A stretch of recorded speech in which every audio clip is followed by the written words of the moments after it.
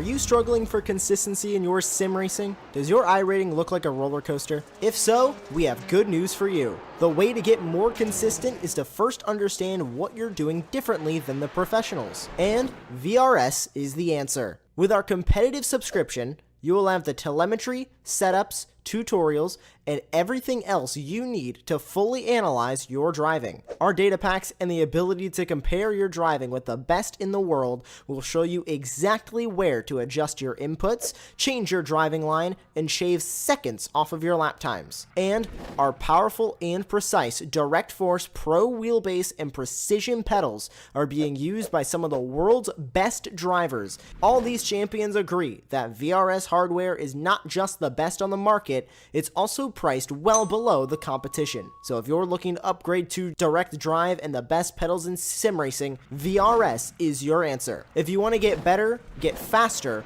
and make it happen sooner rather than later, you owe it to yourself to find out why so many people are switching to VRS. You'll be so glad that you did. Visit www.virtualracingschool.com and learn why the best use VRS.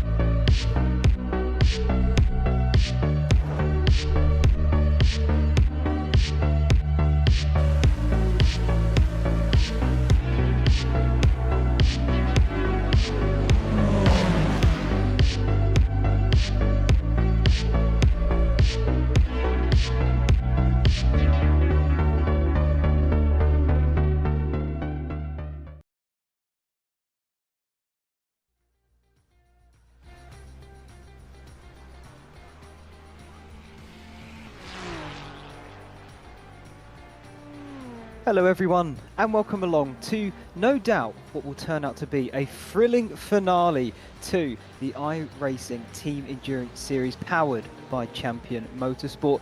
We are live here from Germany, and where else than the Nürburgring itself. Of course, the Grand Prix layout with no chicane, as you can see there. It is still somewhat of a chicane though. This is of course one of the most recognised circuits in the world, all here on Apex Racing TV. We have qualifying coming first, where we have each team will get 3 independent laps each, and then the full race, 4 hours around this 3.2 miles or 5.15 kilometre circuit.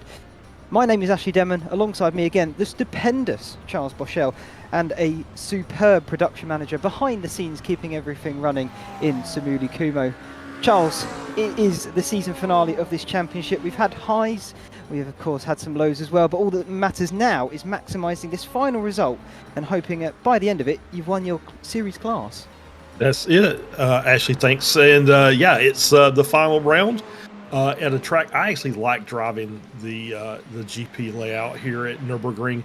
Obviously, it gets a little overshadowed by, you know, the most famous track on the planet, the Nordschleife.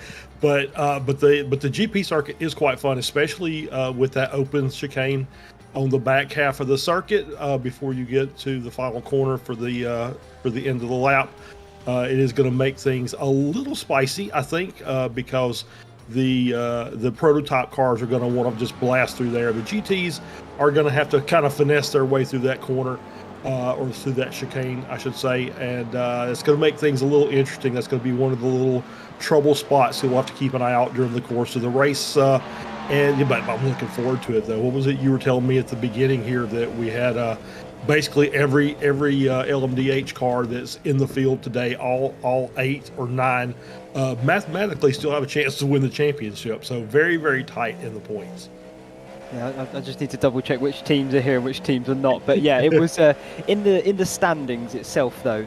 Mathematically, the top 11 could technically still take the top spot this evening. I think more of a realistic argument and setting is more the top 5, depending on the finishing order, could outright win the series. But either way, there is quite a lot of things happening up and down the grid in terms of sort of where people are potentially going to finish by the end of this series. At some point we'll go through all sort of the prizes and awards that they can win as well. But here we see the championship standings themselves, and at the top there is Team FFSR. They've yet to be on the top step of the podium this season, but they are currently at the top step of the standings with 136. 104 there in second with 134. Virtual Drivers by Thrustmaster, they're on 129 even after missing the first round. Solpec Precision Racing 110, they're on 125, and the German Pitbulls Racing Hotel 122. So you can see that is still incredibly tight in the sort of top 11. Like I said, they probably mathematically still within a shot, but I think realistically that top 5 is where you're more looking towards. And the LMP2s here, Charles, let's have a look at these ones. Yep, absolutely. We'll bring it back up. Punk Crew Blue, Punk Crew Gold, 1 and 2 in the points. Pretty good gap there between first and second of 20 points. But then after that, Punk Crew Gold only ahead by 2 points of Echelon Sim Sport 2 in third. Pneumatic Motorsports Purple in fourth, only another point behind it. And then Team FFSR Maison Carré Dubai in fifth, Blue Chip Racing in sixth.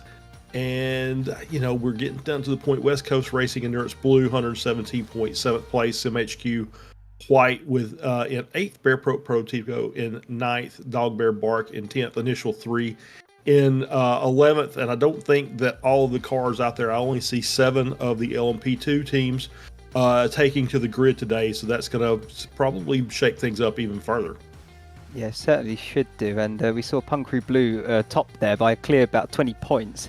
They've interestingly only finished second or first the entire series, so I wonder if they can keep that magnificent streak up today. But this is the Pro GT3 category, and you can see there the top 5 separated by only 5 points. You've got Sonic Racing Team on 139, Solpec Precision Racing 113, they're on 135, Bear Pope Workers Union on 133, and then you get 2 sets of Hyperion Racing, the first one and the third one, 131 and 128. I think I said 5 points top 5. I meant 5 points top 3, sorry. But either way, still incredibly close in this category. And then take us through the amateurs, Charles. Yeah, absolutely. The GT3 AM class has been a battle all season long, but Go Win Racing Ruby has stretched that gap out now. It's 23 points over Fendi Racing 383 in second. Penguin RC AM in third. Backpain and Eye Strain in fourth. Not the greatest. I don't think they had a great finish last week with some trouble there, I think, during the race. But they're only 3 points out of the podium, along with Longhorn Racing in fifth is only another point back. And so we've still got a pretty good battle for the end of the podium positions, but it may be too much for anybody to catch Go Win Racing Ruby unless something major happens during the race today. Yeah, it's going to be tough. They've pretty much dominated the entire series in that class and category especially.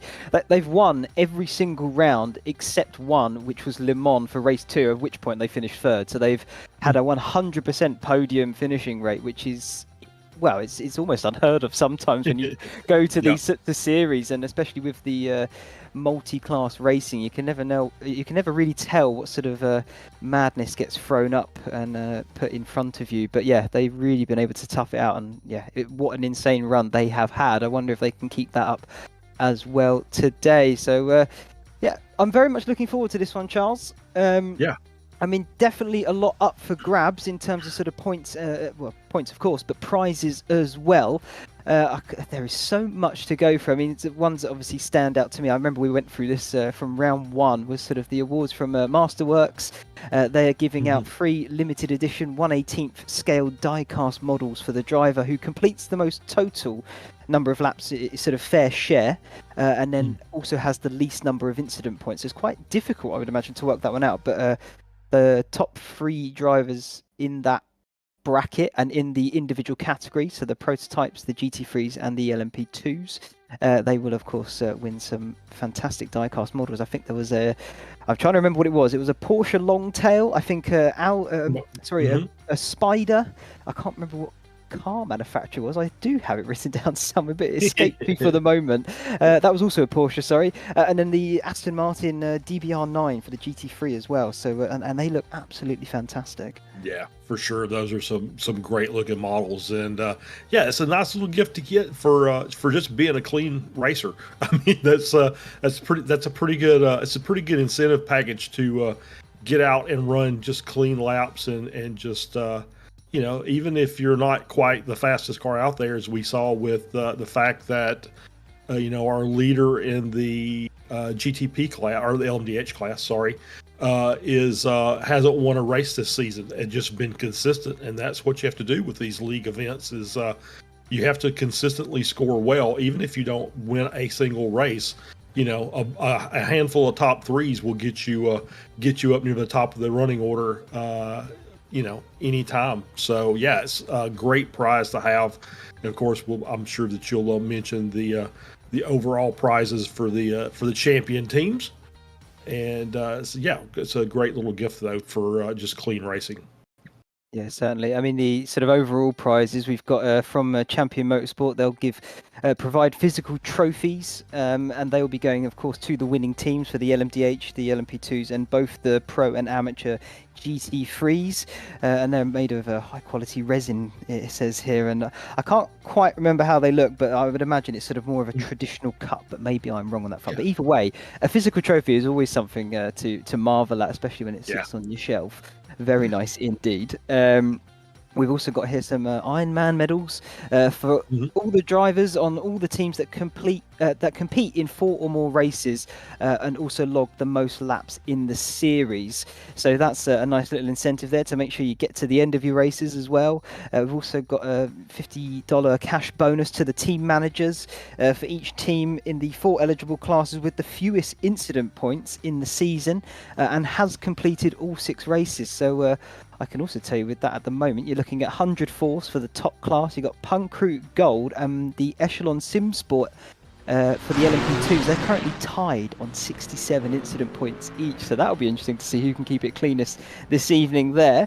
You've got Solpec Precision 113 for the Pro category, they're on 64, and the cleanest team of the lot is the amateur GT3 team of Longhorn Racing Carbon with only 53 incident points to the name. That's mighty impressive considering they're considered amateurs. Yeah, absolutely. That's that just once again goes to show you that there's something to be said. I believe they were running. I think they were sitting fifth in the class, so it's not like they were just riding around in the back, staying out of everybody's way. They were actually competing. So good on them. And as a team owner, I'm always looking to get a little extra cash in the pocket. So I'm preaching to the guys, keep it clean. So yeah, I would hats off to them. That's a great 53 incident points over the course of 5 endurance races is pretty insane, because we've had some pretty difficult tracks to try and navigate. And you can just imagine that those cars, because there's going to be some contact here and there. You're going to get some 4Xs or have some half spins that are going to be 2X, but they've done a really good job of staying out of trouble. Yeah, certainly. I mean, my mind immediately casts back to the Algarve in Portugal, and what a chaotic race we had there on that occasion, but still came through with the majority of the field finishing. I think it was a rain, which didn't help, did it? So no, it did not. Yeah, that was very interesting on that front, but including sort of more of the prizes going a bit further down. We've got awards and prizes from Penguin RC Simulation, another proud sponsor of this series, and again for the overall classes, again that top proto, the LMP2, the GT3 Pro and AMs. First place in their class will, of course, they'll receive a $200 credit towards an order. Second place will receive 100, and then third will receive 75, and that is per class as well. So they really are hampering it in on the prize pool there. So very big thanks to Penguin RC on that front, as to all of our sponsors, and we'll go through them slowly but surely as we get on with the broadcast itself. And the one it confuses me a bit, Charles, and I don't know if maybe you can clear it up slightly, but from what I read, it's the driver who sets their best qualifying time and gets pole position, of course, for their class. They get entered into a draw, and 3 of them will be chosen to win an Xbox Game Pass. I think that's how it works, but maybe you can correct me on that if you know it better. I think that's exactly right. It just seems like that you've got 4 poles available for each of the 4 classes, times 6 events. We'll get quality started here in just about a minute or so. And so those names will go into a hat, and they're going to pick out 3. I don't know. Maybe the GTs, because they're. I don't think that's right. But somebody's getting 3 people are going to get Xbox Game Passes. I think it was a 1-year subscription. So. I think it is a 1-year subscription. That I can definitely guarantee. I would imagine the GTs are lumped into one because they are one category, and it's a shame that the Pro and AMs don't get it separated a little bit easier on that regard. But either way, it's still a fantastic prize up for grabs for them, and a big thanks for that. And then this one I really did like, Charles, and I actually think I missed it when we started this series. More Adness. They're going to be providing a pair of acclaimed sim racing gloves to each of the winning teams in our hard chargers category. So what that is they'll look at the end of the season, they'll go race by race across each category on which teams have gained the most cumulative positions from where they started to where they finished. And then, of course, the team with the most tallied, most positions gained, will gain 1 pair of gloves per team. I think that's a fantastic award to be given out, and it promotes aggressive driving, which is the opposite of what we had a moment ago. But either way, it's still it's a fantastic thing you can win, and amazing. I think that's a brilliant prize you can get as well. Yeah, and those gloves are about, I think, around $100 a pair. So that's a really good prize, for somebody on that team that they get the hard chargers. I always love watching the hard chargers, right? So it's these cars that maybe don't set the best qualifying time or don't have qualifying pace, but they get out there and they're just on the attack from start to finish during the race. End up picking up potentially 8 or 9 spots during the course of the event. So it's a really great prize.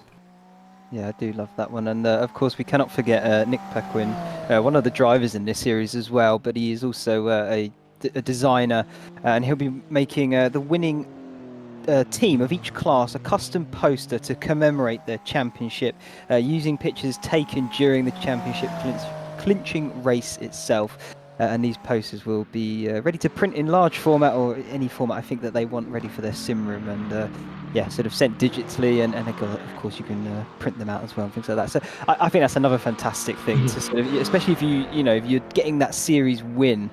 It's a big moment, particularly in sort of, it's sim racing is not real life, of course. We all know that. It's no secret. But I think you have to treat it like real life, because the preparation that goes into this is massive, and you can't really take it away from anybody. And if you get to win it against the top quality drivers that are here on display, that's such an achievement. Yeah, absolutely. It's a fantastic achievement, and thanks to Nick for putting it out there. This is what people don't realize is there's tons of sponsors that make these events go, not just from prizes at the end, but from covering the cost of the broadcasts, as well as leasing the server time on iRacing to get these events going, practice sessions and things like that. So it's a big thanks to go out to the sponsors of these events, for not just for the prizes, but for just generally helping out the Champion Motorsports, the series itself, to put on a great show for the viewers. Yeah, absolutely. So yeah, very, very big thanks to Masterworks, Penguin RC, Moradness, Nick, the graphic designer, and we do have one more to sponsor to thank now as well, and that will be Engine 59 Media. And if you want to get in contact with them about getting some high quality pictures of your sim racing escapades, then you certainly can, and they get you some top quality. They do all the editing for you, I think, within the iRacing itself, and outside software to make it really pop and look absolutely perfect. So they do some high quality stuff there as well, so big thanks to them as well. And we'll mention them out again throughout the race, but we've got qualifying here. It's 3 minutes have gone. I haven't really been watching the cars all that much. I've been trying to make sure we thank everybody before we get going well and truly, but at the moment I don't think anyone has set a lap, so we haven't missed anything. No. Too much, at least, yeah. Anyway, no, I haven't. We haven't missed anybody setting any times. I have been watching the track though, as they've been going around, and you can see on the hairpin there already some gravel that had been pulled out from practice. It's still out on the outside of that corner, so it's going to make things a little tricky. We haven't really talked about this very much, but the new debris physics modeling that iRacing's incorporated. I noticed it with a team member earlier this morning doing the NEC broadcast, or doing the NEC race, and it will absolutely make a difference in the course of this race as more and more of that gravel gets pulled out onto the track. It's going to make some of these corners very difficult to handle, so it's something we're going to have to keep an eye on during the course of the race. Yeah, it certainly will be. I mean, the other thing to mention as well is we've had a new tyre model implemented. So both the top prototypes, the LMDHs and the LMP2s, will be LMP2 less affected by it, but definitely the top class, the prototype, the LMDH, they are massively affected by cold tyres now, particularly in those first sort of 3 laps. So you can probably expect LMP2s that haven't pitted around them to be quicker than them, particularly on that first out lap as well. There goes Thomas Baker for Blue Chip Racing, spinning it around in turn 4 on the exit of Mercedes Arena. Clearly just pushing it a little bit too hard too soon. He's currently provisional pole, I should say, for the LMP2 class. But you can see there, even then, cold tyres still not fully up to temperature, and they can bite you. Oh, absolutely, yeah. And if you've ever watched a WEC race in real life, either broadcast or in person, you know what happens when the LMDH cars go in and get fresh rubber. That car is a completely different animal until the tires get some temp into them. It's a handful. It's very difficult to drive. You can't run anywhere close to the pace you were when you were out there with hot tires for at least 2 laps. So it's going to make the start of this race, as well as the first pit cycle, very, very interesting as to what these GTPs, I'm sorry, these LMDHs. I keep saying GTP because I'm just imps locked apparently. But these LMDH cars are going to be something we're going to have to watch during the course of the race, because my guess is that they're going to be, after the first stint, they're probably going to be somewhere in the mix of the GT3 pack, because that just kind of seems how it works. It's going to be, they're going to lap the cars, and they're probably going to lap them a second time around the time they come in for the pit stop, which means they may be on the back end of the LMP2s as well, which I think the last time we were here, the LMP2s had a little bit longer, a longer time on track before their pits. So it is something we're going to have to keep an eye on, because if these cars come out in mixed traffic, oh, that's going to be it's going to be very dangerous, and you're going to see what cold tires will do to an LMDH car as the LMP2s just zip by them. Yeah, it's certainly going to be interesting to see how everything unfolds on that front, especially. But all of that and more to come. Currently, we're riding on board here with Luke Fisher leading the provisional pole in the GT3 amateur category there. 1.5 temps up on Bear Pope Zero, and 3.5 temps up on Going Racing Sapphire, the sister team to the Ruby squad. I don't think they have yet set a lap time. I can double check my timing tower. But of course they're all on an individual track, so they're not going to trip over one another, and what they might be doing is just waiting towards the end of the qualifying session. They have 15 minutes to set their 3 laps, and so they're waiting probably just to see what everyone else can do. Yep, maybe, and it's not necessarily a bad strategy. Is just kind of taking your time. You've got 15 minutes. These cars are doing, even the GT3s are doing sub 2-minute laps. So you've got plenty of time to just kind of sit there and wait and make sure you get everything set properly. See what times start coming in, and then adjust appropriately anything that you think you may need to change, or just otherwise just relax for a bit. So go set your 3 laps. You'll still have a bit of time left over, because we're at the 8-minute mark. I think we've already got some cars that have finished their 3 laps and will be parked for the remainder of qualifying. Yeah, they've just got to hope they've put their best foot forward and set a lap time that no one else can really touch. But it's so difficult to tell. You never really know, of course, until that checker flag falls, as you would expect. Michael Parker for Pneumatic Motorsports Blue, currently 7th here in the LMDH category.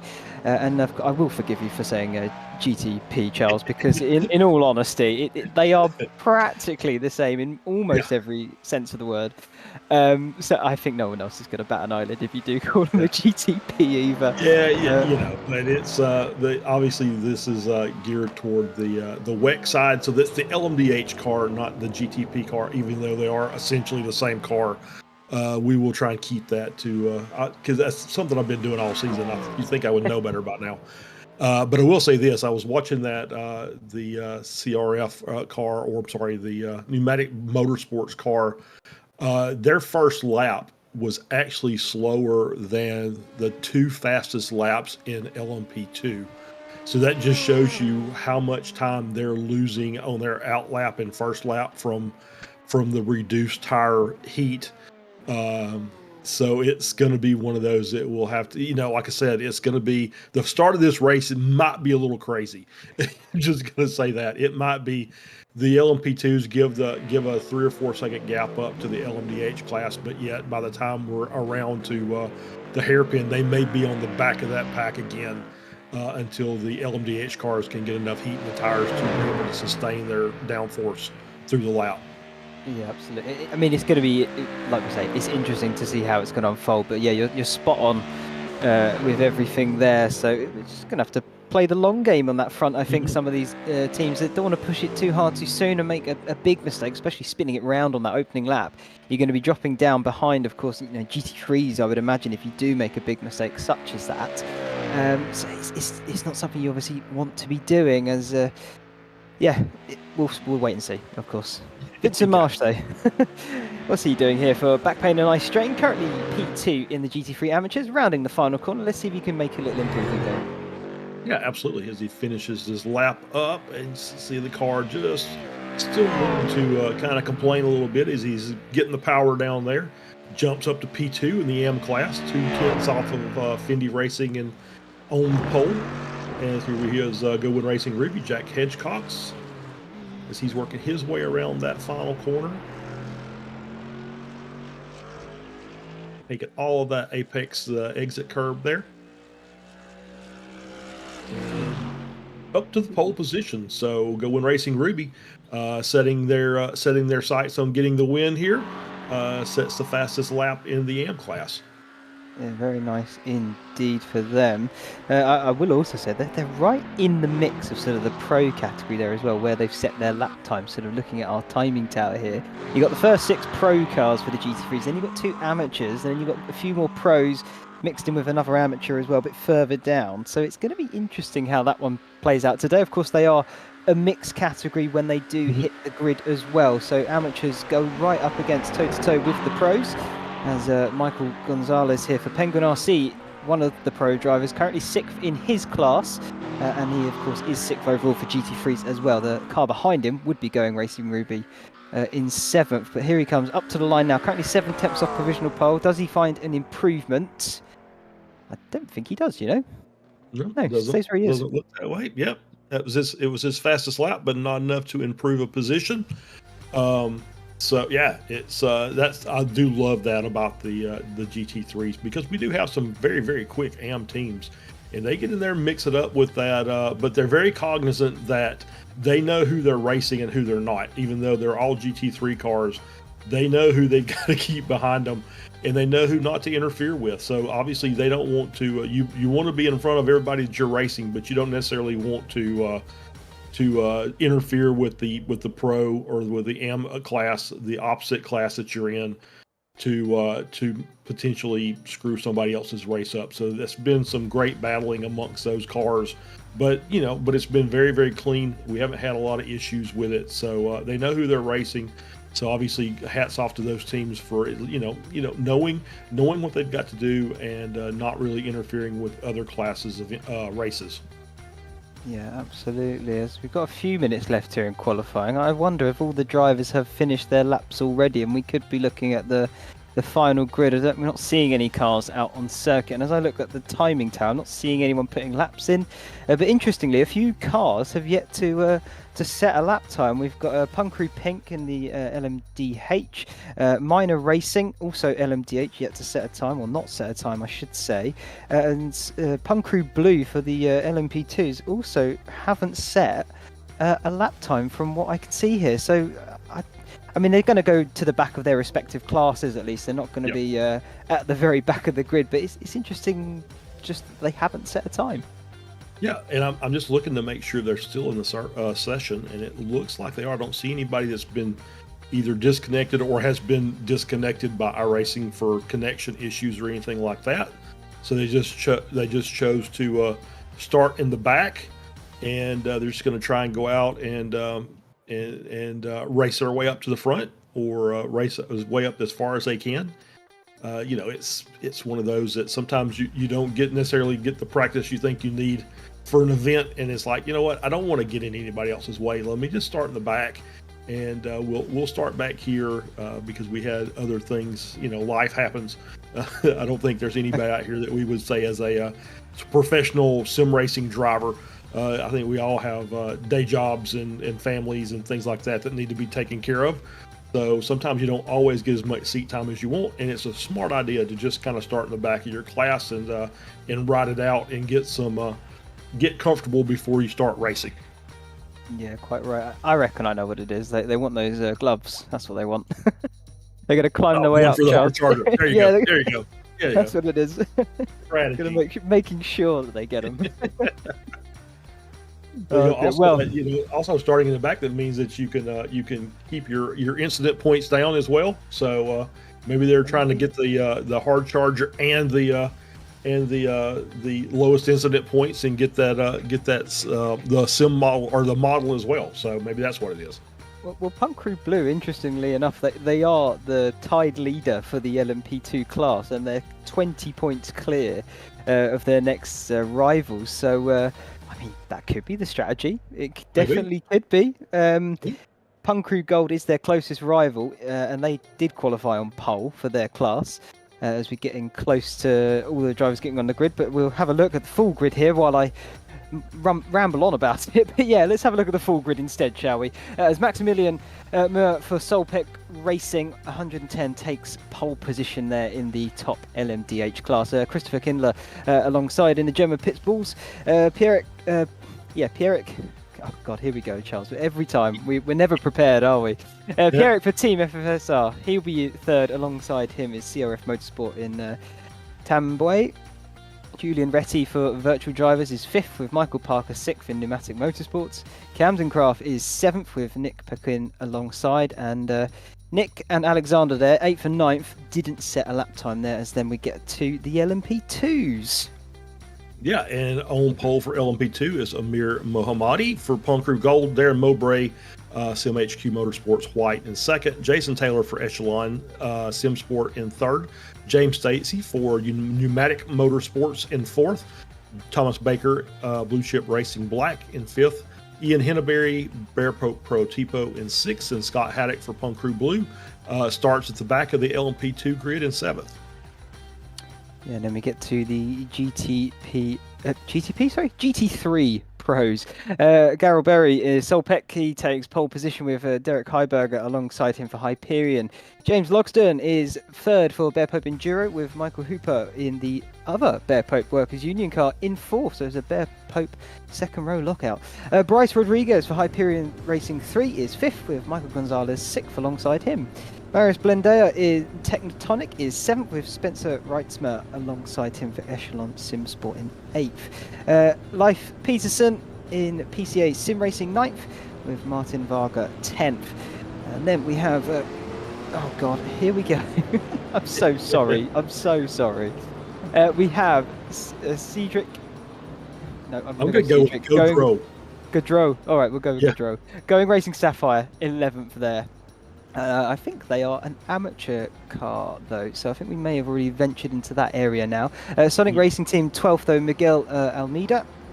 And then as we go a bit further down, we do get the amateurs. Oh, maybe wrong. Apologies. It's okay. Jack Hedkoch for Going Racing Ruby in first, Luke Fisher second, Vincent March third, Mikko Kutinen in fourth, Michael Hickman fifth, Mark Kalin sixth, Luke Davis seventh, Anthony Flores eighth, Kevin Ayers ninth, Mark Johnson in 10th. And that's all we're going to get to. We're starting the race. Yeah, apologies, people. But we'll see how everyone fares as we do get going here.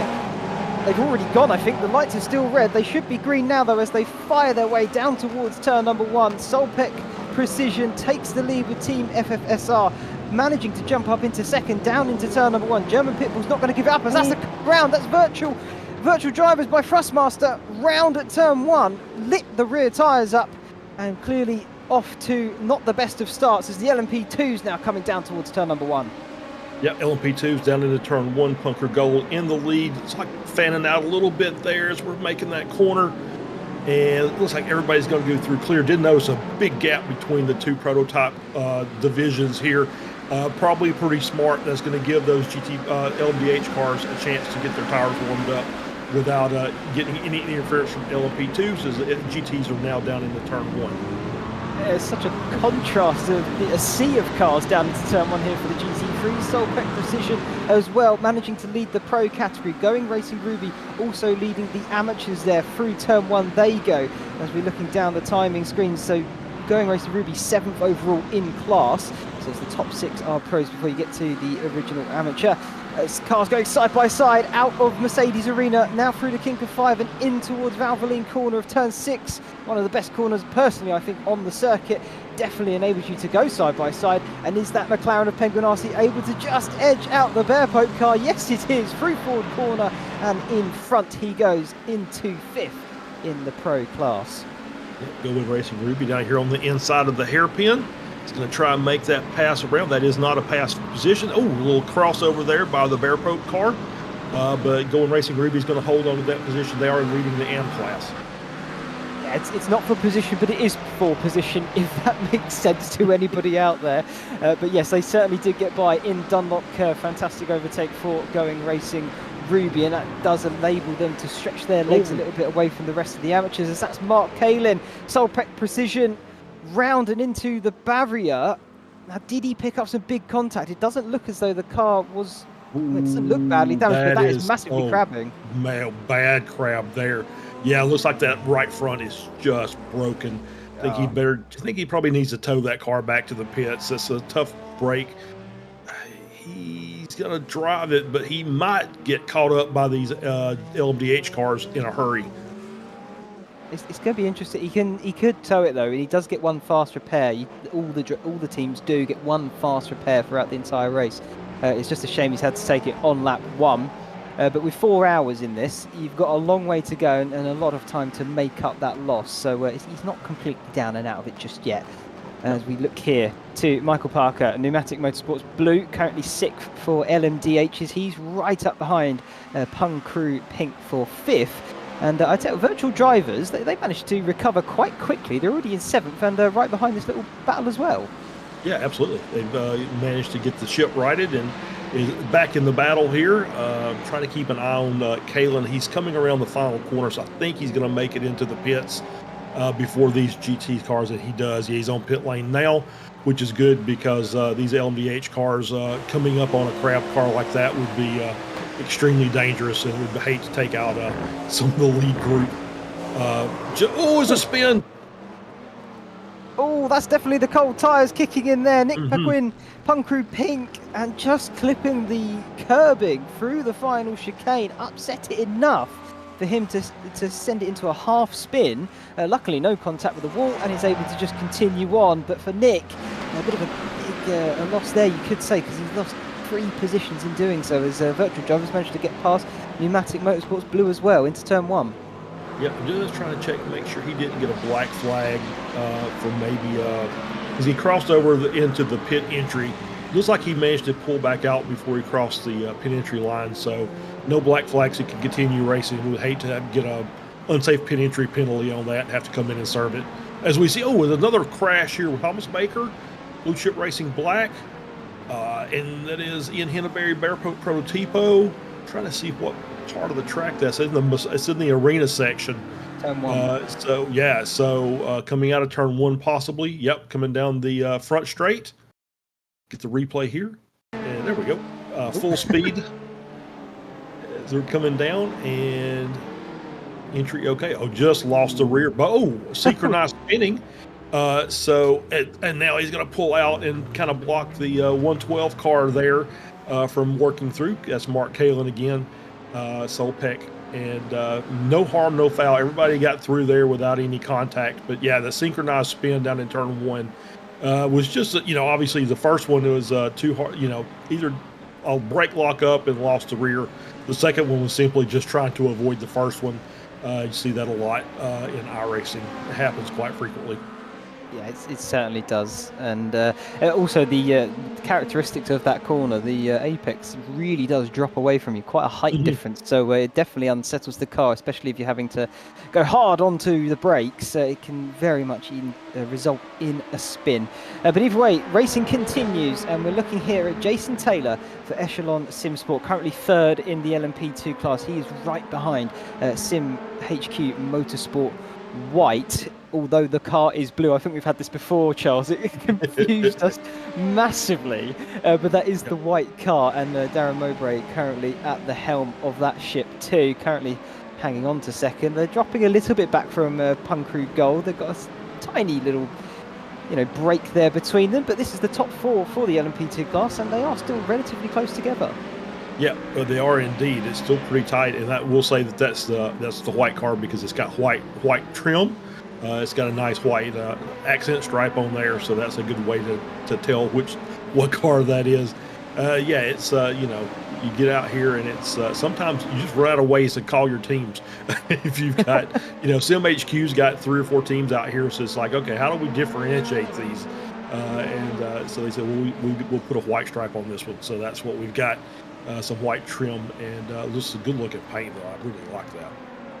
Yeah, I must admit, I will commend, I think, pretty much every team on the grid for their liveries design, because they really all have done a stellar job. And like you say, a lot of them have got multiple cars on the grid, and they've been able to differentiate really, really well in that regard too. James Stacey here, 4th for Pneumatic Motorsport purple, and you can see once again, just well-designed livery schemes. I think that's fair to say for the majority of the grid. Yeah, I completely agree. Every livery out here looks really good, and it's pretty distinct. You can generally tell who you're talking about by looking at the livery. Obviously, this is the Pneumatic Motorsports purple. Pretty easy to tell. There's Echelon in the LMP2 car. Still a pretty good battle up here. It's only about really a second between those three cars, and they've dropped a little bit off to Punk Crew Gold.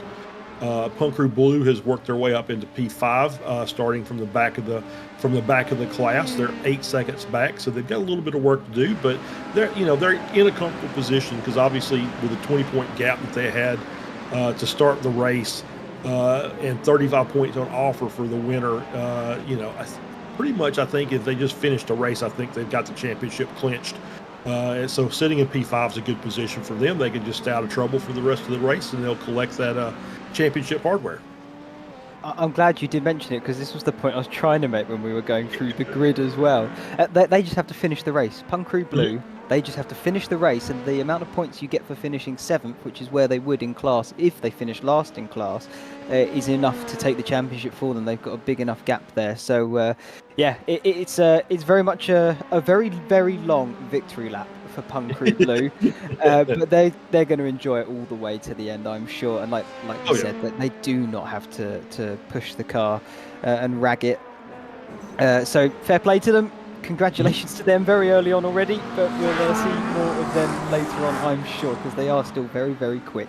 As we jump here to Solpec Precision Racing, currently leading the GT3 Pro class, and doing a mighty good job of it as well. Managed to get a tiny little bit of a buffer back to Hyperion there in second, and Bear Pope Enduro just bringing up the rear, and they're also being hampered by another Hyperion racing team. Yep, absolutely. It's still within a second of gap there between P1 and 2, and you see 3 and 4 just behind them, so 2 seconds covering 4 cars. So we're starting out to be we're looking like we're going to have a really good battle here at the front.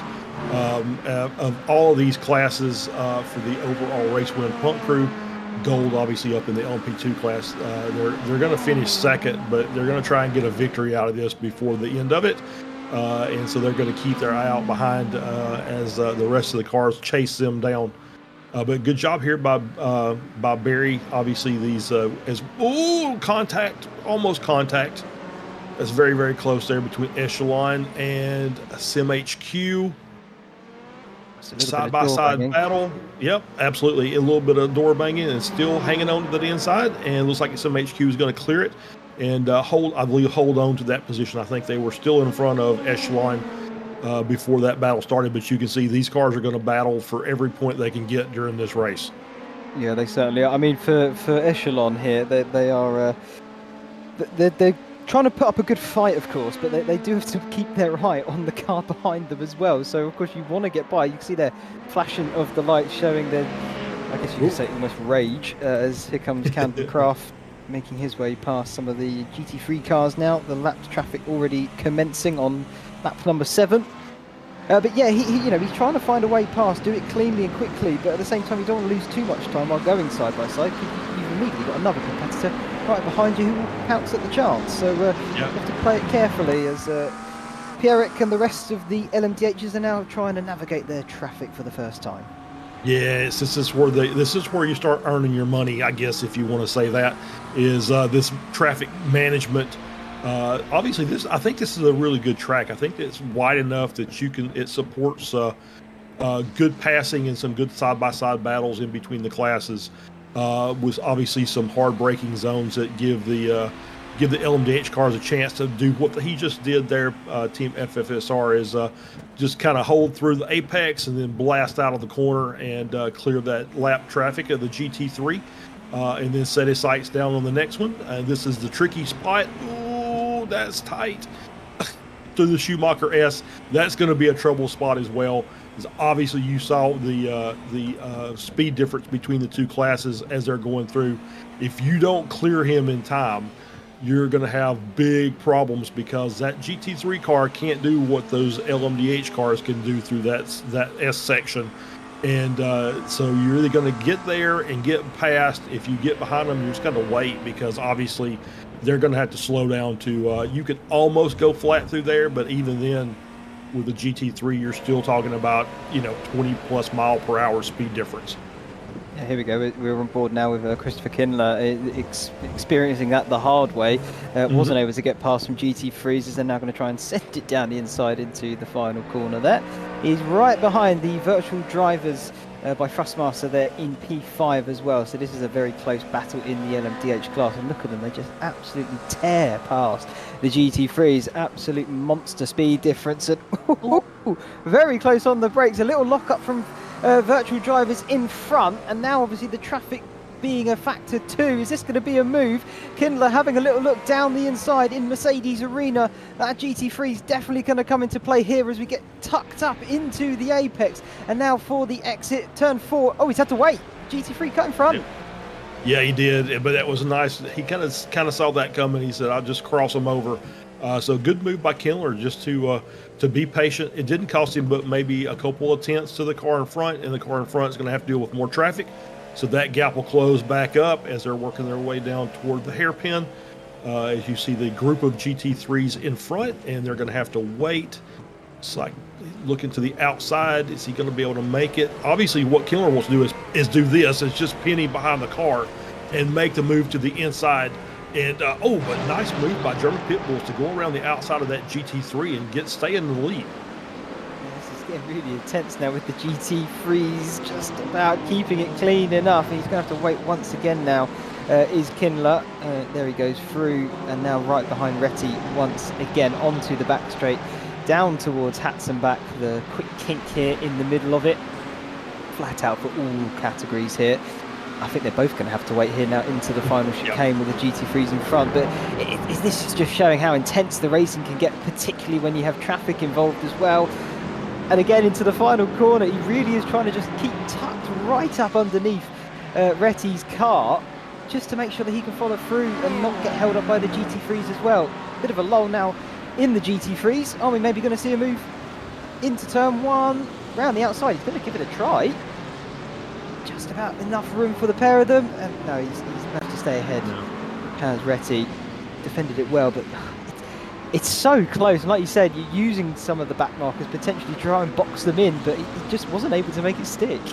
No, it was a good attempt at that, but yeah, it's like maybe the GT3 car moved to the inside, gave the German Pit Bulls car a chance to work. The other side of the car was able to hang on to that position over German Pit Bulls, but you can see this battle is not going away anytime soon.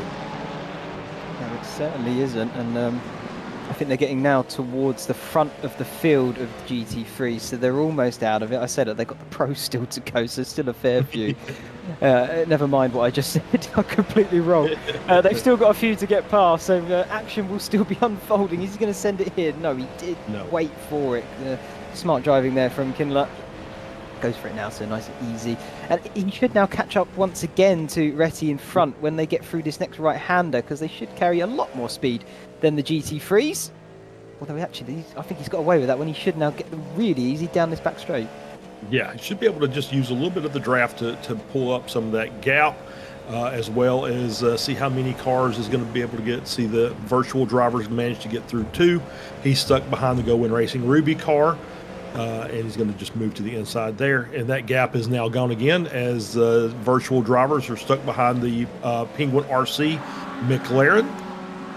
So yeah, it's a little bit of traffic giveth, traffic taketh, and until they get through this group, it's going to be like this, and so it's going to be he needs to hang on to the back of virtual drivers. Once they get past all the GT3s, these two guys can go racing again. And but he doesn't want to get separated too much until they get clear of all the GT3 cars. No, I think you're spot on. It's just if you can manage the traffic as best you can, then of course you're just trying to mitigate how much time you lose to potentially the car in front or even the car behind. Maybe they're navigating it better than you at a particular moment in the race. So as long as you can mitigate the loss as best you can, that's your aim. Get through the traffic, and then you can go proper full racing again. As they're still going at it here in Dunlop Curve. Nose to tail stuff all the way through. They've still got a few more cars to navigate. We saw the LMDH leader just pass the GT3 Pro leader just a moment ago, so these are about 20 seconds behind that. So taking it to the grass. That was close. That was close indeed. But yeah, that was the leader of the GT3s.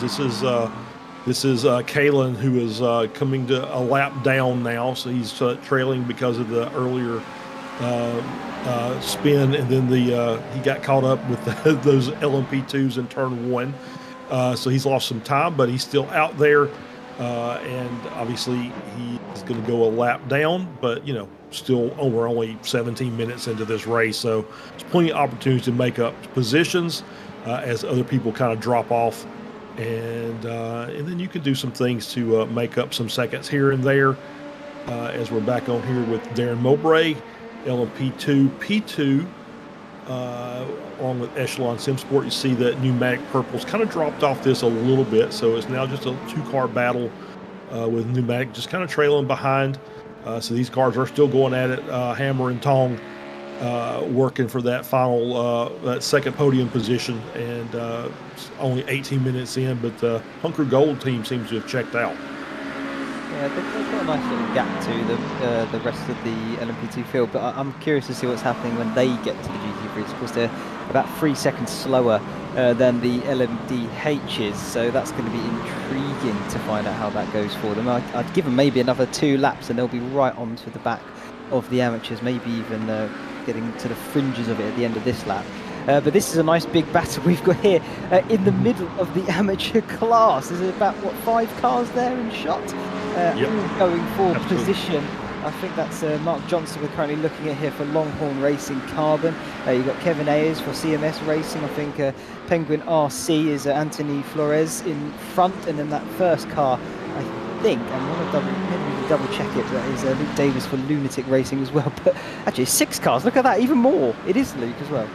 Yeah, it is. It's a big train of cars, and it's what you see with the GT3s, right? You got obviously you got some very fast GT3 cars out there, and then you've got a big group of we'd say mid-speed pros and fast AMs kind of mixed together, and I think you're kind of seeing a bit of that as part of this group. And these cars are just going to be stuck together like this for the next couple of hours as pit stops and maybe errors kind of separate them. But for now, just on pace, since the start of the race, these cars are pretty much identical to each other. Yeah, so, I mean, I'm looking at their last laps, and they're all within sort of, give or take from slowest to fastest. It's about a second difference, but then you easily make that back up with slipstream, particularly down a back straight like that. And there's quite a few straights around this circuit, which is nice, into somewhat heavy braking zones, which give you, nice chances to overtake. It's not easy to get past another GT3 car because they are very similarly paced when you think about it. Overall, you really do need to commit and have a nice advantage over your rival when you're going to absolutely send it, as I spy in the background, Charles, the first LMP2 catching up to these guys. So yeah, here we are. This is Amir in the Punker Gold car, and he's caught to this group, so he's going to start having to work his way through the lap traffic.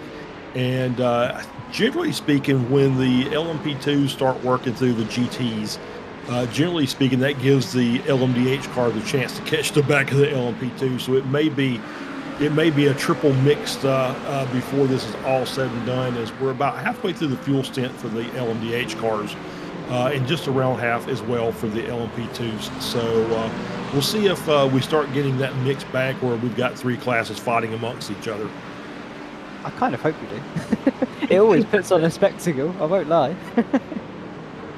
Yeah, absolutely. No. Yeah, it's just, it doesn't matter. It seems like it happens every track we're at. It seems like that we're, the first time through, the LMDHs come through the GT3s. By the time the LMP2s come through, it's time for the LMDHs to come around again.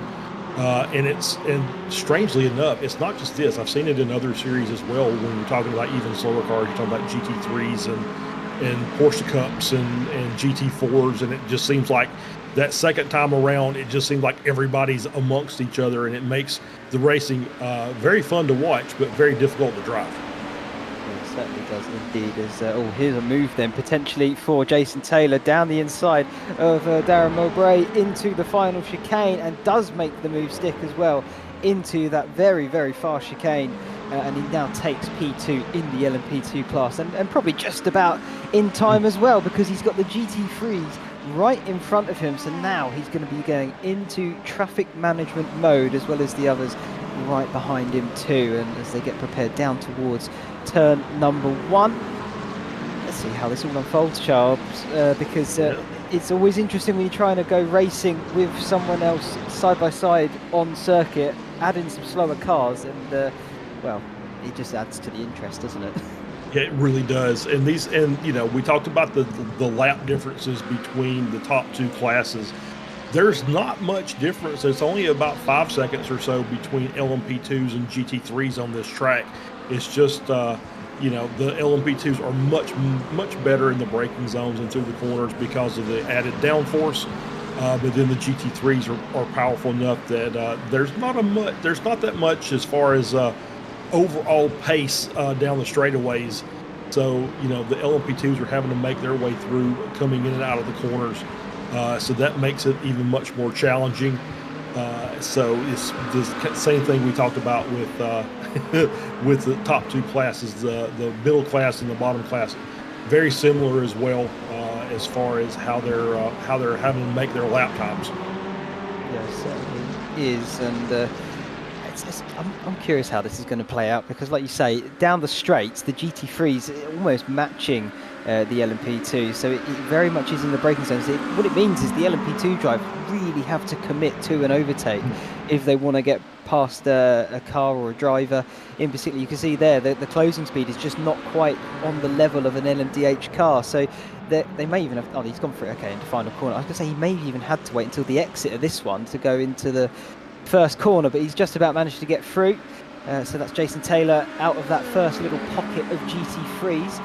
He's got probably about half a lap, and then he'll get into the next pocket, which will be full of pro drivers. They're much quicker. They're probably going to be harder to pass. Yeah, it's going to make it that much more difficult. And being primarily a GT driver, there are certain things that the GT drivers will do. If you're in a battle for position with your class, that back GT3 car, you may see them move over into the braking zone or move over into the inside line as a defensive to say, hey, wait until we get through the corner because I'm in a battle. Let's make you be a little more patient and wait until we get clear so you can clear all of us at once and we can continue our battle without you getting stuck in the middle. So the GTs, these passings that we are seeing with the multi-class is very much a bit of cooperation amongst the drivers. Drivers know when the other classes come through, where's the good place to pass, where is it going to hold you up, or where is it going to hold them up, and so they will sometimes forcefully help you out by saying, no, you don't want to pass here, just wait. And we haven't seen that very much, but I have seen it a couple of occasions, not during this race, but during the course of this season. Just saying, hey guys, this is not where you want to make that move. Let's wait till we get out of this corner, and then you can get a run down the straightaway and get by, and we can continue our little 3-car battle that we're seeing on the screen here between the Penguin RC, the Bearcoat Workers Union, and that's the Go Win Racing Ruby Am cars. Is kind of stuck in the middle there, not racing these other 2 cars, but is once again trying to maximize his pace to stretch that gap back to Fendi, who's running in P2, 4.5 seconds back. Yeah, he certainly is. He is sandwiched between 2 pro drivers here. So once again, it's showing the caliper of Jack here in the ability to be able to run with these guys. Of course, it's I think they base it on the I rating. Correct me if I'm wrong there, Charles. So once you get up to a certain point, they'll promote you into a pro driver category as opposed to an amateur. I wonder if Jack is sort of on the cusp of that, because the fact that he's doing this sort of pace, particularly in a Mercedes as well. It's not a very popular car on the iRacing circuit, and seen doesn't tend to be used all that much. I think there's only a few certain circuits each season where they will pick it, because it tends to be a bit better sort of on the straights, a bit more muscular in that department, and not too much on the corners. But he's made it work. The entire series has Going Racing Ruby, the whole team, they really have done well in that Mercedes car. It's impressive. He looks like he might even be lining up a move here into the left-hander of Michelin. Wasn't able to get alongside though in the braking zone. Is he going to be vulnerable now down this back straight through Hatzenbach and into the chicane, I wonder, or has he just about managed to hold on to some momentum? Yeah, he's doing a good job of just maximizing what he's got there. Obviously, we've got a under review there for the Penguin AM car and Punkroot White. So I wonder if that was maybe some miscommunications through a corner. That is a GT3 AM and an LMP2, I believe. I could be wrong. Nope, Punkroot White. There we go. Nope, it is another GT3. So it's two GT3 cars. Apparently, there's an incident that they're reviewing. But yeah, I think it's, I'm sure that Jack in that Go Win Racing Ruby car is just basically keeping an eye out as we're going to get a replay here from Samuli. We're working their way down into the hairpin, I believe. Punkroot jumps out and, ooh, just a little contact there. Try to take the inside line, maybe push a little bit into the corner and cause a little contact with the Penguin car. We'll see what the, we come back and there's contact there between Pear Pope and Penguin RC as well. I think this is the Go Win Racing Ruby. This is now the Bear Pope car. I believe that's the Bear Pope Enduro 321. Is that? It is. It absolutely is. Okay. All right. Yeah. So that's the Bear Pope, maybe the Bear Pope Pro Tipo, but we'll see this as we're coming down the front straight, down into turn 1. Looking to the inside there, and there's going to be contact. No contact, but side-by-side racing as we go through turn 2 into the arena section.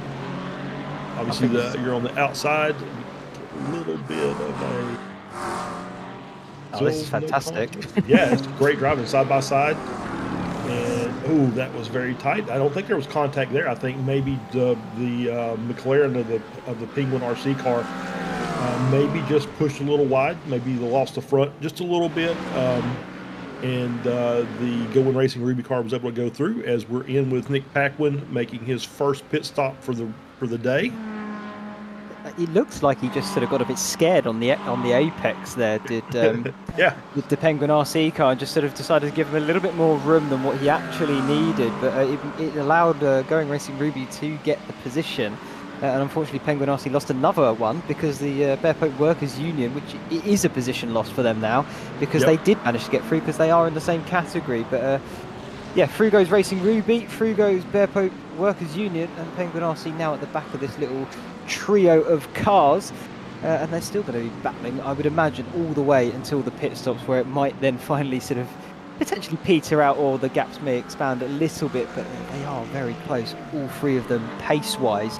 When you're looking at the last lap times they've set, they're all within a few thousandths of a second with each other, as they've now got the LMDHs once again trying to work their way through. This is the overall race leader and the LMDH leader in Solpec Precision Racing, finding his way through once again, as that is a car that's just recovered from a half spin. I think we're going to get a replay. That looked like CRF Motorsport. It is Tambay. Is he just got a bit caught out by the traffic, maybe late on the brakes? Yeah, too much. And there goes the rear.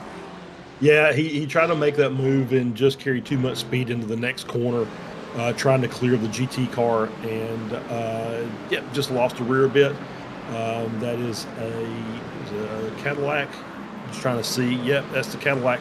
Some of these cars have the progressive braking, or the braking that kind of shifts rearward as you're in a braking maneuver, and sometimes will kind of throw you off because it'll kind of induce a lockup as it's shifting the brake balance during your braking. But the Cadillac is not one of those. So just simply just a lockup going into the corner, carrying too much speed and looped it a little bit, but able to continue on. He's still running in P5, so he's still having himself quite a good run. He has, however, brought the German the virtual drivers up to the rear, as we see another car off, locking up in the corner. That is the black painted eye strain, as well as I think maybe another GTP car. LMDH is now, Yep. Is that Hyperion Racing? Yep. I think you may be right. I think that may be Hyperion Racing that was involved. We're going to get the replay here as we're working our way down through the chicane. Is he just going to get too confident into the brakes here, final corner? Oh, just misjudged it massively. Yeah, he did. He did indeed. Yeah, the Mustang of Volcano Ice Train was already kind of in the braking zone, working their way into the corner, and allowed and just obviously caught the LMDH car out. A little bit of contact, nothing major, but it did. You could definitely see the gravel being brought back on the track there in that final corner. That's going to make things sketchy for the next couple of laps as those cars work through there, and they're going to get the slippery when wet flag from iRacing for the gravel that's going to be in that corner. They'll get the reduced reduced friction flag. I'm not really sure what to call it, but that's we're on here. Yeah, we're on here with Maximilian Murr, currently still leading, 15-second gap over Team FFSR. As you can see that gravel laid out there into that corner. I think we will call it reduced friction flag. Amazing. Love that. I think it's just loose debris or something like this. Debris flag, maybe a debris flag. Yeah, like the red and orange striped flag that they've now got in iRacing. I completely forgot they added that, to be honest. You do see it more than you think, particularly when you've got a few sort of amateur drivers on circuit. You see all the gravel there in the final corner. Tricky corner as well to navigate with a bit of extra gravel thrown on for good measure. But so far so good. No one else has spun out from it just yet. There's a few more LMDHs now finding their way through the traffic here of the GT3s for the second time. And, well, if I'm looking at the lap counter, it seems roughly every 10 laps they come back round on them. So that should give us a pretty good idea of how quickly they will come back round the next time. The question then will be is when will they start to pit? I would imagine it will be in about 10 laps time as well, judging by how long the stints are so far.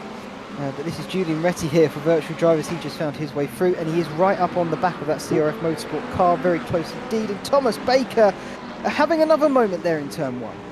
Yeah, absolutely is, and that's looks like maybe just carried too much speed and lock the tires up. But we'll get a replay here. It's coming down the inside of the Penguin RC car and moves over and into the curbs. And so far, just a little too much speed going into the corner. Maybe had to push a little harder on the brakes for that GT3 that was in front of him, but and might have helped induce a spin there. But no contact made, able to continue. Obviously, that's part of it, is just lose a little bit of time. And we'll continue on as we're back on board here with Luke Fisher in the Fendi racing car, with Marius Blindea there just behind. And the gap is now 7.5 seconds up to go in Racing Ruby in P1 in the AM class. So as we see one of the LMDH cars come through, that's the pneumatic motorsports car. And as you can see, they've already started clearing off a line there. All that gravel started moving to the outside. Probably not as bad as if that was in the braking zone. I did see that that gravel is in the braking zone of the corner, it makes the braking much more difficult. It's much longer braking zone because of that gravel. Through the middle of the corner, I think the hot tires do a really good job of just being able to hold their traction through there. Maybe a little spin maybe a little tire spin as you're getting back on the throttle. But so far, everybody's managed to get through there with no issues. It looks like the track has been cleaned by the cars working their way through, so at least there's a clean line through that corner. Yeah, absolutely. And we were discussing the flag a moment ago, Charles. Nick McLaughlin in the chat he's kindly told us what it is, and thank you, Nick, appreciate it. But he did also like to sneak in that we got there eventually with a little LOL, so knocking us ever so slightly. I don't blame him. Yeah. Really been up to snuff on that, but either way, we did get there eventually. You are right, Nick, but thank you very much for letting us know, and hope you're enjoying the broadcast so far as we have a look here for Ian Hennebury, Bear Pope Prototipo in the LMP2 class, and he is right behind Punk Crew Blue. going to be, well, they are champions, aren't they? There's no way about it. All they've got to do is finish the race, but they're probably going to try and do it as clean as possible, as they do want to make sure that they get the least amount of incident points they can, because they are tied first in their category. Yeah, absolutely. Is definitely want to, just make this the cleanest race as possible. And, if they can get away with the, it's almost impossible to get a 0x in a race anymore, but especially with these cars that are, constantly pushing the edge of their performance and the edge of the tracks as well. So having a good run so far, though, like I said, they're P5, and that's all they really need to do is just stay clean and finish the race. And, the 4-hour victory lap continues. As Bear Prototipo would obviously love to get by this car and say, I want to go racing. I want to go try and catch the next guy who's about 4 seconds off the road. As they're going to work to the outside, which is going to switch to the inside. It's like he's going to be able to make this move, and there he does. A little lock up there by the 22 car. And so nicely done. Very clean pass as we see some LMP2s and now a GTP LMDH again. Working his way through along with some GT3s in front. So I think we're at our mixed traffic part here of the race. As we're about 5 or 6 minutes away from the pit cycle for the LMDH cars. Yeah, it's finally come around. We've got a triple threat on the circuit, all car classes on the same part of it at once. And thank you very much, Samuli, kindly putting up the track map there so you can get a good sense, an idea of what is going on with each of the car classes. The black is the LMDH, the blue is the LMP2s, and then the Pro GT3s is red, and the Amateur GT3s is green. So a nice big mix-up on the circuit there.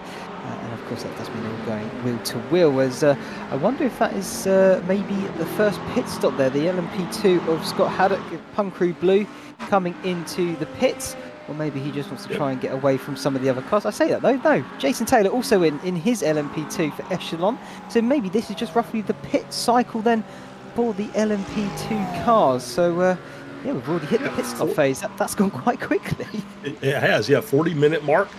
So yeah, it kind of seems like that's about right. I would have thought it was a couple more laps, but hey, you know what? They're out there driving, and once again, Punk Crew Blue not in any hurry to battle anybody on track. They're just trying to finish the race. So if they want to take their time and come in and get a pit stop, it's nice, clean. Pit, no other people coming in. I see Pit Blue Chip Racing now in the pits as well.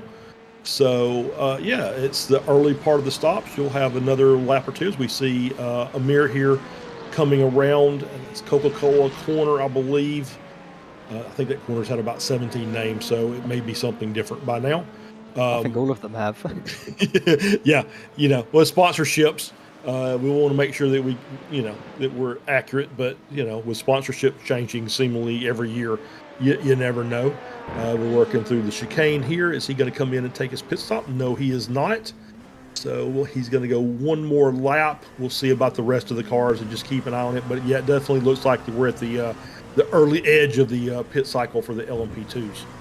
Yeah, certainly are. Darren Mowbray also not taking the pit lane there, so he will go round once again. And Charles, you mentioned their sponsorship, so why don't we mention some of ours as well? And we'll start off with Masterworks, a visionary creative agency that blends artistry with technology to deliver captivating video and film productions, collaborating with global brands that bring inspiring stories to life and craft immense experiences that resonate with audiences worldwide. And I think I've always mentioned that they, keeping with the theme of racing, I think that they've had Ducati for sort of MotoGP. They've had Aston Martin in the world of Formula One as well. So they do work with some really high, top quality brands, and of course bring the professionalism along with it. So big thanks to Masterworks for sponsoring, and of course with their amazing die casts that they've got up as awards as well, for sponsoring us. Very big thanks to them. Yeah, absolutely. We're back on board here with James Stacy in the pneumatic car, currently running in third. He's going to get a move done there. Could not tell. I think it may be a lap down LMP2. Aaron Beaver, Blue Chip Racing. Yep, just went a lap down. I think he's already came into the pit, so that may have been part of the reason. So he'll probably get back on the lead lap here as the rest of the LMP2 class pitting. Our pits, as speaking of Bear Prototipo, is thought it showed them as in, but they're coming out, so that's what it was. So pit exit, so they're out after their pit stop. So we're down to about the top 3 left in the LMP2 class. And then we'll start seeing the LMDA. Oh, there's a little slide there from the Bear Prototipo car. And so we'll see the last 3 of the LMP2s, and it'll be beginning of the LMDHs shortly thereafter. Yeah, absolutely. As the first LMP2, the leader now is coming in Punkru Gold. So finally, couldn't go any further. I'm sure second and third will follow in as well. There's Darren Mowbray, and I think James Stacey as well for third in Pneumatic Motorsports. Yeah, right in behind him too. So that is all of the LMP2 cars that have now come into pit lane at least once. And as we look further up and down, the GT3 is not there yet. Next will probably be, and I'm sure pretty much, no, I say that, 100% certainty, the LMDHs will be the next class to come in for their pit stops. They don't always tend to make the hour. They get pretty close though on some occasions, but it's the GT3s that normally do it every top of the hour, sometimes going over that if they really are able to save on fuel. As we are looking here at Garrett Berry, Solpec Precision Racing, currently P1 in the GT3 Pro category. Interesting for him, well, I should say for him, for the team at least, they've only had 1 podium this entire season. That came at round 4 in Aragon. They finished third, but they're currently second and only 4 points behind Sonic Racing. If it stayed as things are, I think they take the series. Yeah, I think you may be right. And yeah, it's, you know, once again, it's consistency. Race in, race out, you got to have good finishes, and that's what they've done. Even though they've only got 1 podium, to their credit, they've been up toward the front each and every race, maximize their points, and puts them in a good position here. And yeah, obviously they want to get this win if they can, so they'll be pushing for that. But so far, having a good run. And yeah, to get back to the fuel, yeah, I think you're right. I think the GT3s can run 55 minutes pretty easily. And then it's, can you stretch it that extra 5? I don't know. This is a track that we can do a lot of lifting coast and fuel saving, that you're going to get up to that 1 hour mark. But there'll be some people that try it just because I think it's a good strategy. Obviously, it cuts out a pit stop at the end, even for a short stop. So if they can get to that 1 hour mark consistently, then that'll save them a pit stop at the end, and that'll give them a chance to battle for a good position, because that's about 30 or 40 seconds they won't lose at the end of the race. I will say this: Nick Paquin came into the pits earlier and did not rejoin the race, so he is going to finish 8th in the class, but he's going to give it up for the day, and he's going to just sit back and watch and see how the rest of the rest of the race unfolds.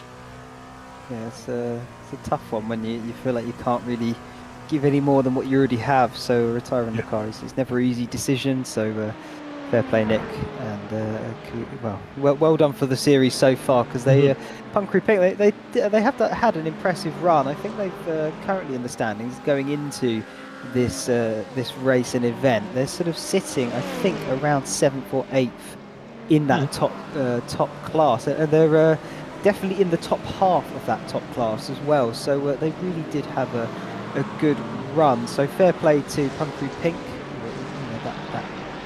that outfit of the Punkru team at least. Yeah. Yeah, well done.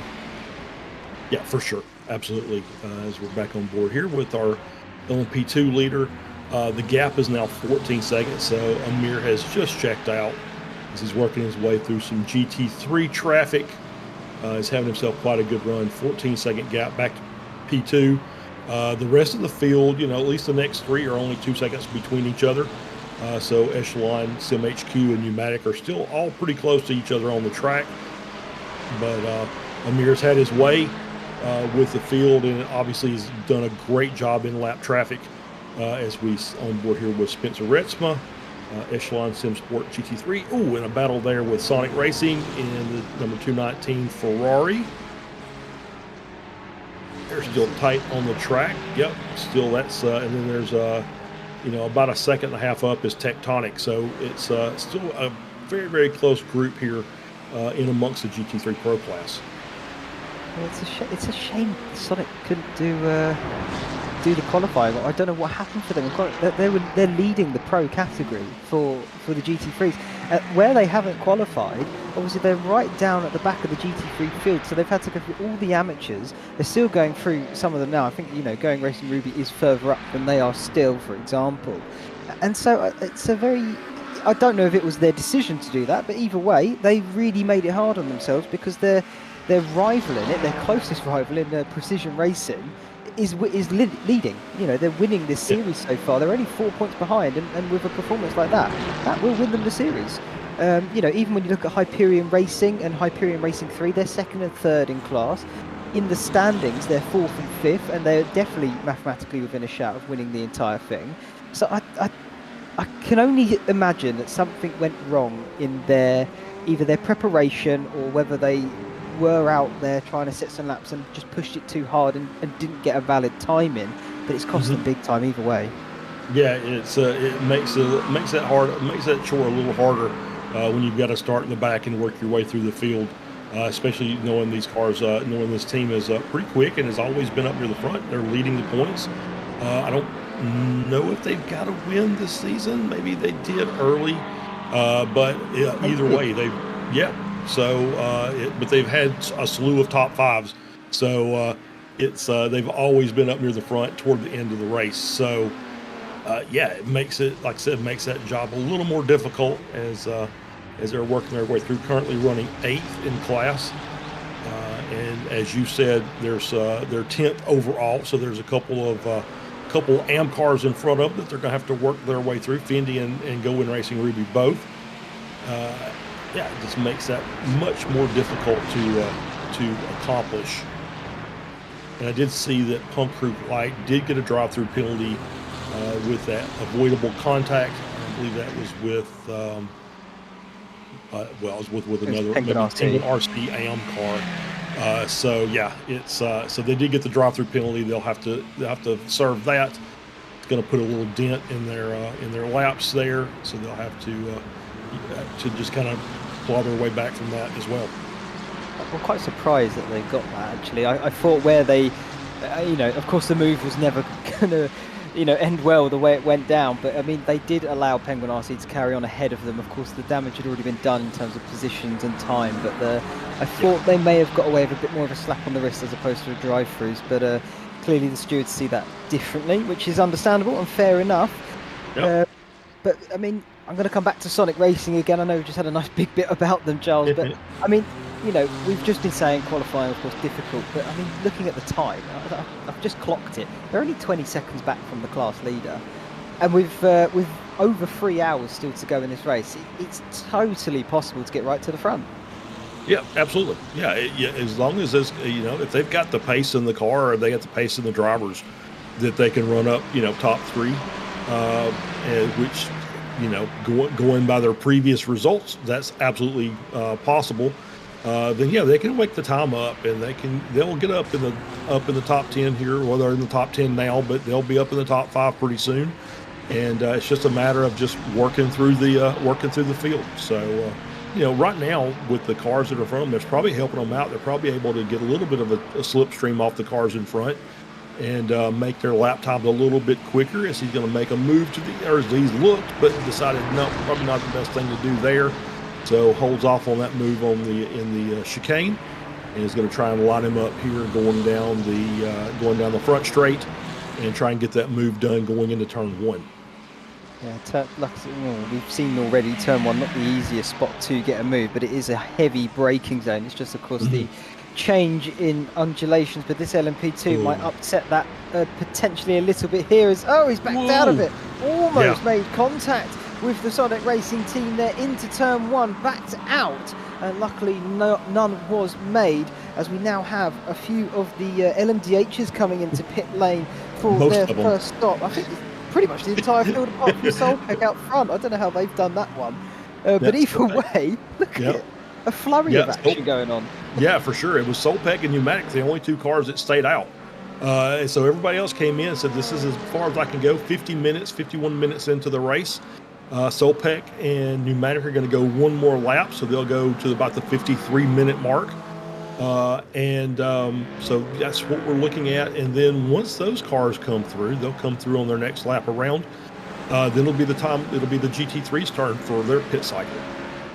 Yeah, not far away from that now, are we? And when I have a quick look at the track map over on my second monitor, sort of looking at where the LMDHs might come back out, depending on how long that pit stop is. You've got the GT3s coming up very shortly. I think most of them are leaving now, though, so they should be all right. Oh, there you go. It's on the screen for you as well. Thank you very much, Samuli. They're just about going to get away with having to clear the GT3 traffic again there. But, I mean, you know, halfway around the lap and you're coming back to the GT3s again. So even you can see there, the pros and the amateurs, it's already a half a lap difference between them.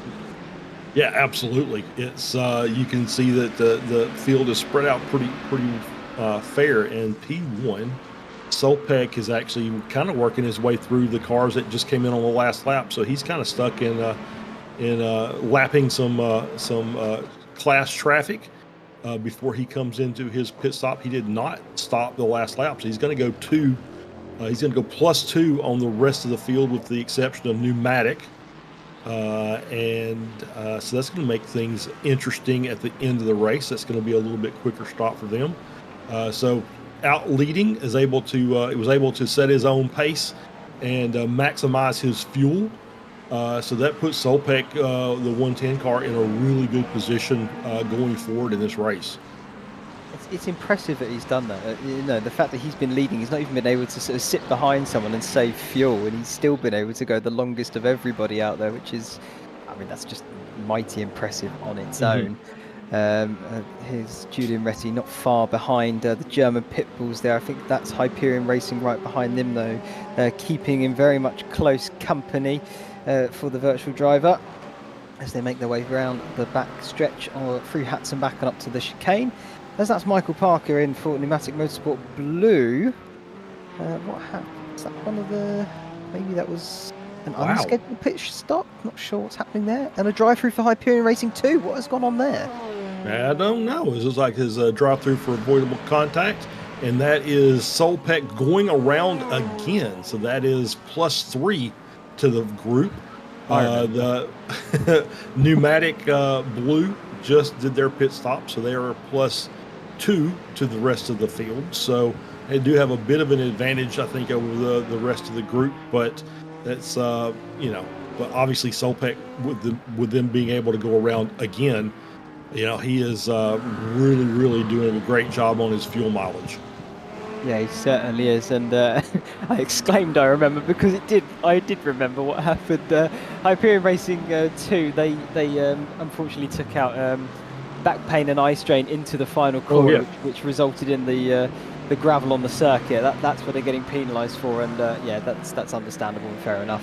As we're looking here at Going Racing Ruby, Bear Pope, I think that's the Workers' Union car, has managed to get back past them. Of course, this is a pro versus an amateur team, so mighty impressive stuff. Flashing the lights, clearly not impressed is the Racing Ruby car. I think they've had a driver change there as well. Michael Hooper in for Bear Pope. As you can see here, this is Luke Fisher now in Fendi Racing, P2 in the GT3 Amateurs, being overtaken there by Sonic Racing. That's Miguel getting his way through, and lots of cars just trying to get through this sort of traffic for them. That's Julian Retty there for virtual drivers, making his way through. There's a few, I think, LMP2s in there amongst it, so we've still got 3 different classes all on the same bit of tarmac. Yep, and that's wide. Retty going wide. I noticed he locked up the inside front tire and just carried him off the track. Now. Yeah. Oh, it's Jarrett now. So they have a driver change at their pit stop, and Jarrett's in the car. And so obviously maybe that's just getting used to a little bit, and coming out and trying to get settled in, as Solpec is now in the pits. When you're in the middle of GT3 traffic is not the best way to do it. Obviously, with some cold tires still, and working this temps back up, as we see Hyperion Racing 2 coming through. And they're back out on the track, and we saw Solpec in their pits for their first pit stop of the day. Obviously, once again, carried a few extra laps over the rest of the field, so that's going to bode well for them going forward. I was going to say, I think they've gone like 2 extra laps than the previous car, which, if my memory is going off there, it was was it CRF? That went also very long as well compared to the rest of the LMDH field. So that is some mighty impressive fuel saving there from Maximilian. Very well done indeed. And like you say, that's going to give him a huge advantage going deeper into the race. He's almost made the top of the hour mark. That's getting into GT3 territory of fuel management there. That's really, really impressive stuff. It really will be a splash and dash by the time they get to the end of their race. So fair play, well done. I'm sure they're really looking for the win now. Oh yeah, absolutely. They're in a prime position to take this win. Coming up on the 1 hour mark, just about 3 minutes shy. Obviously, continue that on. It's going to make that last stop just a blink of an eye. Come in, take 2 or 3 laps worth of fuel, go back out and finish the race off. So yeah, they're in a good position. 35-second lead over Team FFSR and V2. Yeah, really, really impressive stuff. As I'm just having a look here at the standings going into this race as Michael Hickman, Punkery White into the pits. Is this maybe penalty being served? Yeah, I think he might be doing that now. But yeah, looking at the standings, I'm really surprised that we don't have 100 Force here this evening, because they were P2 for the top class. They're only 2 points behind Team FFSR, and 100 Force, they've constantly been in that top sort of 5 at least, top 3 normally on the regular basis, battling for those podiums. So I'm surprised we're not seeing him here this evening. It does, of course, promote some of the teams a bit further back than them into contention. Of course, we've got Virtual Drivers in 3rd. Solpec Precision currently leading, they are 4th. And Team FFSR are 2nd. So as it stands at the moment, FFSR would bring home the gold. It's still a long way to go. We've not even reached the 1st hour mark yet. So over 3 left. Anything can happen in this kind of racing, particularly at a circuit like this. And oh God, what has happened here for Martin Varga? That is Martin Varga saying, I needed to pit this lap. The 59-minute mark. I think I don't know if that was by choice, if he made a mistake coming out of the chicane. Let's see, is he going to spin? Nope, he just absolutely just too fast coming into the pits, hits the curb, has to back the car up. That's probably going to be an unsafe pit entry on top of that, I would guess. And but this was definitely his in lap, and just took too much speed coming through the pit entry line. Yeah, I wonder if he picked up a fair bit of damage there as well, because he did take that car took a bit of a whack on the pit entry. So I wonder, is he going to use his fast repair there for that, or maybe take the optionals depending on how much they are. He's still stationary, but that's probably the fuel going in now at this point. Tyres have already gone on. What is it, about 40 seconds, give or take? 40 seconds, and right just with clockwork, 40 seconds. So I don't think there was a pit. I don't think there was a pit entry penalty as well. So 40-second stop, got fuel and tires, and he's back out on the track. I think he might have got away with that one. I guess so. I think he got very lucky there with that one, indeed. But either way, jumping here to some more fantastic GT3 action, this time for P7 in the pro class between Tectonic Racing and Sonic Racing Team Miguel. Very much trying to get past that sister Ferrari car, shall we say, of Tectonic Racing. A little bit of weaving here down the start-finish straight, maybe trying to sort of get in the rearview mirrors there of the Tectonic car. Into the braking zone they go, but no move able to be made. Different lines being used, but that's just him trying to maybe put his opponent off to make a move happen. But Tectonic very much wise to it at the moment. Yeah, I think that was just him him covering his bases, saying if this guy breaks early, I'm going to make the dive into turn 1. So make sure he got the nose out, so you have a little way to move around. And yeah, he's definitely just kind of letting the guy know, hey, I'm here. I think I'm faster than you. I'm going to try and find my way around, but I just want you to know that I'm here, and we're going to do some racing. So it's all worked out, and so far it was still just, hanging on the rear bumper of that Ferrari. Well, if we're going off And of we sort get- of last lap pace, Miguel was a 155.5, and Marius, the car in front of for Tectonic, was a 155.9, almost a 56. It's about half a second difference in pace there. Yeah, absolutely. And you can kind of see it looks like that Miguel thinks he's probably getting held up a bit. But we're at the point now that we're at the 1 hour mark. We've still got a lot of GT3 cars out on the track, so they're going to he's either going to try and make the move here, and you may see both cars dive into the pits as he's working his way around.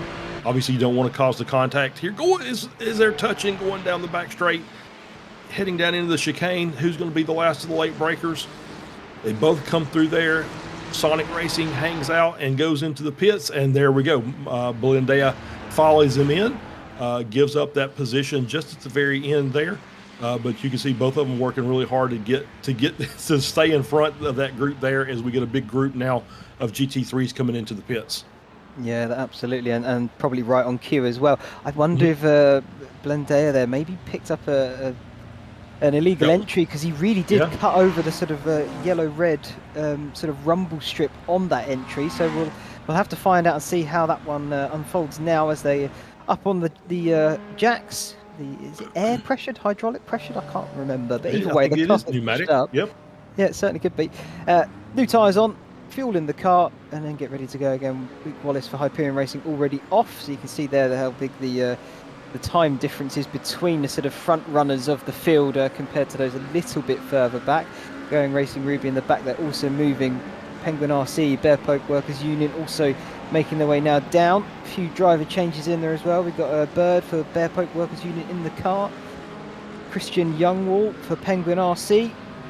And who's next? Miguel still in the car, looks like. As Marius also still in the car. Oh, that's as close as you want to get. They went out of pits the same way they came into pits, nose to tail. And yeah, if the guy that hit the pit wall didn't get a penalty for unsafe pit entry, I don't think the guy that crossed over in the stripe line is going to get one as well. And they didn't. Both came in 40-second stop, both out on the track. Yeah, absolutely. So still nose to tail for these two. So I wonder how that battle's going to play out as we go into the next stint for these GT3s, as in comes the leader of the GT3 class for Solpec Precision Racing. That's Garrett Berry. Done a sensational job so far to take that lead, hold on to it, and build a nice little gap back to the next car, as it looks as though they're going to change, and Blake Reynolds now steps in for the silver and black Solpec car.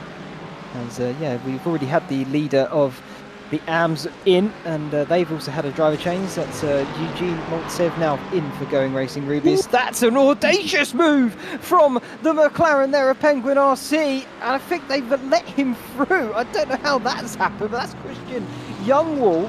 How has he managed to pull off that one? I don't know, but he came through there in a hurry and managed to get past both those cars coming through that set of corners. Let's get the replay here. That was absolutely insane.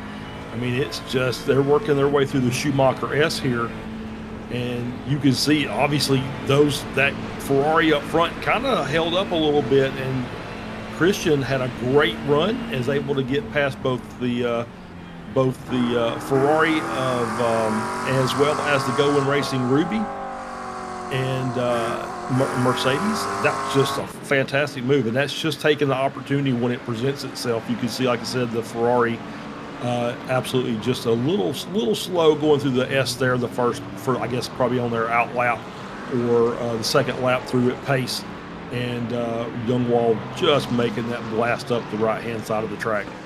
Yeah, all these guys have just got into the car, but Youngwall clearly coming out swinging with that audacious move, but made it stick, and fantastic stuff as well. We'll be very happy and pleased with himself as he's now actually trying to pull away, so clearly got some speed in that McLaren.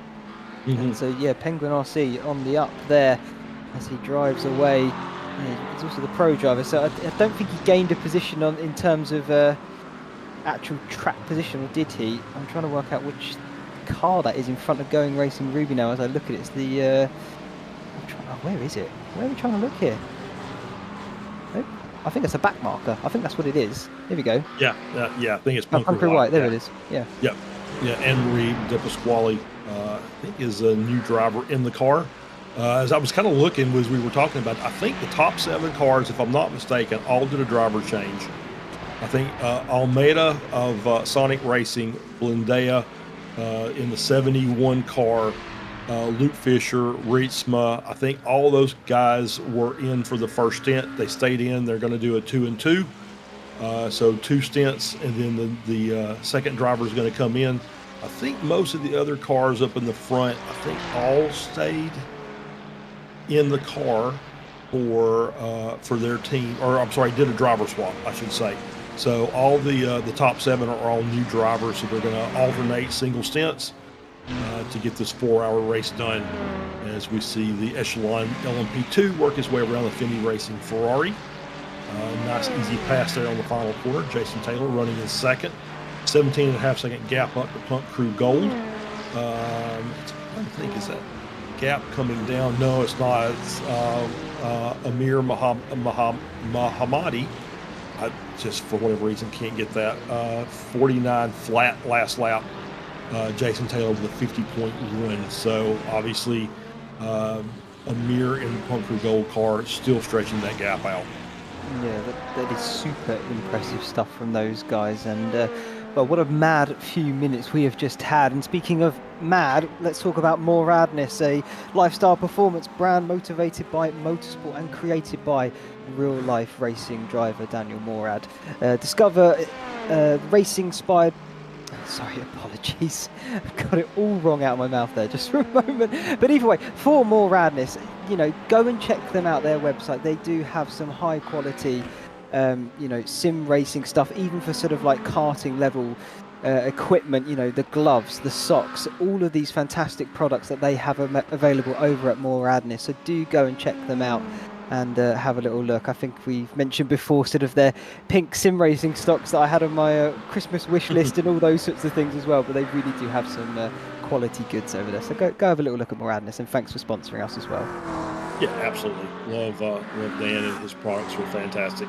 I have a nice Moradness hat sitting up on my hat rack as well that I was fortunate enough to get signed by Dan at Sebring a couple of years ago. So yeah, really, really great quality products. That's fantastic. I love that. It's always nice when you have that little bit of real world memorabilia to take home. Yeah, for sure. It's always fantastic to have those sorts of things.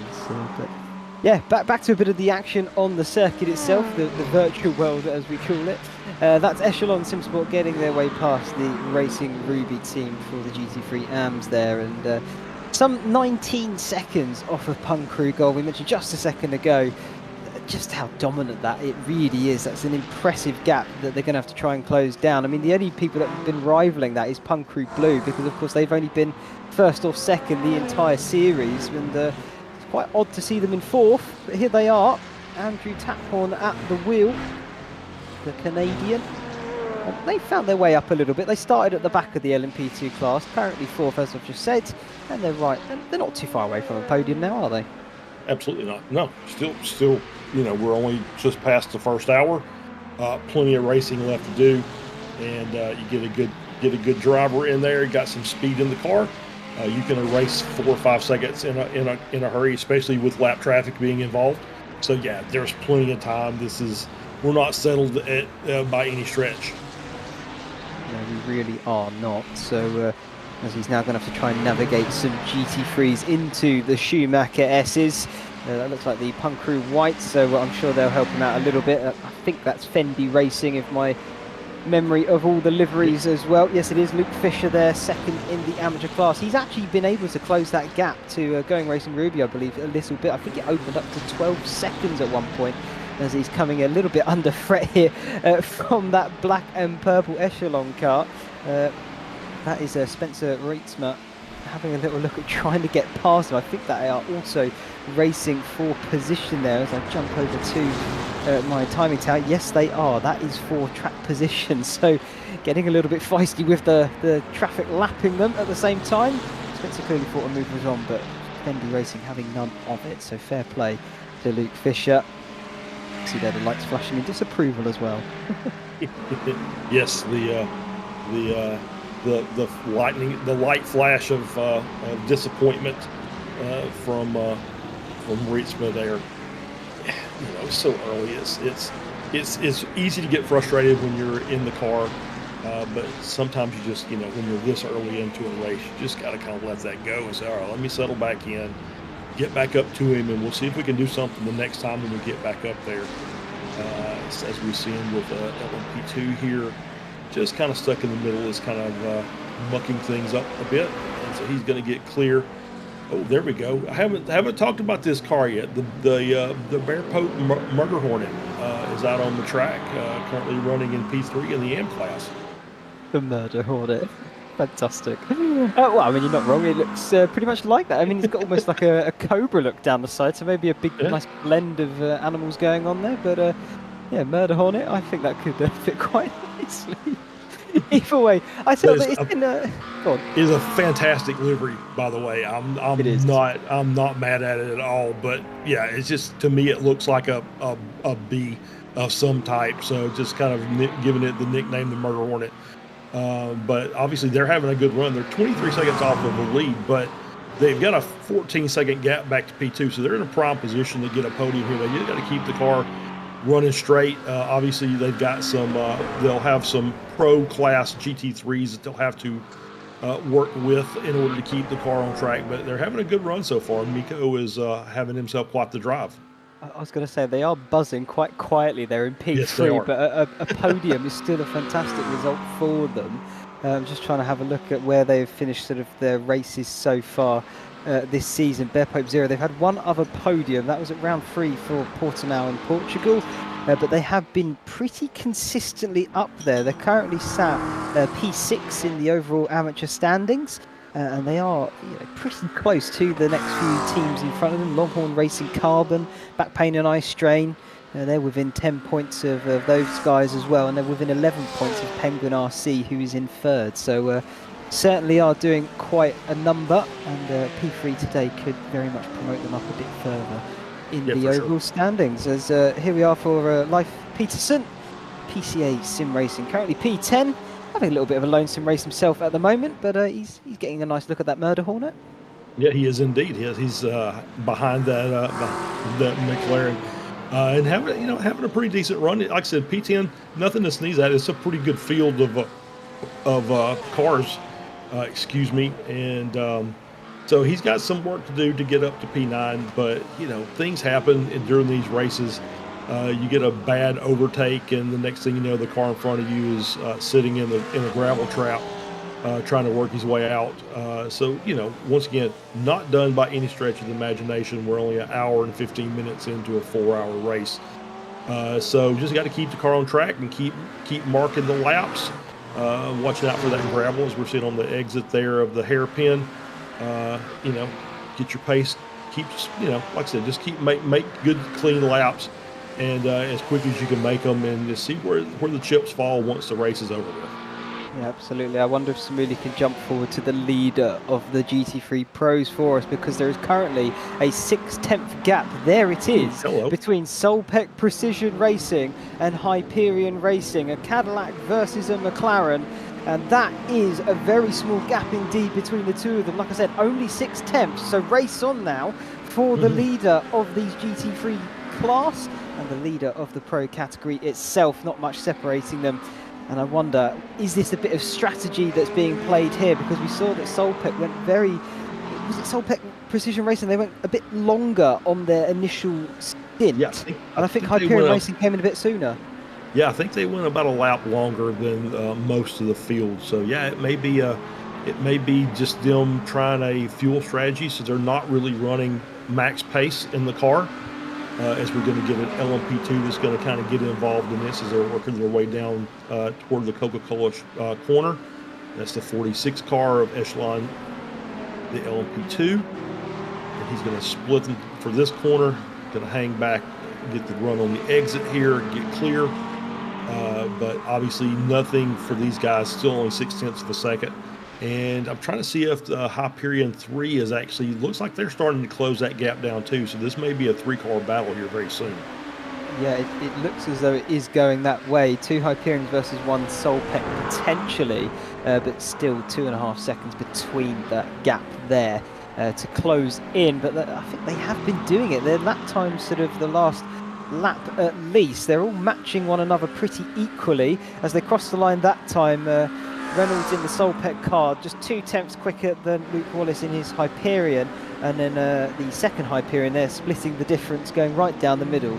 So lap time wise, they're all very much all within a tenth of one another. It's incredibly close, but of course the first Hyperion car there that has got the extra benefit of some slipstream coming off the back of the Solpec, so maybe that could help into a braking zone. We might see a move then for the lead then in this category. It's, we're over an hour gone, and of course we've seen a lot of gaps forming, but it's still fantastic that you do get some really close racing action even after such a long time in racing. Yeah, absolutely. I'm just trying to see if there's a slow lap, because I don't think they were that close going, when we came out of the pit cycle. I just kind of wonder if there was maybe a slow lap there by that Solpec car that we might see. That was a couple of laps ago, he was 2.5 seconds or 2 seconds off of his fast lap. So there might have been a little incident there involved that cost him a little bit of time as we get to coming up there. As you can see, lap time's pretty consistent, but you did have that 157.5 there in the middle, a little bit off of what the cars behind were doing. But definitely Wallace has got the pace advantage, been able to close the gap every lap except the last one, and it was only 2/10. Yeah, not a lot separating it at all. As now another LMP2 about to, well, it looked like they were almost getting in, but I think he backed off, thinking better of it, especially when this is a battle for the leader of this class. Round the final corner they go, and onto the start-finish straight. Are we going to see potentially a move down into turn number 1? We've got about, 300 feet to find out when we get there. There goes the LMP2. Should be well and clearly out the way by the time we get into the braking zone. Are we going to see him pull out? We saw a little weave there, but not enough of a lunge to get alongside. Now they're going to head into the Mercedes arena. There's virtually nothing separating these guys. There's more LMP2s are getting into this.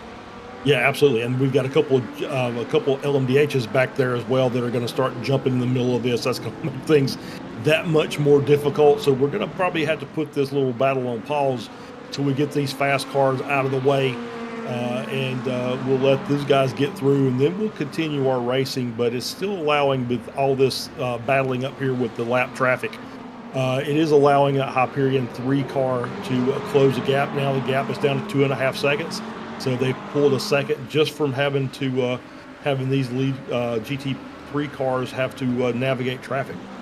Yeah, absolutely. I mean, you say that, put the battle on pause. Yes, you are right to a degree, but I think also you can try and use the traffic to your advantage. If you can follow one of the faster cars through into a certain corner, it may give you a nice bit of extra speed, particularly if the car in front is having to go offline. But no luck so far for Hyperion Racing, but they are still within 0.2 of a second to Solpec in front. Nothing separating these guys as they make their way onto the back straight and down towards Hatzenbach. I wonder if we're going to maybe see a move then into the chicane. As you can see that the second Hyperion car, Hyperion Racing 3, closing in bit by bit. This is a much quicker chicane than it normally would be. They've gone for the, let's say, the proper layout of the chicane.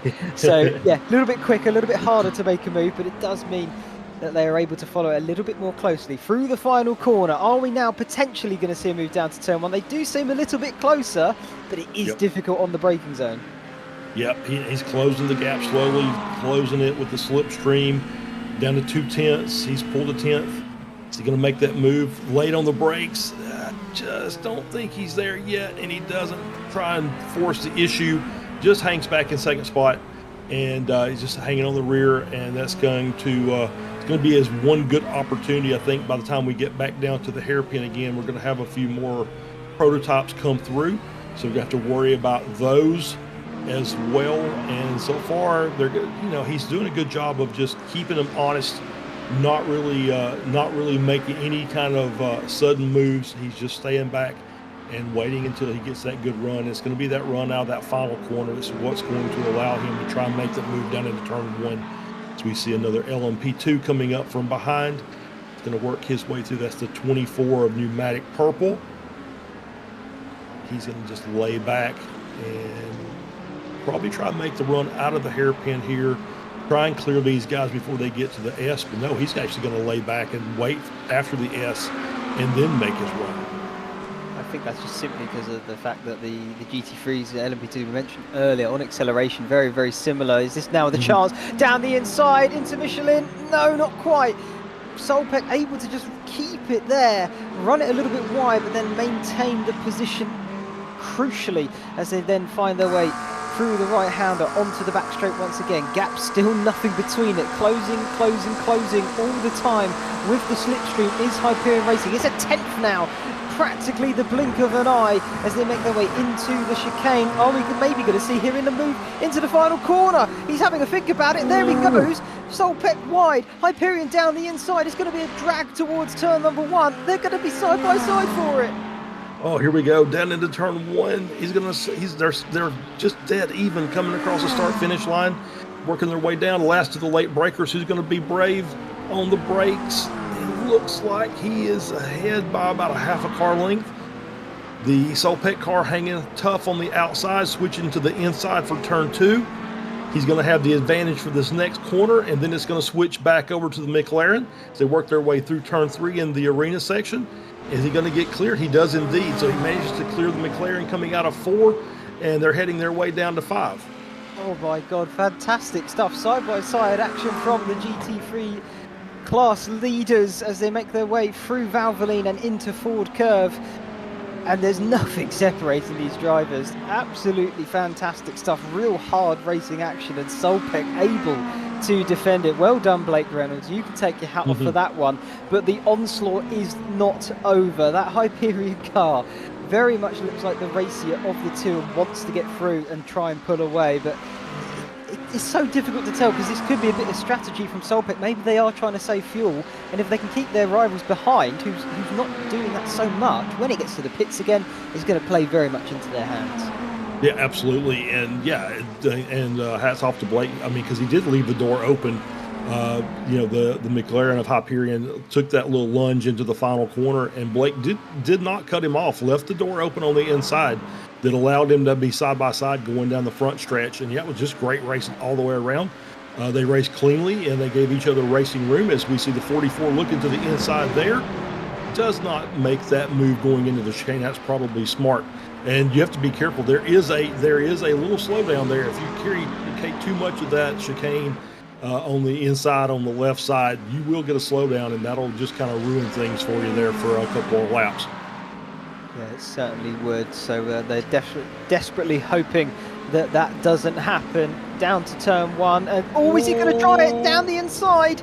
Tries to follow the LMDH car, but I don't think he's got enough speed to do so. And now the corner swings back into the favour of the Solpec Corvette. That GT3 could play a pivotal role here as they make their way into turn 3 in the Mercedes arena. Turn 4 now, and that's sort of cut the line off a little bit there for Luke Wallace in his Hyperion car. He couldn't quite maximise the entrance to it, so that's just opened up the gap ever so slightly, over half a second now between these two. But I mean, looking at it, I can't imagine why he won't close that back up in a few corners' time. No, I don't think so. I think he does have a little bit of a pace advantage over Blake Reynolds in the Solpec car. So we'll see if he starts working it down. It looks like he already is starting to. We're down to about a half second. But Blake obviously doing a great job of just putting his car on the right line and not giving too much room to the Hyperion car to work his way around. No, he certainly isn't. But yeah, doing very well in defending so far, as we've now got the leader of the LMP2s back in. I think we've come back round to their second pit cycle, Charles, because we are getting to the 1.5 hour mark. We haven't quite reached it, but we're nearly there. Here comes Darren Mowbray as well. So yeah, I think this is just the pit cycle for the LMP2s. Yeah, I think that's kind of strange. I don't think that the leader was the first car in the last cycle, so maybe a little bit short on fuel. Maybe pushed a little harder this cycle this stint that he did the prior one. But yep, he's in the pits. The top two are in. James Stacy stays out in the 24 car for pneumatic purple. So they'll come in. Let's see, we're getting a driver change. Doesn't look like so. Looks like Mohammadi is staying out for Punk Crew Gold. David Nichols in for SimHQ White. So he is in the car now, and I think that's a driver swap. I don't think that was the same guy that was in there earlier. You can correct me if I'm wrong. I've been wrong before. I'll be wrong again. No, I think you're right on this occasion. Yeah, don't worry. I'm with you. Yeah. 40 teams out there, it's hard to keep up with 80 drivers or something like that. So I don't always catch them all. So it certainly is. And so I think some teams even have substitutes brought in if they're, if the driver's unable to make it. So you can't always remember every single name as you go around us. Oh, what is happening there? What is going? He's facing the wrong way, that's for certain. Is that a hardware failure? I think this could be. We have not seen this in the entire 6 rounds so far. I think smartly, though, he's applied the brakes and stopped the car, and he's not on the apex. Yeah, that's a good thing. It just looks so strange. Here we go. So we get him coming out of the pits here. All well and good so far. A little lock up. Oh yeah. And then all of a sudden it just turned left. That's wow. Either he caught that turn 1 bump, the little dip, in such a way that he broke the suspension of the car, or there was a hardware failure on his wheel. Pedal still worked, obviously, because he was able to get the car stopped. But that was very bizarre. Hopefully somebody from that team will pop into the YouTube chat and let us know what that was. But that was very, very odd. I would love to know what that was. But yeah, either way, he was very, very lucky to not cause an incident with another car. We really thought they were going to make contact there, my word. But fair play, and I think they'll sort that issue out no problem. Well, we hope no problem either way. We did have for a lap there a new leader of the LMP2 class. I should point out, Pneumatic Motorsport Purple did lead for 1 lap. So Punk Crew Gold unable to do the full 4 hours, but I mean, there's still 2.5 left, so it might have been a tall order either way. But it's nice to see that they're not completely dominating it so far. Yeah, absolutely. As we're on board here with Solpeck, Blake Reynolds showing out. Did we get a disconnect? Let's take a look and see from our scoring here if he's been kicked. He's back out on the track. I'm sorry, Charles. I'm going to cut you off. What has happened to Solpeck? I think that is what you're working out. But yeah, Hyperion is in the lead. Blake Reynolds' connection dropped due to upload packet loss, so he has been ejected from the race server. Oh no! So that is what it is. So that's basically going to be a tow back to the pits, and his teammate's going to have to jump back in the car early.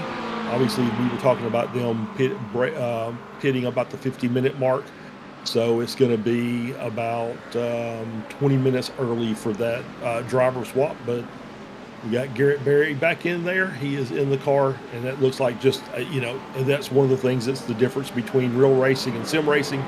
Real racing is you've got a $2 part that fails on the car.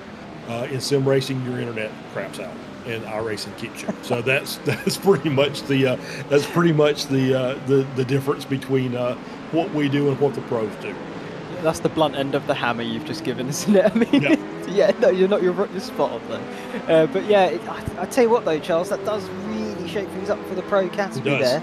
I honestly thought Solpeck weren't going to put a foot wrong. It looked like they were doing the business when they needed to. But now this promotes definitely an opportunity for Hyperion Racing 1 and 3, but also Bear Pope Workers Union. Currently they're sat 1, 2 and 3, but in the standings they are sat 3, 4 and 5. So Bear Pope Workers Union 3, Hyperion Racing 4, Hyperion Racing 3 is 5 in the standings. They are only, there's 2 points between Bear Pope and Hyperion Racing, and then there's a further 3 points between the 2 Hyperion Racing teams. So there's nothing separating them. And when we look at the standings and the points that are given per position, that could really be close for the overall 1, 2 and 3 in that pro class. Yeah, absolutely. And I will throw one more in there. I don't know where Blake is from. I feel like I wanted to say he's in the Mid-South Club. I could be completely wrong. If I am, I apologize. But I will say I'm in the Mid-South Club, and we've been dealing with thunderstorms all day. And so, there's the force majeure, the active nature that you also have to deal with, and it may not have been anybody's fault. It just might have been, blame it on AT&T or name your cable provider.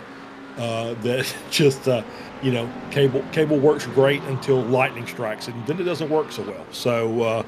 So there's thunderstorms through kind of a path from Alabama up through like Illinois. So it's very possible that that it's just nothing is completely out of Blake's hands, which is what happens most of the time with these packet loss connection errors.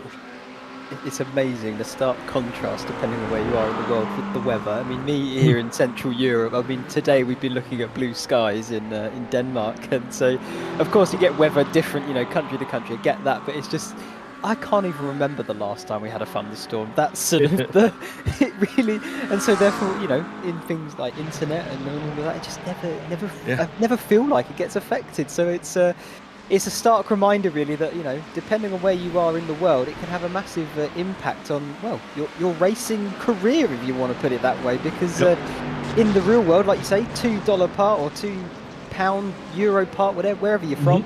But sim racing, it could be all done by the weather. Yep, absolutely. It's absolutely right. And so it's something that you have to deal with. And obviously, it stinks for Soltec, because they were having a really good race. And just they were up there battling with Hyperion, but they were had a pretty good lead in that first run through the first stint, and Blake was doing a great job with the battle with the Hyperion racing car, and then all of a sudden everything's out of your control. You can't do anything about it, and it just happens. So as we're now on board here with another battle, and I'm sorry, I just was about to talk about it, and we switched over to Michael Opalka. Thank you very much, Samuli.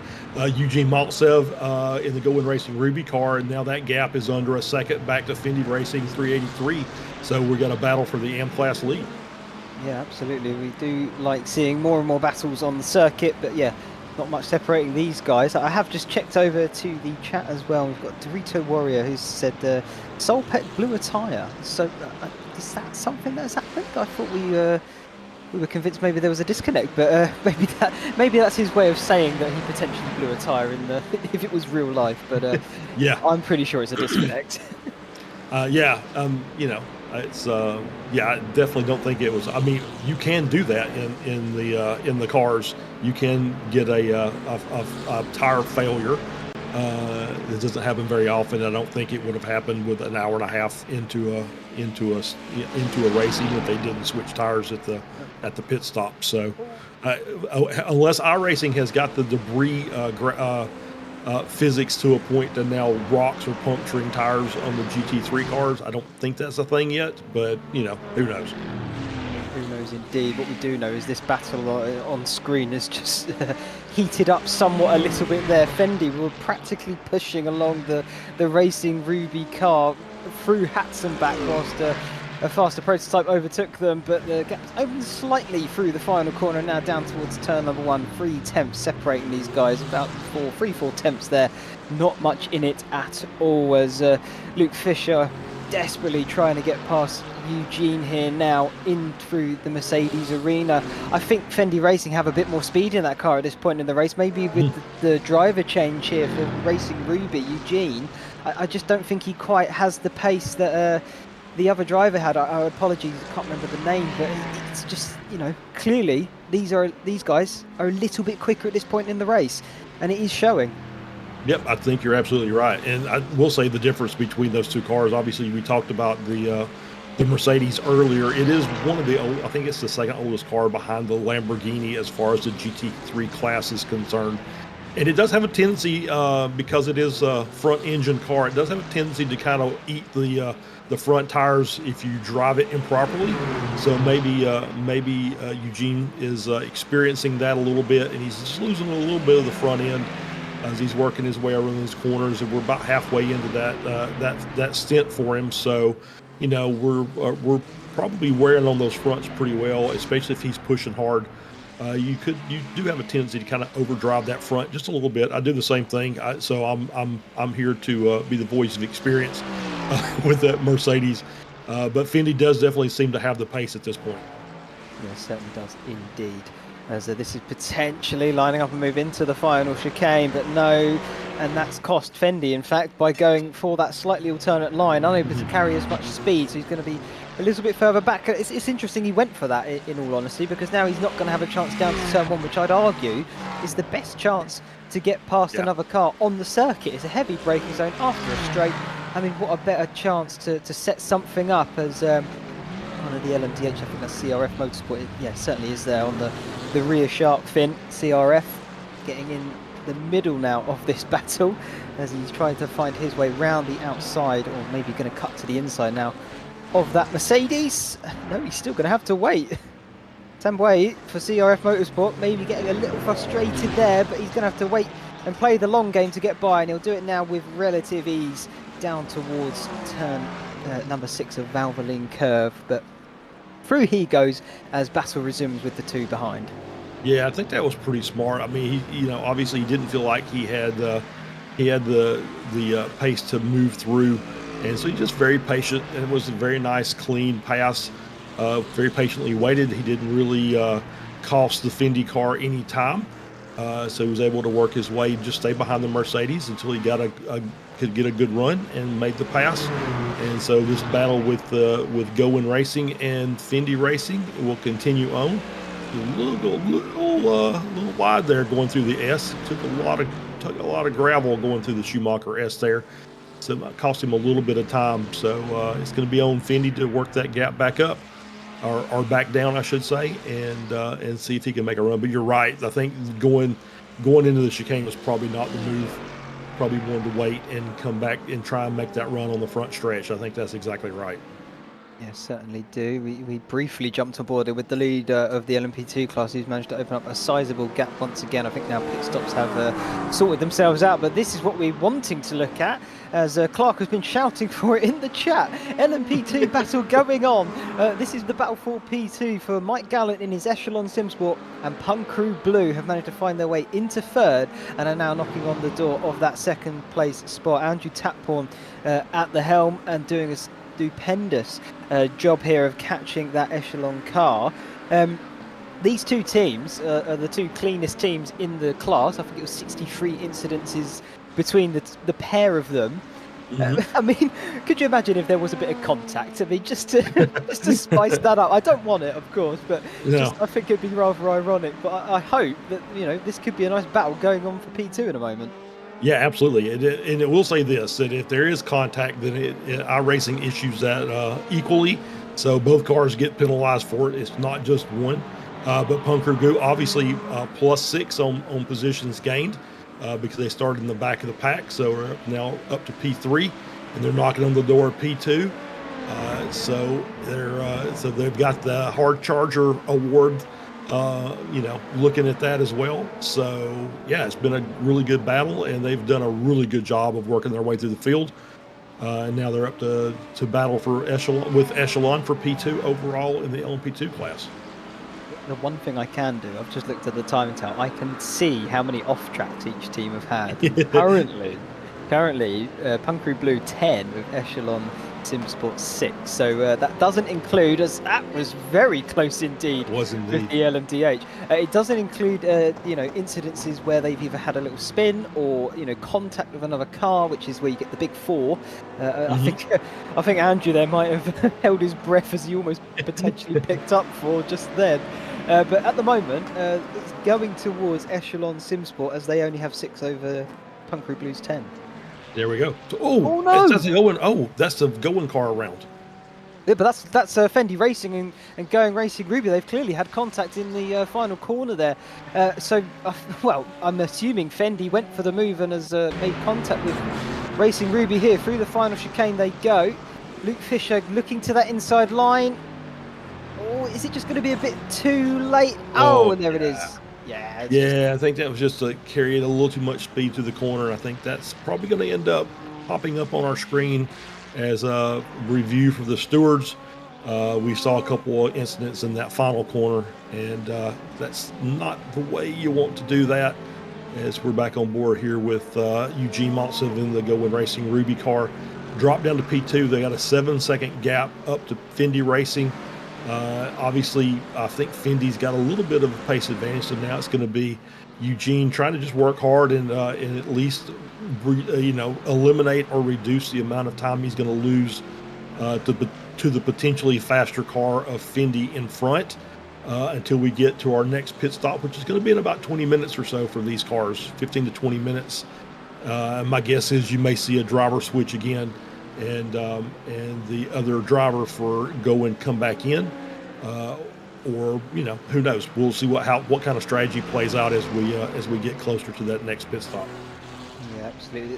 The one thing I would say for Going Racing Ruby, of course, that is unfortunate what has just unfolded. But the good news is, like Pung Crew Blue, and I haven't mentioned it because in all honesty it slipped my mind, but they've such a point advantage. They can finish last in their class and still pick up the first place trophy for the overall standing. So you can also say congratulations, Going Racing Ruby, because providing you do finish this race, you'll be taking home the top spot. And yeah, Fendi, I think, obviously wanting that top spot here in the race itself, but I don't think it's going to be bought very much more than second place, unfortunately. But either way, that they've had a really great run. All teams have had a really great run when you think about it. In terms of sort of big incidents, the only thing that I can think that really does come to mind was when we had the start of Portimao, and we saw a car on its roof. That's the biggest I think we've had. Apart from that, the little things here and there.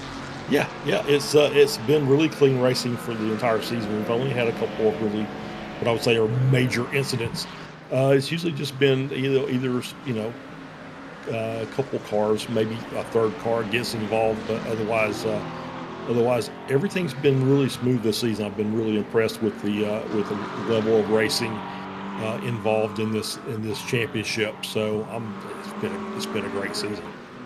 It has been absolutely fantastic, and it's been a pleasure to work on it as well, because it really has been some exhilarating racing up and down all the different classes. We've seen various sort of changes to the model of iRacing itself, and even with all of that, the drivers have still been able to get through it, if you like, professionally, and sort of still perform at the absolute maximum level. And it really is a breath of fresh air from certain series. Sometimes when you think about it, you do get some real chaotic ones out there, let's put it that way. But yeah, fantastic up and down. And I can confirm for you here, Charles, Garrett, Blake's teammate, Blake had a power cut, so they're now 2 laps down, but they said they will finish the race, which is good. Yep.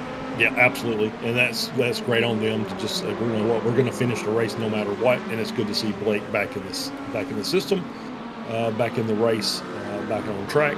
Obviously, a bit behind the power curve now, running last in the GT3 class, but they're going to be able to maybe cycle up a few positions during the course of the race, as obviously we've still got quite a bit of racing left to do, so you never can tell what's going to happen. But he's back, and it's good to see him back out on the track. And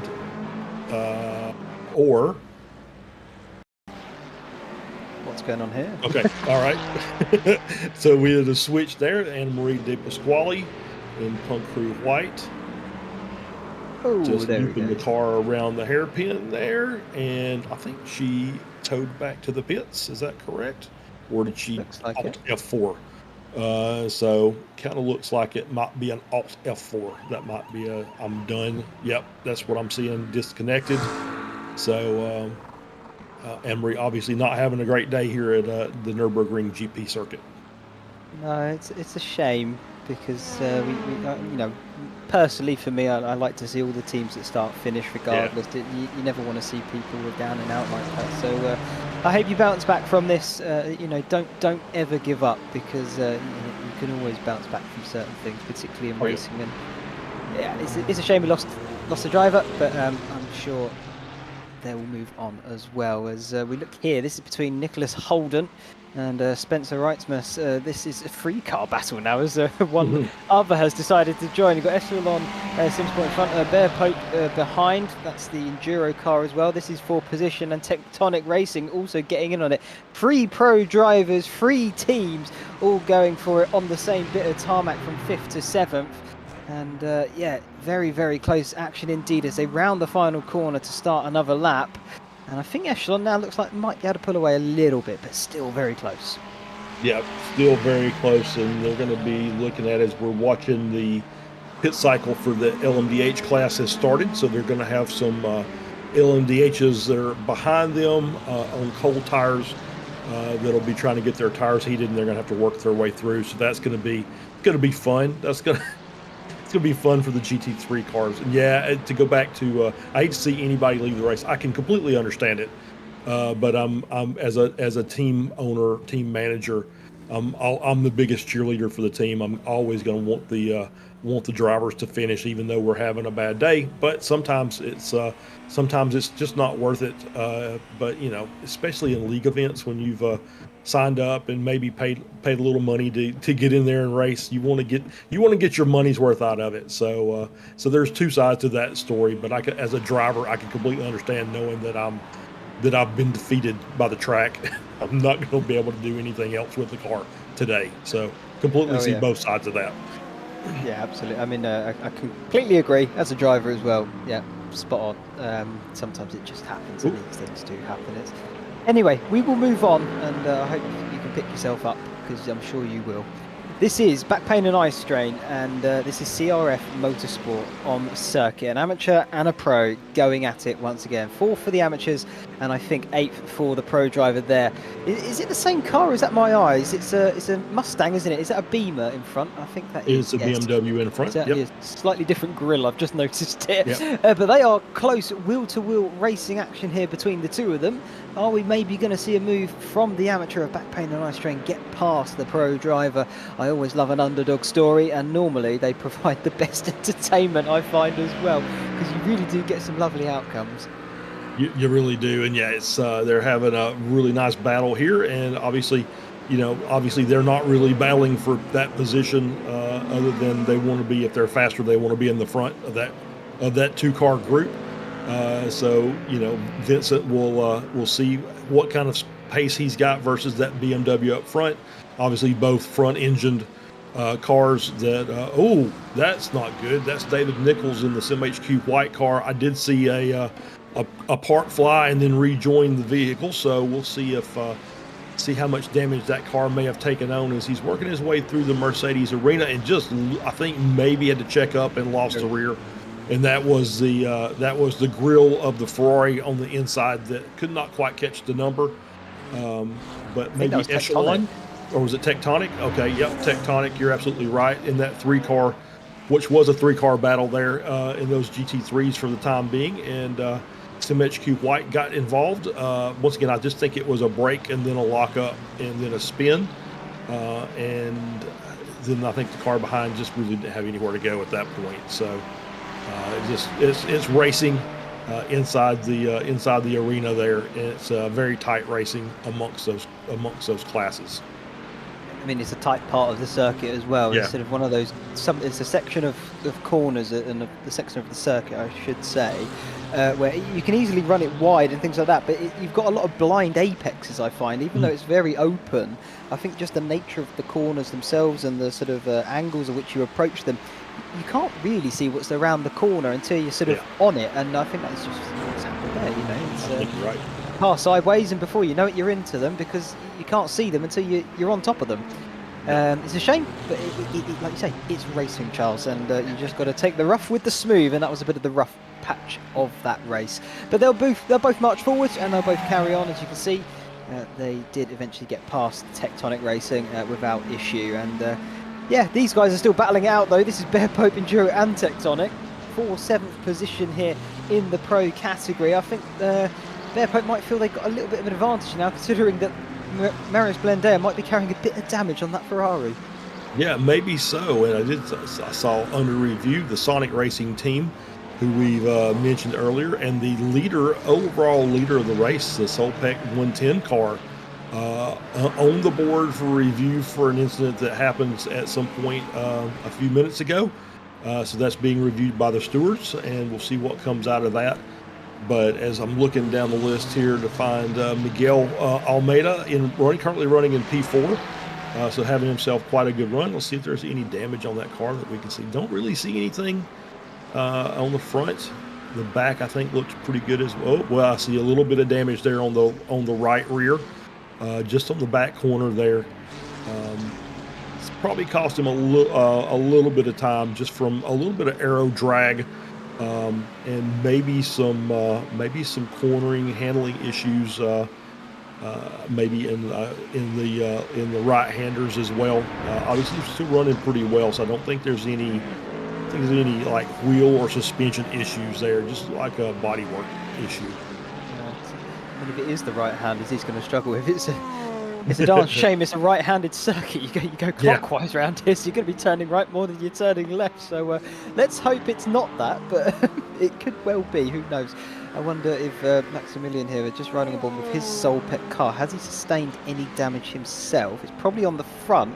I would imagine it's sort of a traffic collision in that the faster car has just gone into the back of the slower car, just unable to judge the speeds as much. But I mean, that LMDH is looking pretty clean from my eyes. I don't know if you've spotted anything there, Charles. It looks pretty clean as far as I'm concerned as well. I don't see any kind of damage on the front. Obviously, that with the right rear, I would say left front is probably where I would want to look. But I don't really see anything. But maybe Samuli has found something in a replay. As we're going to kind of look on board here of the Solpec car coming down out. to Valvoline, into Ford. This is turn 7, so now you're going to make your way towards Dunlop Curve. I would imagine that's where the collision potentially has taken place. I think that's going to be a late move to the inside here by the GTP. Yeah. Oh. Bigger than I thought. But, interesting. No one's spun. That's what I was expecting. That to be a big spin when you go in when you go in hard like that and make a bit of contact. Normally you go round. Yeah, you would think so. And you see Muir coming in to the pits. I wonder if is this a stop? This is indeed a pit stop from the lead of the race. And I wonder if he's going to get this stop done, and then he's going to realize, they're going to issue the penalty and say, you got to drive through again. So, no spin going in there. That was like it was just a very, very maybe just too late of a lunge going down there. But that's for the stewards to decide. I'm not going to make that comment or statement of fact there from a one replay. So we'll let them review it and make issue any penalties they think they need to make. But yeah, it was heavy damage. I'm kind of with you. I'm shocked that there wasn't a spin involved, but it looked like a pretty hard hit. Yeah, one replay, one angle. I think it's hard to cast judgment, don't you? So we'll leave it to the professionals, shall we, Charles? That's right. We'll stick to what we know best, and that's talking waffle. Either way. Yep. Here we are for Robin Versaletto, currently P3 for Team FFSR. And like we said, they came into this round having not stood on the top step of the podium all season long. At the moment, it looks like it may stay that way, but they are leading the championship. So very interesting to see how this is going to play out. Currently, when you look at the standings going into this, they are 11 points clear of Solpec, who are currently P1. And when I look at points being handed out at the end, P1 will pick up 35 and P3 would pick up 30. So a 5-point swing towards Solpec, that is not going to be enough. So providing they stay where they are, Team FFSR will pick up that top spot. I'm just trying to double check for the other teams around, and the other team in contention potentially would be Virtual Drivers, but they are down in 7th, so they wouldn't be gaining over the top spot of FFSR. And the German Pitbulls Racing Hotel, I think they are too far back to make a bit of a difference, because they are currently 5th going into this with 122 over FFSR's 136. So they would only gain, I think, 3 points from where they are now. Yeah, it looks like it's the ball is in FFSR's court. All they got to do is just finish the race where they are, and they're going to win the championship. Obviously, with Solpec potentially getting a penalty, we'll see. Because you never know. We never know what's going to happen as the timing is going. It's kind of updated as we've gone through the pit cycle for the LMDH class. We'll see what happens. It might be the FFSR is not done moving up a little bit in the order. So we'll keep an eye on that as well as we're on board here with the German Pitbulls. Obviously having a really good run running in 2nd. It's a shame. Virtual Drivers obviously missed the first race of the season, but then came in and just clicked off win after win after win. So they put themselves in the championship position just based on just dominating races. So it's a little bit odd to see them kind of off the pace a little bit running down to 7th. Yeah, it does seem a bit of an odd one, doesn't it? Indeed. And you also wonder maybe with Solpec here, they started the series off with a win. So, set your best foot forward. Fantastic. Well done. And then 2 to 4, sort of, Le Mans, Portugal and Aragon, they just sort of had that mid-season slump. But then they've won Suzuka and they're now winning here. You just think, if you could somehow maybe get a little bit more out of the car in the middle, you could have easily taken the top prize home, but that's not always how racing goes, and we'll have to wait and see, like you say, Charles, if they do pick up a penalty or not. I think if they do, there it is, just as we're speaking about it, drive-through. The one thing I will say, though, I don't think they're going to lose that top spot. I think they'll be quick enough down pit lane and back out before the German pit bulls even pass them. Yeah, I don't think they're going to lose the race lead as well. That's pneumatic off in the gravel there through the chicane. Zachary Kunin getting it a bit wrong and bringing gravel onto that part of the circuit. That is not where you want to find gravel. I promise you. That is a high G load section of the track. To be honest, I think that's the first time we've seen a car going off in that manner through the chicane, which is a little odd. I would have expected that already, as you just see them going through the gravel and just picking it up and throwing it around. That's going to be a bit dangerous for a couple of laps until they naturally get that cleaned off. We see Solpec coming out after their drive-through penalty. We're going to see how that gap drops there. It was 26 seconds from cone to cone. Obviously, it's a little bit slow on pit entry, but pit exit's fine. You're able to build up speed, so probably 25 seconds or so maybe lost as far as track time is concerned. So that's going to reduce the gap. It's not going to take them out of the lead, but it's definitely going to reduce the gap down. It could mean that then it gives a bit of the German pit bulls maybe a bit of a recurrence, a bit of motivation to go charging onwards to see if they can bring that gap down further and maybe take the win away from them. You see there, the timing tower has updated itself now, so 36, I think that's where it's going to settle, the gap between Solpec and the German pit bulls. There they are, making their way into the Mercedes arena, turns 2 to 4, and it's going to settle at around the 36 mark. There we go. And it's a bit of a dent. It's not what you want, of course, and it does mean that your rivals behind you, if they were a bit closer, of course they could have taken the lead, but Solpec so far have done such a flawless race. They've been able to go longer on the fuel than all the other drivers around them, other teams around them, and they've had the pace to back it up as well. So they really have had an impressive run, and that drive-through, it's barely a chink in the armour. It is, but it kind of puts you in that zone where we already saw a car kind of get pit entry wrong and drive it into the pit wall. With a 25-second penalty on speeding on pit entry, shouldn't get that, but some people push it to the limit, and it's just part of their nature. So you take that 25 seconds in a pit stop later in the race, and that gap is now 10 seconds, and that's a whole different ball of wax. So you've got to be very careful with your pitting, and you've got to be pretty consistent on track as well. So, but yeah, it's definitely something that the German pit bull racing team looks at as, hey, we're not this far out of it. We're only 34 seconds back. We've got a chance. We've still got 2 hours left in this race.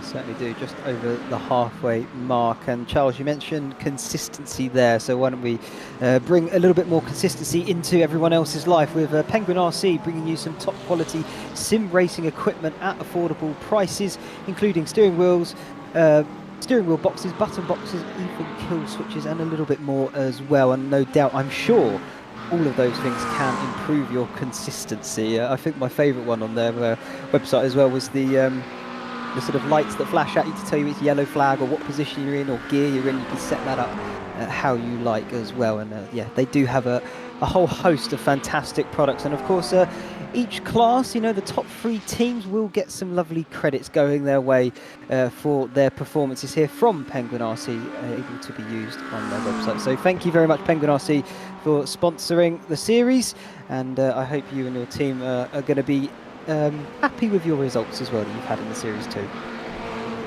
Absolutely, yeah. They've had a pretty good season. Both the pro and the amp cars have had some good runs over the course of the season. So, and yeah, obviously very thankful for Penguin RC for sponsorship of the league here.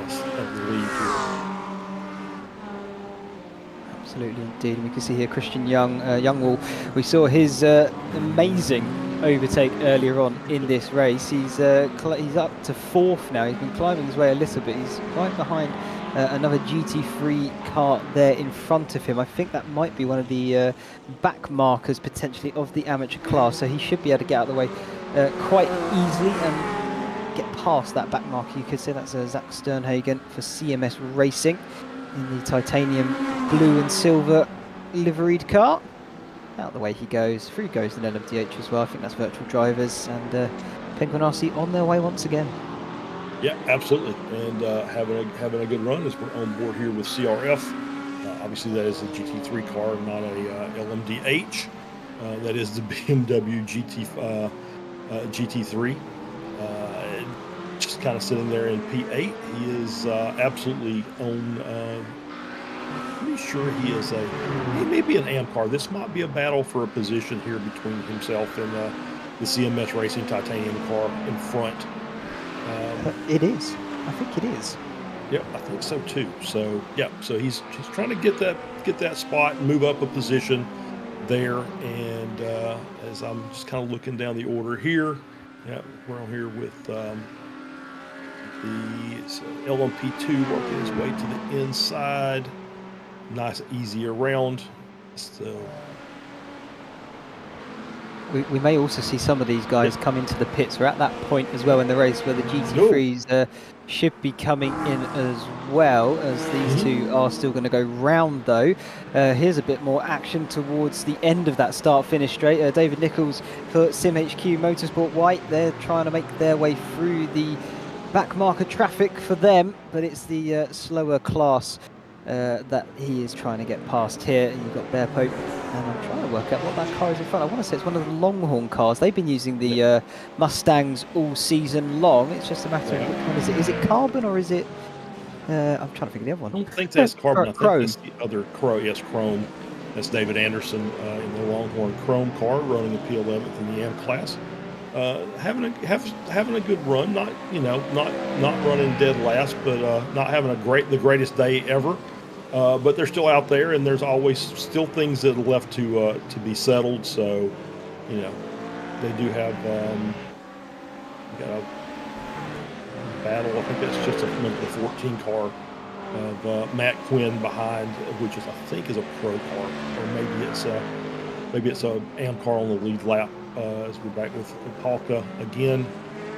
And we got his right. I think he's managed to get his way around the CMS Racing titanium car. So up to P7, and then you've got backpainted iStrain just ahead of them, running in P6. We see the 22 car of Punk Crew Blue, just still working his way through the field. He's up to P2 now. And it's having himself quite the day. He's 34 seconds behind Punk Crew Gold. And has still managed to keep that car clean, and doing a good job. It's just making his laps as they're trying to finish up this race. 2 hours to go now before they can claim their championship. Yeah, absolutely. I'm just looking at sort of pit strategies, because like I say, it's right at that moment where GT3s can be coming in. We've had a few coming already. We've got when we're looking here, Zach, we're riding on board with currently. He has only done one stop, so he is due a pit stop. The two cars in front of him, Zachary Living Good for back pain and eye strain, as well as Michael Opalka for CRF, they have done their 2 stops. So Zach benefiting from having not done his second stop just yet, so he probably won't be in that battle for forever. and it will drop off eventually. But at the moment, he is there, and he is battling for position, so he has every right to do what he is doing. As we jump to the front of the GT3 category here with Luke Wallace for Hyperion Racing after inheriting the lead from Solpec, who unfortunately one of their drivers had a power cut and demoted them down 2 laps. But you know, they've done the business. They were battling there, you know, with them when they were in the race. So I mean, they're not just there out of a bit of luck. They're also there out of merit as well, because they were battling for that win. They were, as they've now just been passed by, I think, the sister Solpec, but in the other class of the LMDHs. Yeah, that's the overall race leader that just went through the Solpec 110. Yep, there we are. Pat Pelchat on board. As we see more GT3s coming into the pit. So this is the pit cycle for the GT3s. This is pit cycle, pit stint number 2 done. Looks like everybody out here has been able to get past that 1 hour mark again. So the next time these cars come in will be for their final pit stop of the race. They're doing a really great job. Most everybody in that class has done a really great job maximizing their fuel mileage and making sure they could get past the 1 hour mark. And so they're on board to just not even worry about that final little splash and dash, and we take that out of the equation. So we come in one more time, we change drivers, change tires, add fuel, do whatever we got to do, and then we race to the end of the race. Absolutely, as Punkru Blue coming in for, I'm assuming, a scheduled pit stop. Yeah, it does actually check. Yep. It's around about now that the LMP2s will come in for their 3rd stop of the evening. So what does that mean in terms of total stops? About 6, maybe? Something around there. The interesting thing I have on that then, Charles, is they have 6 sets of tyres. So I wonder if maybe they have to do an extra stop. Maybe, you know, if my maths is not quite mathing, then maybe you might see the teams having to do a double stint on one set. Yeah, I think the way it's worked out is they're able to do that final, you know, partial half stint, whatever you want to call it, the final partial stint, the splash and dash at the end without a tire change.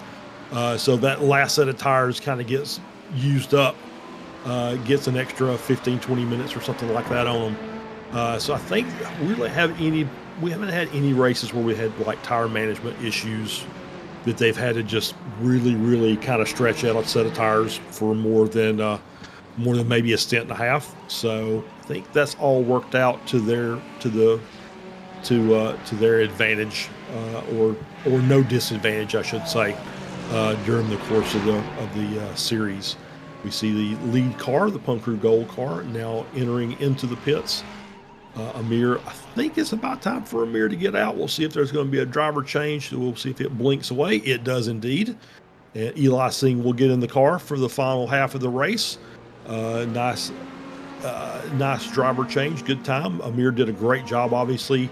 Put out a huge gap to the rest of the field, was 30 seconds plus on his sister car in the Punkru Blue. So it'll be see how this ends up. I think they're in a good spot to go ahead and at least take the race victory. Did see several driver changes. Sonic Racing is up to P4 in the GT3 Pro class. Federico Faria is in the car now for Miguel Almeida. So he'll be out there and finishing the race more than likely. I think most of the teams are splitting there, even though they've got fair share. Where really you'd only have one driver would only have to take maybe an hour of the race. I think most of the teams are saying we're doing this as a team, so we're splitting it up. Equal work for everybody, and they're doing 2 hours each.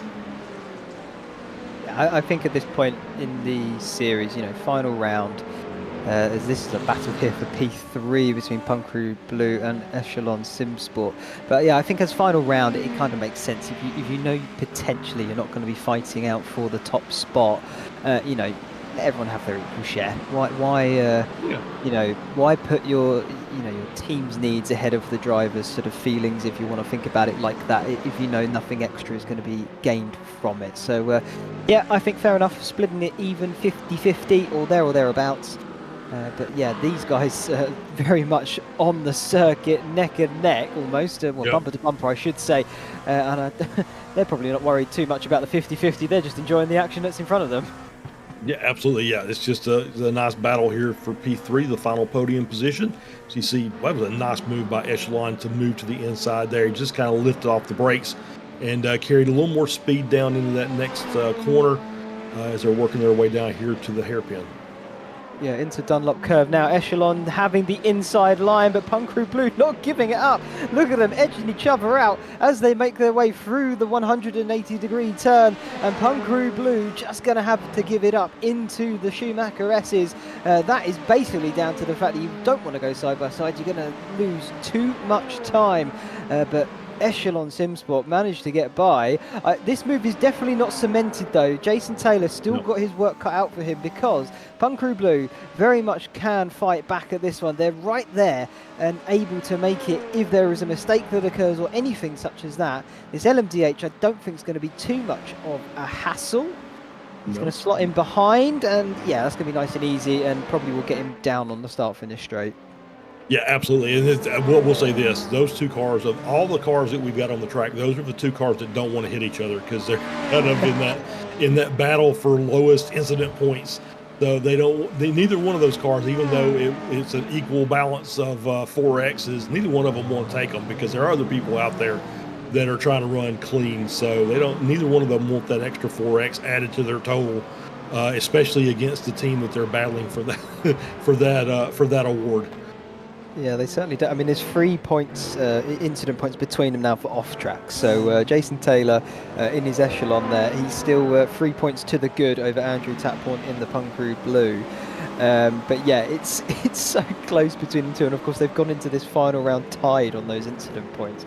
So it'll be interesting to see who picked up the most at the end. I think that's something they'll just have to find out afterwards, and we probably won't get the information privy to us here, unfortunately, Charles. But it's still fascinating and interesting to watch. Yeah, I don't think we'll get a chance to be able to announce that before we close our broadcast for today. As we did see the incident up on the board between Go Win Racing Ruby and Fendi Racing.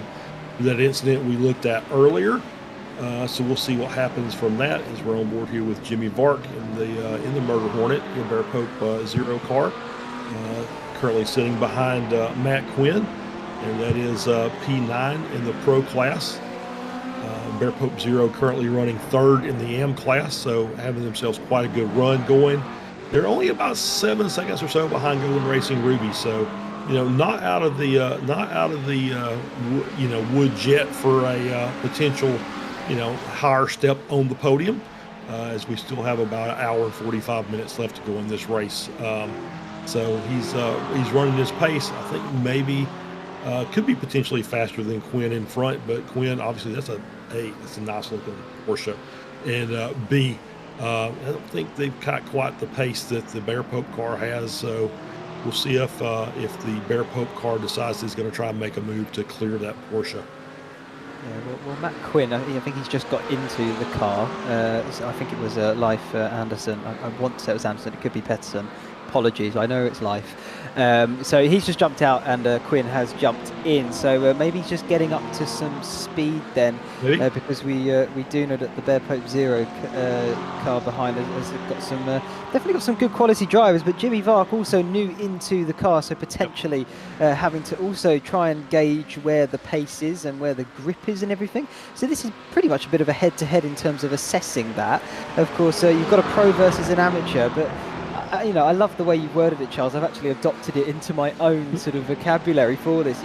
Amateurs, they're amateurs in name, and what it means is they're lacking sort of the experience that the pro driver is. It doesn't necessarily mean they're down on pace, and that just shows again right here. Yeah, absolutely. Yeah, it's exactly right. There's some drivers out there that I've seen in other series that simply they don't run official races anymore. They just said, you know what, I like running with a group of people that I know and that I trust on the track, and I know what kind of quality racing I'm going to get, and I just don't run officials anymore. So they may be much more experienced than their iRating indicates. So iRating is good for a little bit as far as assessing abilities, but not the end all be all. I might have to start taking that then into my racing. Some of the iRacing lobbies you can get yourselves into are so chaotic, but they do add a massive amount of entertainment into our lives, and I'm sure everyone can agree on that. I'm sure James Logston here is getting a bit of entertainment at Bear Pope Enduro because he has got Tectonic Racing right up his chuff, trying to get past that car.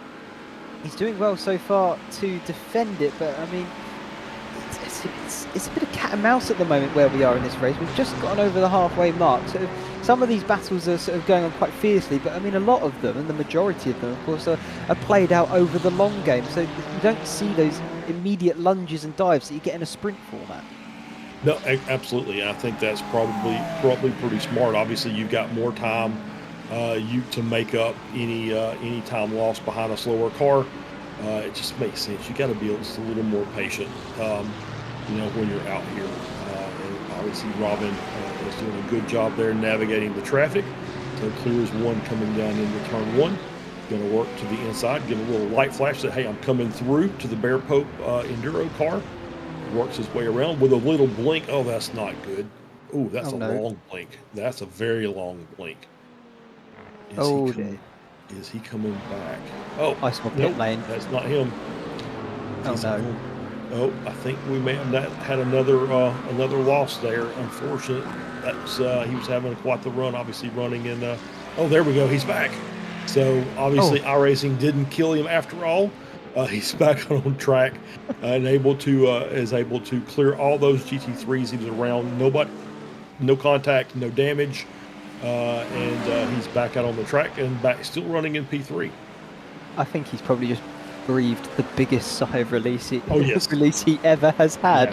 Yeah. Because if that had happened, he would have been very much out of the fight for the lead of the overall lead of the series, and of course his class as well. So for anybody that has never experienced that blink, that just may be watching these races, when the car blinks on track, you see one car blink. All the rest of the cars stay there. If you're driving the car, you don't blink. All the rest of the cars disappear. You have no idea where anything is at that point. You just kind of have to guess and hope that you don't hit anything. And for an extended blink like that, obviously, with him still trying to pass cars, he's lucky that there wasn't some kind of invisible contact that was made, fortunately for him. But it's a very scary experience when you're behind the wheel and all the cars disappear. I think we should also mention there at that point then, Charles, as well, is of course in the latest update for iRacing, they've implemented the new internet security buffer. I don't know how you quite want to word it, but it effectively means that if your internet connection is not deemed worthy, shall we say, by iRacing, they effectively boot you out so that you can't race on the circuit itself. You get sent straight back to the pits so that you are not a danger to the cars around you and ruin potentially other drivers' races.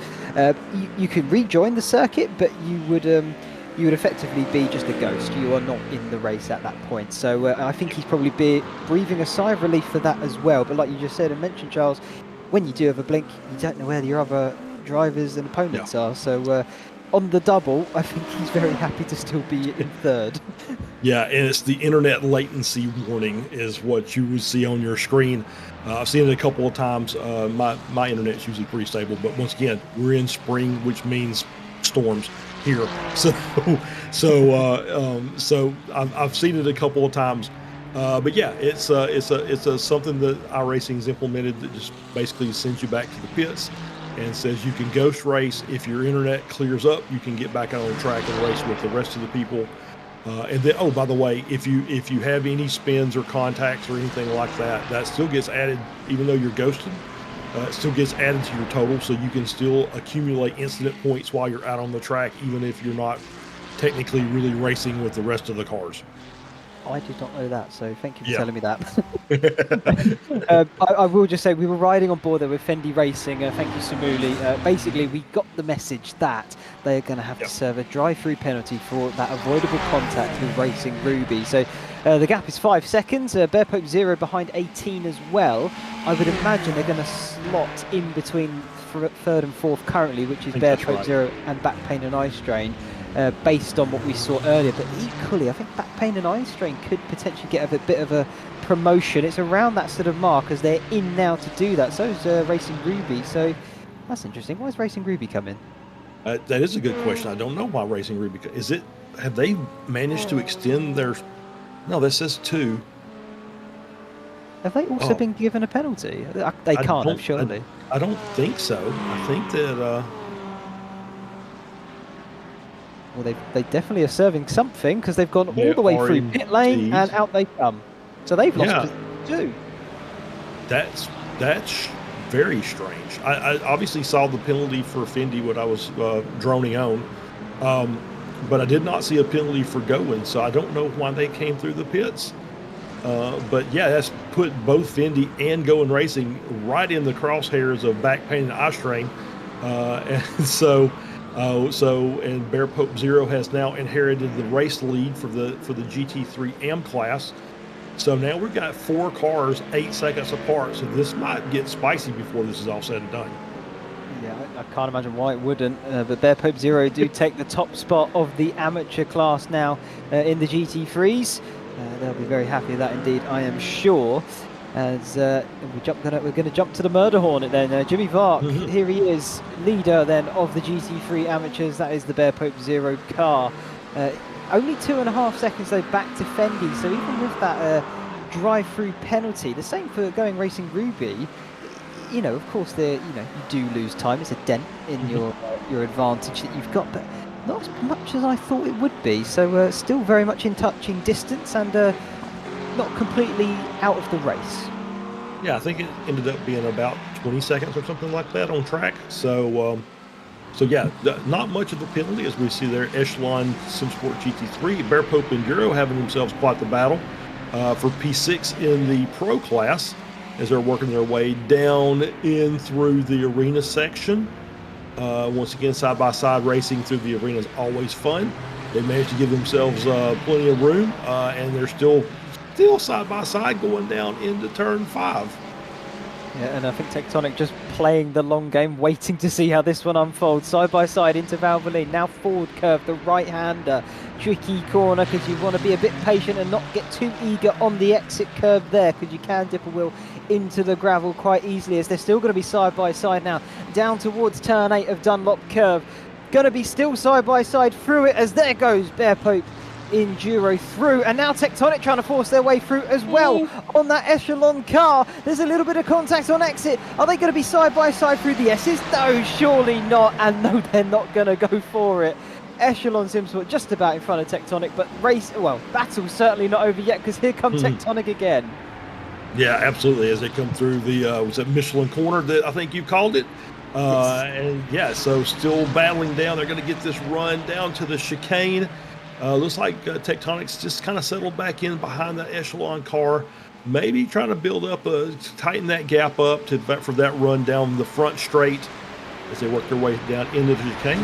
Gained a couple meters there on the braking, and is in a good position here. You're 2 tenths back. Going to get the good run out of the corner.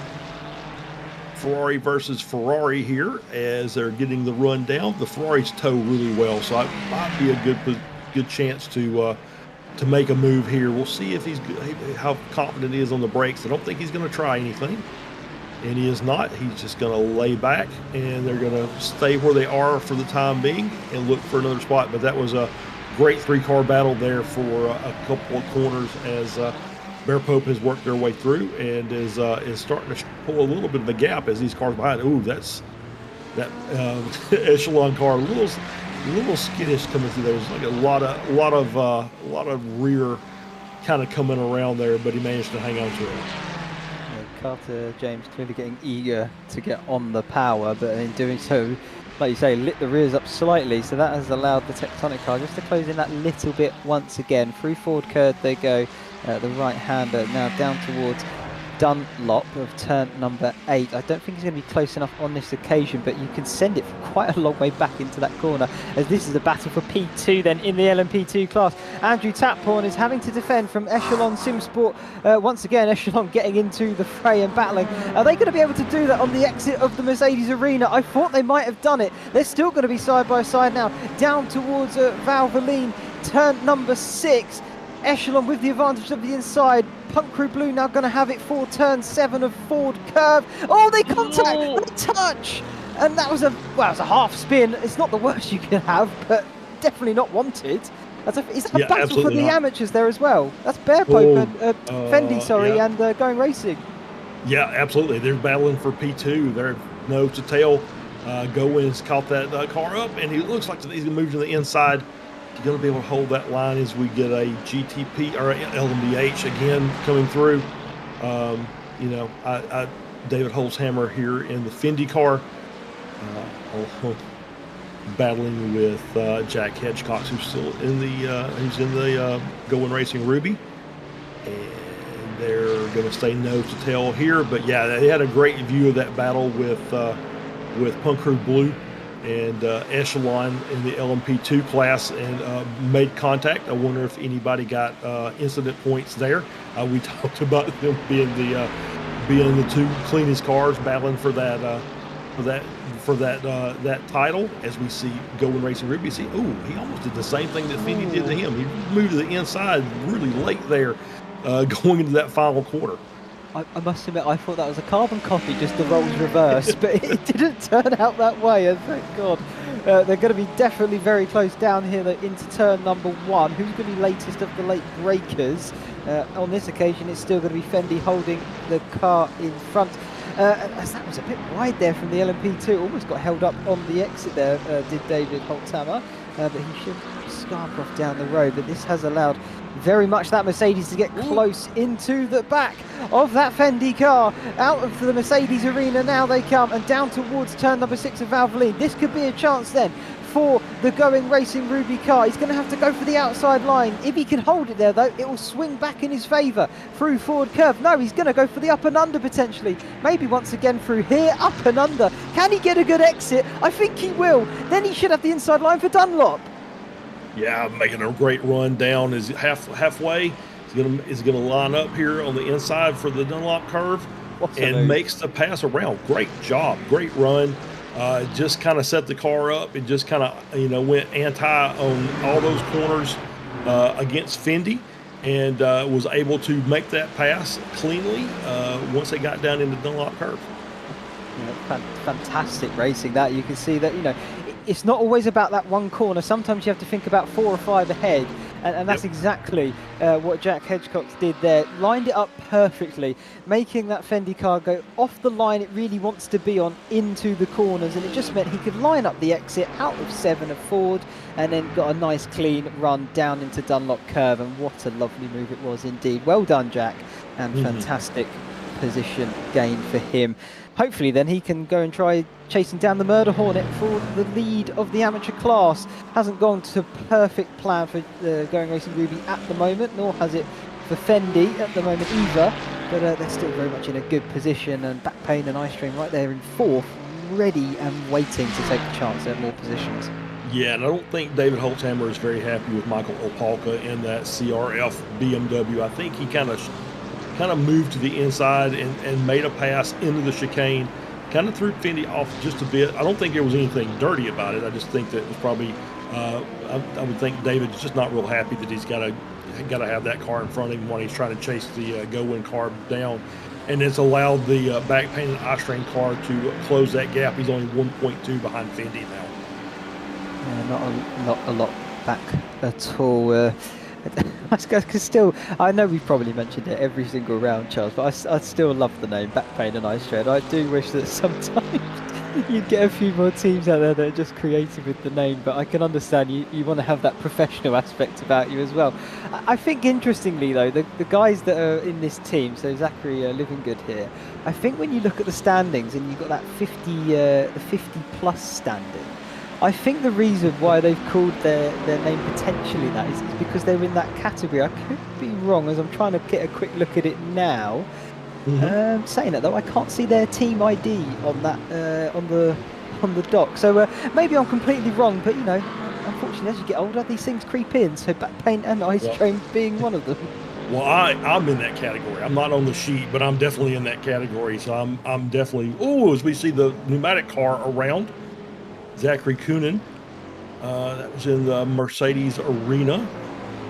So just looped the car, just too much speed, or is it a curb? Just loops it. Yeah, There he just leaves goes. the car around. Just carries a little too much speed through there and couldn't get the car to. Oh, that's not the place you want to try and make that move. As we saw, that was I think that was virtual drivers that came through.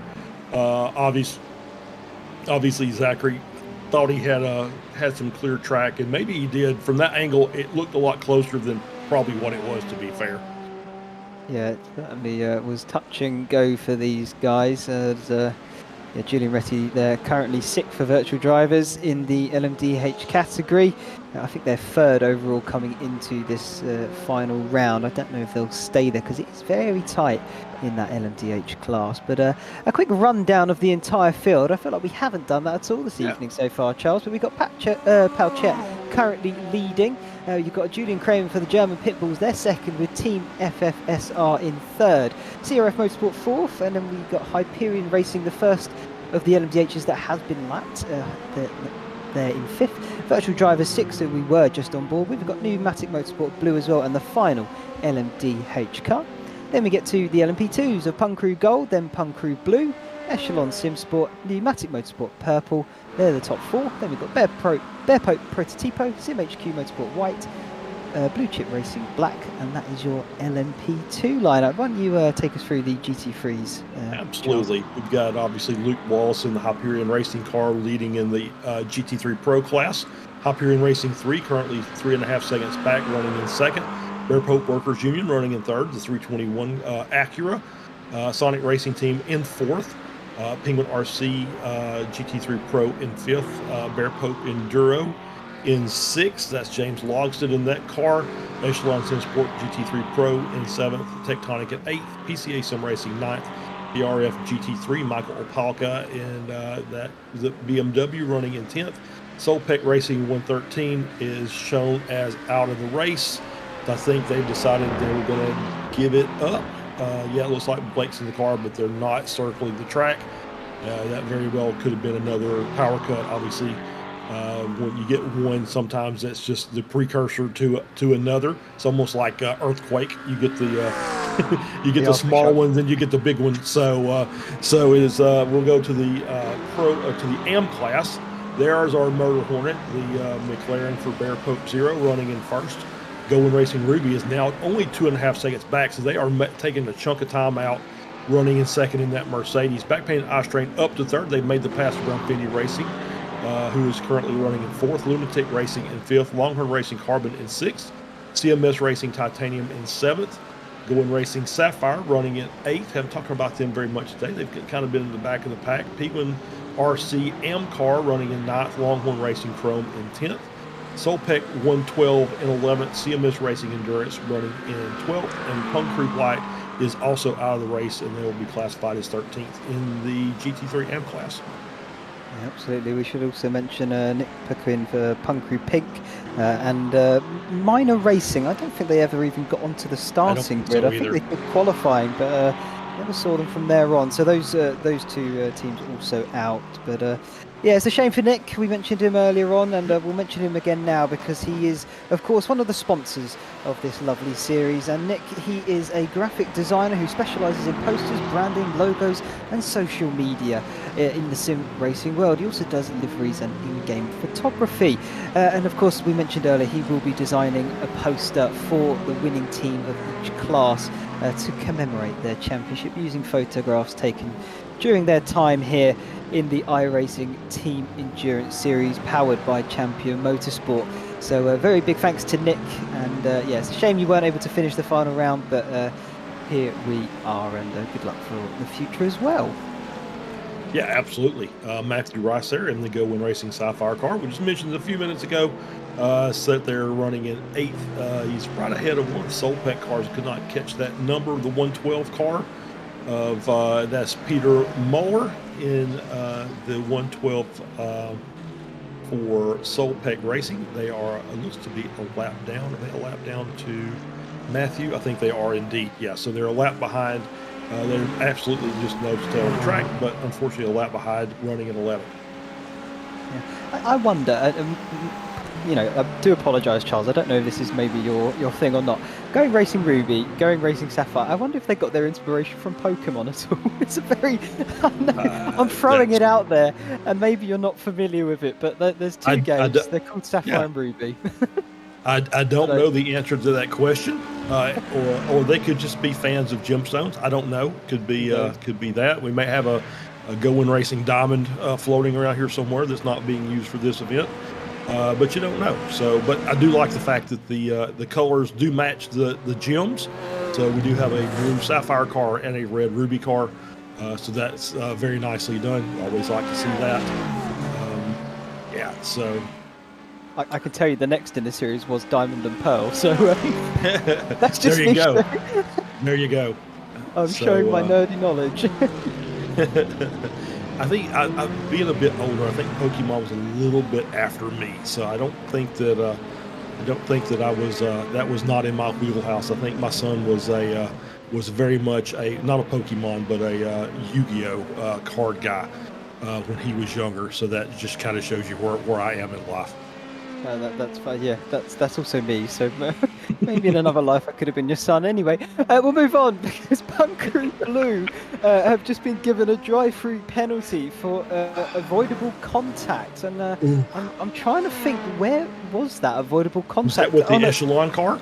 That's where when it was. They had yes. the contact That's with the exactly Echelon. It. Yeah, I think that's it. Nail on the head. That's a tough pill to swallow. Obviously, you know, they're going to win the championship, but you know, they were having themselves quite a good run working their way up through the field. But yeah, that's as we're on here with Bear Pope Zero and Going Racing Ruby is battle for the AM class lead, and we're going side by side. We are indeed going side by side. Jack Hedgecock's taking that car wide on the outside. Very brave out there in that curb in the AstroTurf. Makes the pass around, good on the brakes, real late, and is able to make that move before they get into four. That was a very impressive.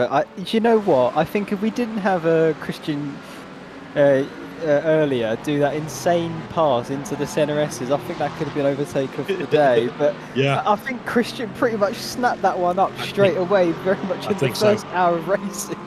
Yeah, I think you're absolutely right. I think if there's a move of the race, that was absolutely it. But it was a very impressive move nonetheless for Jack to take the lead of the amateur class once again. So Going Racing Ruby back to the top of the GT3 amateur field, as that is Jason Taylor in the pits for Echelon Simsport. Have we reached the pit window again? I think we have. The 240 mark. Yeah, it sounds about right. I think that's about where we're going to end up coming out as far as pit cycle for the LMP2. So we'll know in short order as the cars circulate around. You'll start seeing them start dropping in. But they've had theirs done and they're back out, and so now they're going to have the full tank, fresh tires. Once they get those tires up to speed, they'll start setting out some cracking laps and see if they can make up some time on the cars they've been racing with. Certainly what they're going to be hoping for, at least. We're putting that into practice is another matter entirely. As here is Jason Taylor back out onto the circuit. Has Jason done the whole race, or is that just me misremembering that? I'm trying to think who his teammate might be in that car, but it seems to be Jason every time. Sometimes it seems that way, and I don't think so, but it is very possible. I think that at some point he's going to have to come in. If he's been in there the whole time, this will be his last one, because he's got to come in and let the fair share get worked through. So the second driver is going to have to jump into that car if he hasn't already. That's a bit late over the entry line. I think he'll get away with that one, though. We've seen it earlier where drivers have done that, and no penalties being issued by the game itself or the stewards. So maybe they've chucked a little bit of a rule in there to not penalise drivers extra on that. But either way, you'd argue it's a bit naughty. Yeah, let's hope the F1 stewards aren't watching that. They would just hammer him. So, yeah, but I think that's for iRacing. As far as iRacing concerns, that's legal. Ooh, there's a very slow car behind that Echelon car. Was it an LMP? Could not tell, but it just kind of looked like there might have been some other issues going on. Maybe it was that the virtual drivers coming out of the pits here. Oh yeah. Just locks the car up and just right in front of that GT3 battle between Echelon and Tectonic. Yeah, Again, an odd sort of mistake, you could say. You don't often see that on pit exit. Normally, you find they're taking it a bit easy. I think that's over eagerness to get ahead of the GT3s that he saw coming down the start-finish line. But in doing so, he's ended up behind them anyway.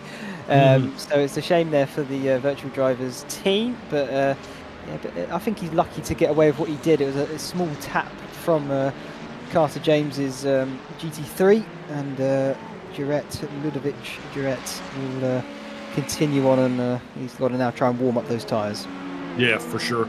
And cold tires may have actually played a part in that as well, with hot brakes coming out of the pits, and you've just been comfortable dropping the hammer on that brake pedal for the last hour or so, and then all of a sudden you've got cold tires and you try and outbrake a GT3 going into turn one, and you end up outbraking yourself, unfortunately.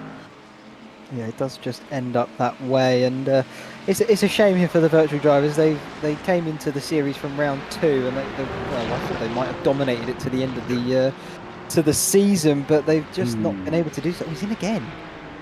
In again. Did he make?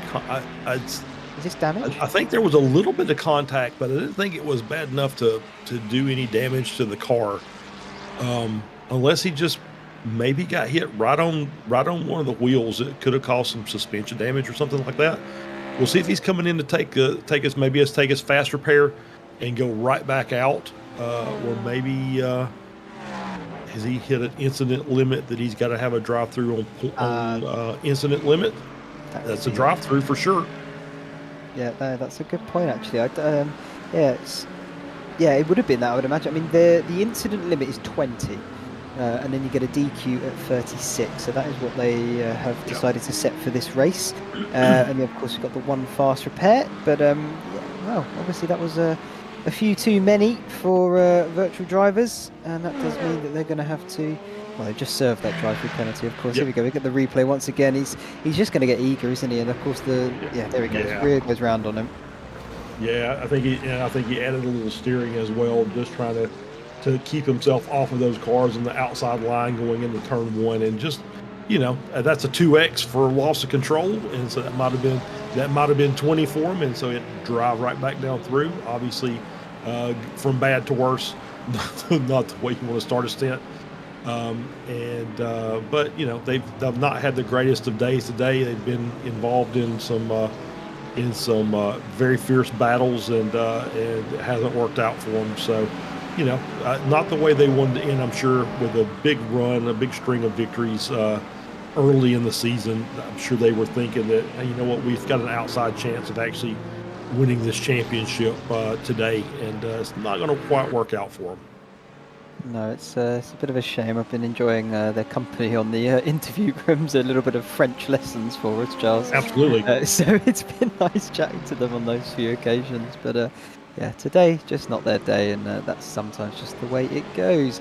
David Nichols here, currently 7th then, and at the back of the LMP2 class, but he is fighting Aaron Beaver for Blue Chip Racing, so this is the battle for P6. They might be a lap down, but they are neck and neck, bumper to bumper on the circuit still, and going for those positions, and Aaron here having to look very much into his wing mirrors there to try and make sure he can defend this 6th position. I mean, no one likes to finish last, but of course someone has to be there. Yeah, unfortunately, there's always the person that ends up last on the timing tower, and sometimes it's you and sometimes it's not. But yeah, they've had a pretty rough day today. Obviously, a lap down with I think that's the SimHQ right behind them. Yeah, 1 second back. So these guys are going to battle to see who's going to finish 6th. We'll look at it that way. We'll be positive about it. We're going to see who's going to get that 6th place trophy, and as opposed to seeing who's going to end up in last for the on the grid. They've got Ian Henneberry about 19 seconds up the road. So you never can tell. Henneberry's had some good pace in the car. So we'll see how it all shakes out. There's still still another hour and 15 minutes left in this race. We're not done yet, and things will still happen. Yeah, absolutely. I'm just looking at the LMP2 field on the timing tower. Of course, we saw Echelon Simsport come in a few laps ago. They've done 4 stops now, as something has just happened to Blue Chip Racing on the timing tower as well. Oh, here it is. Yeah, they're coming into the pit. But everyone else hasn't pitted yet. But we saw Echelon coming quite, about 5 or 6 minutes ago. So that's 2-3 laps. I don't know what they're doing with their fuel, but here they are. Jason Taylor. Maybe it was a stop for damage potentially. It is very possible, and it may be they did some calculations and said if we come now, we can split it half and half. We can make a half fuel now, or less fuel other than a full tank now, less fuel on the last stop, and kind of maybe equal out the pit stops. Or if they say if we come in now, then the last stop we can just double stint the tires. You don't know. Unfortunately, it would be it'd be nice to be able to be in the mind of everybody out there. But we can just kind of speculate. Like I said, it could have just been damage. They could have just said, you know what, we need to get this fixed so we can run our fastest pace for the rest of the race. We'll come in now, take the pit stop, and go back out. So, did we get the drive-through for Punk Crew Blue yet? That's kind of the question. I don't see it on the board. I think we have. Just because I remember the gap between them was about 20-ish seconds between the gold and the blue team. So I think they have served that. They were, of course, closing in before the penalty anyway. They have. So yeah, I'm maybe now, they were. Yeah, maybe they were closing in and have just done that in the time being. And of course, we saw at Echelon Simsport they've done that extra stop already over Punk Crew Blue. So they are there in second on merit still, and they just. I thought they were coming up to the back of a car, but it's an LMDH, so they're of course going a bit further away than I thought. But either way, Punk Crew Blue, they've started from the back in 7th of their class and have worked their way up to 2nd, and having a pretty good race of it still. In terms of sort of the points between the two teams, Echelon Simsport have now had 14 off tracks. To Punk Crew Blue's 13. So Echelon seem to have been a little bit naughtier on the off tracks in the last few moments or last hour or so, and have now overtaken the Punk Crew Blue team. Yeah, absolutely. So it's that battle is still raging on for the lowest incident points for the championship. As we're on board here, as they're behind the 178 car, the Ferrari champion. Brian Blanchett in the car there.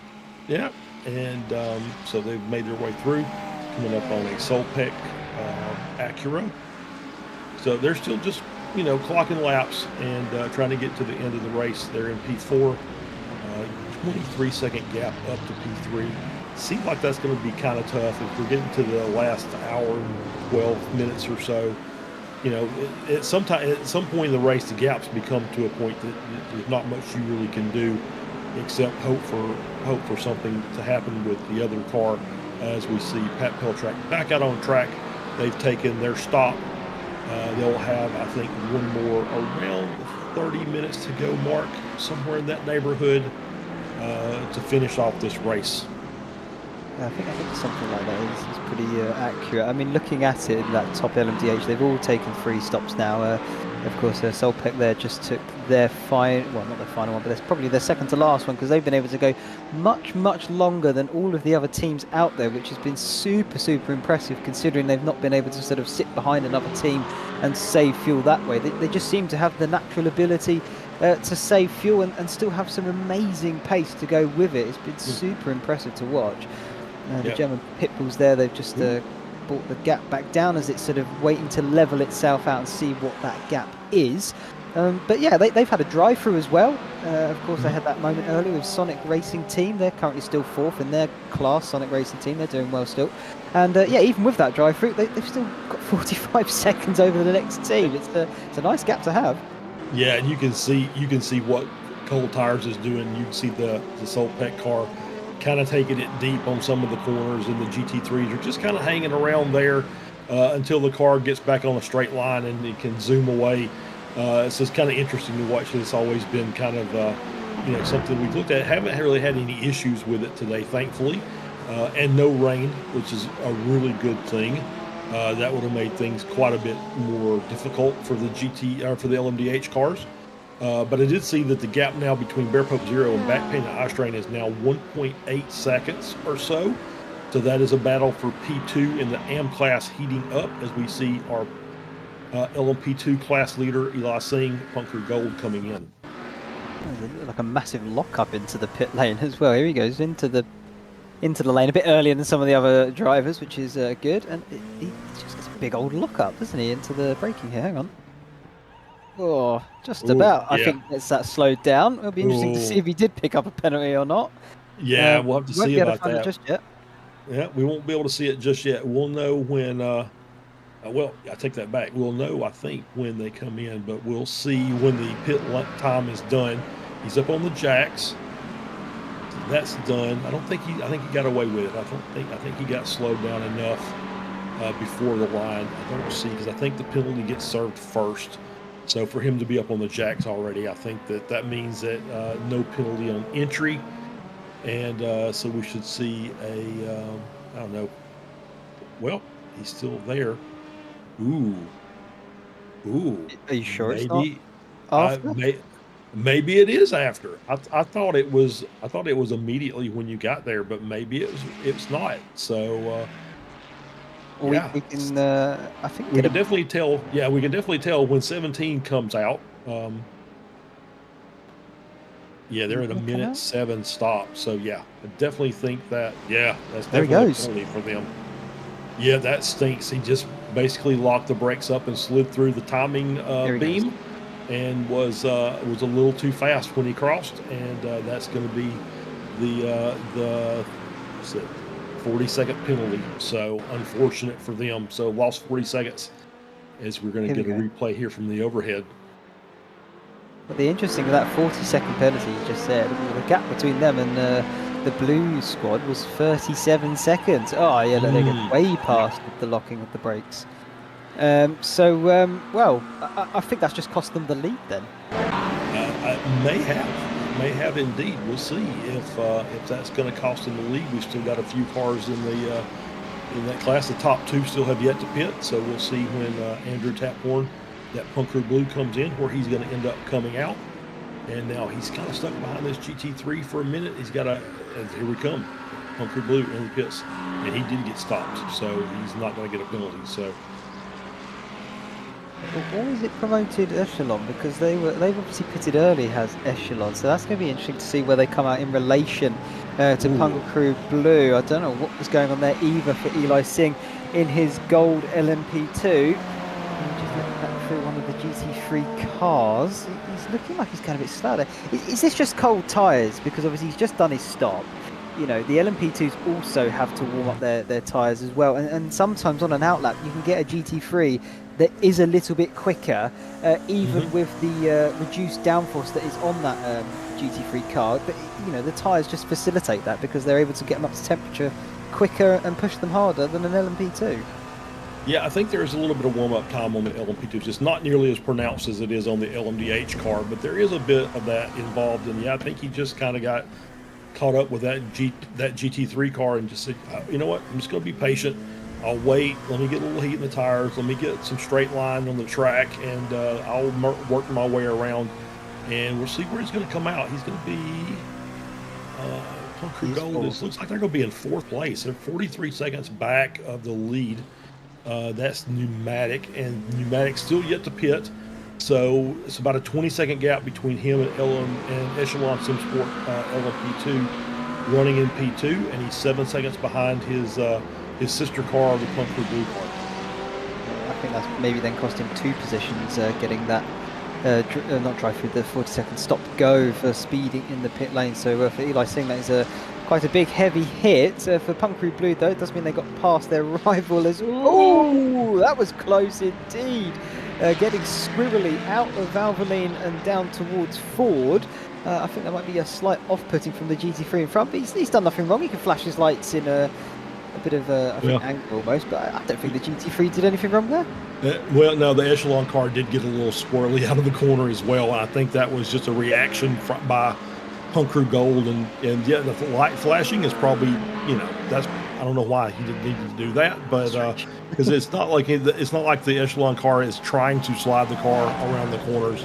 He's just running his race, made a mistake, and Punk Crew just happened to be behind him and maybe startled him a little bit. Yeah, it probably is. Like I say, I think frustration, it might have been just a bit of that, considering he's just had to do the penalty. He's got it in his head a little bit. He's like, damn it, I've lost the you know, the two positions in front of me, and now he's got to fight back for it. So he's got an hour to do so, but it's going to be a bit more hard fought.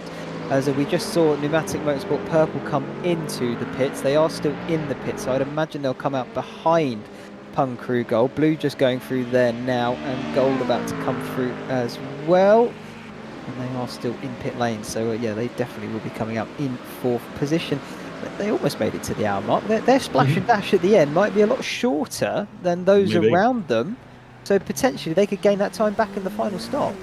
Yeah, absolutely. It's going to be that last stop is going to be pretty critical for the LMP2 class. That might be what really decides it.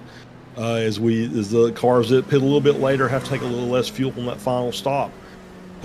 So you know, it may be what decides the race, or it may just put them all together on track and they have to fight for it, which would be great for us. Well, let's hope for the latter, because I would love to see them all on the same part of the circuit fighting for it. That's what we come here to see. But yeah, it's fascinating watching the sort of multi-class racing such that this is, because you do get those battles that just ebb on for sort of 2 hours at a time. It's not the quick, sharp, snappiness of a sprint format, as we've mentioned before. And so you just have to play the long game with it. Make sure you're getting settled into your rhythm, not making little mistakes like that from Jimmy Vark, as Bear Pope Zero in their Murder Hornet have just lost out to Back Pain and Eye Strain there for P2 in the GT3 amateur class. Let's see how that unfolded. There is a faster LMDH approaching there. Back Pain and Eye Strain. This is going to potentially be a move down the inside into Valvoline corner, and they just get it wrong. They just get it wide. Yeah, he did. He just carried too much speed. Thought he was going to be able to hold it around the outside of that corner, and just carried too much off the track. But you know, he's still there. He's got the Back Pain Eye Strain car right in front of him, and so he knows what he's got to do in order to get back to that P2 position. He's just got to focus down, get that little mistake out of his head, and focus in on the car in front, and see if he can work his way back up into that 2nd position. Certainly give it a go with Zachary. The only thing is that Mustang is a bit of a monster down the straight, so I wonder how easy that's going to be to get alongside, to get a move. You really do need to nail the corner beforehand to try and out-drag that car. It's a little bit squirrely there on the exit of the final corner for the Back Pain Eye Strain, but I think he's got a nice bit of an advantage over Bear Pope Zero behind, so no threat will be caused on this occasion. Late on the brakes though, you can see they're under braking. Much better is Jimmy in that McLaren. And so yeah, I think that's where it's going to be won, but he's going to have to try and get as close as he can out of a corner to then be close enough on the braking zone. Yeah, absolutely. He's going to have to be right up on the tail of that Mustang to make it around. I think the McLaren does kind of make cornering better than the Mustang does. Obviously, Mustang with that big V8 up front is going to be a monster down the straightaways, but it's not necessarily the most nimble car around the tight, twisty sections of the track. But I don't know with this track if there's enough tight, twisty sections to help the McLaren out. So he's going to have to use quite a bit of pace here, and just see if he can close that gap down to get a shot at a lunge down into turn 1. Unfortunately for the McLaren, the circuit itself, the corners after the first sector, so you're talking about sort of the Mercedes arena where it is slow, tight, twisty, they are a bit more mid-speed corners. You're not having to slow the car down as much. I mean, you take sort of Michelin and bit curve there in about 3rd gear, I would say, as that was incredibly close to the LMDH of the virtual drivers. Oh, it's wrong again. How did he catch that? I don't know. That's kind of crazy. That was pretty insane bit of driving there by Jarrett. Just, you know, it's just pretty crazy. We get a replay here. It's coming down into the Schumacher S. And work his way down into the Michelin. Passes one GT3. Lines these two cars up that we've been talking about. Offline, is that it? Oh, the curb. Oh, that curb. Oh, wow, was that like 120 degrees of left hand down just to try and get that car from snapping around. That was a great bit of driving to catch that. Something like that. Either way, it was mighty impressive that he didn't end up losing it and putting it into the barrier. And fair play, Jarrett. Clearly putting all your rally skills on show for us this evening. But you are in the wrong sort of, shall we say, part of motorsport, if that's what you're trying to show off. You really want to be smooth and precise, particularly with the prototype cars, and especially as you're warming up tyres as well. Finesse is what you need, but yeah, mighty catch indeed. So he'll be happy that he didn't bin it. Yeah, absolutely.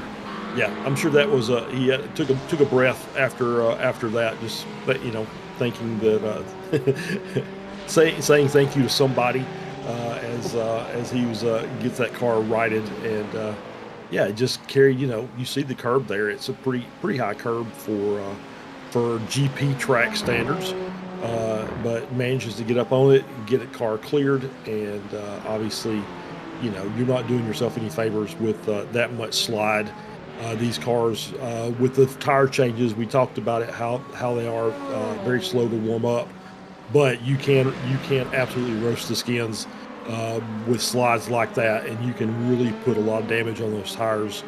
That takes you several laps to just kind of get the tires back down out of the top of the working window and back into the working window, as we're here battling Bear Pope and the 333 car. That's the Sim HQ White, the 17. It's a little battle there for P5. I was going to say, Darren Mowbray here, he's gone from 7th, and he's got the 6th from Blue Chip Racing, and now he's caught up to the back of Bear Pope Prototype here. So he's on a bit of a late charge, you could say, is Sim HQ Motorsport. And yeah, well, the position is up for grabs. So of course, why not? You're going to want to get as high as you can on the board. By the time the checkered flag falls, and with just under an hour left, at this point, the positions are going to matter even more so, because you don't want to have to do more work the closer you get to 0 or the 4-hour mark. So yeah, if you can get it done now, he'll be quite happy with himself, and hopefully he can try and pull a gap as well. Yep, absolutely. And I am seeing some GT3s in for their final stop of the race. They're at the 3-hour and 2-minute mark. They should be able to get home with that. It might be a little tighter than they want, but they should be able to get it to the end of the race, as we're this battle still raging on, passing Go Racing Sapphire, and able to clear them through the arena section. And it looks like Mowbray here is starting to stretch that gap out a bit over Bear Pope Pro Tipo, so he's got it clear, and he's up into P5, and we'll see if he's obviously got quite a ways to get another position. He's going to need some help for that, but P5 may be the best he's going to get, but he's going to try and get it. Yeah, I think to the next car is somewhat further, but this is the move for that position in for P5 then for Darren into turn number 1, and I tell you what, that was very nice indeed. He ended up having to sort of use the GT3 almost, because Bear Pope had nowhere to go. They just had to back out of it and relinquish that position. Very nice move indeed. Yeah, for sure. Just using the GT3 car as a pick, as a block, and was able to take the inside line there and get clear. And looks like he's checking out. Looks like now that he's in front of Bear Pope Pro Tipo, he's going to start stretching that gap out a bit. The gap now up to over a second. So got the GT3 that's going to slow up Bear Pope just a bit there going through the chicane.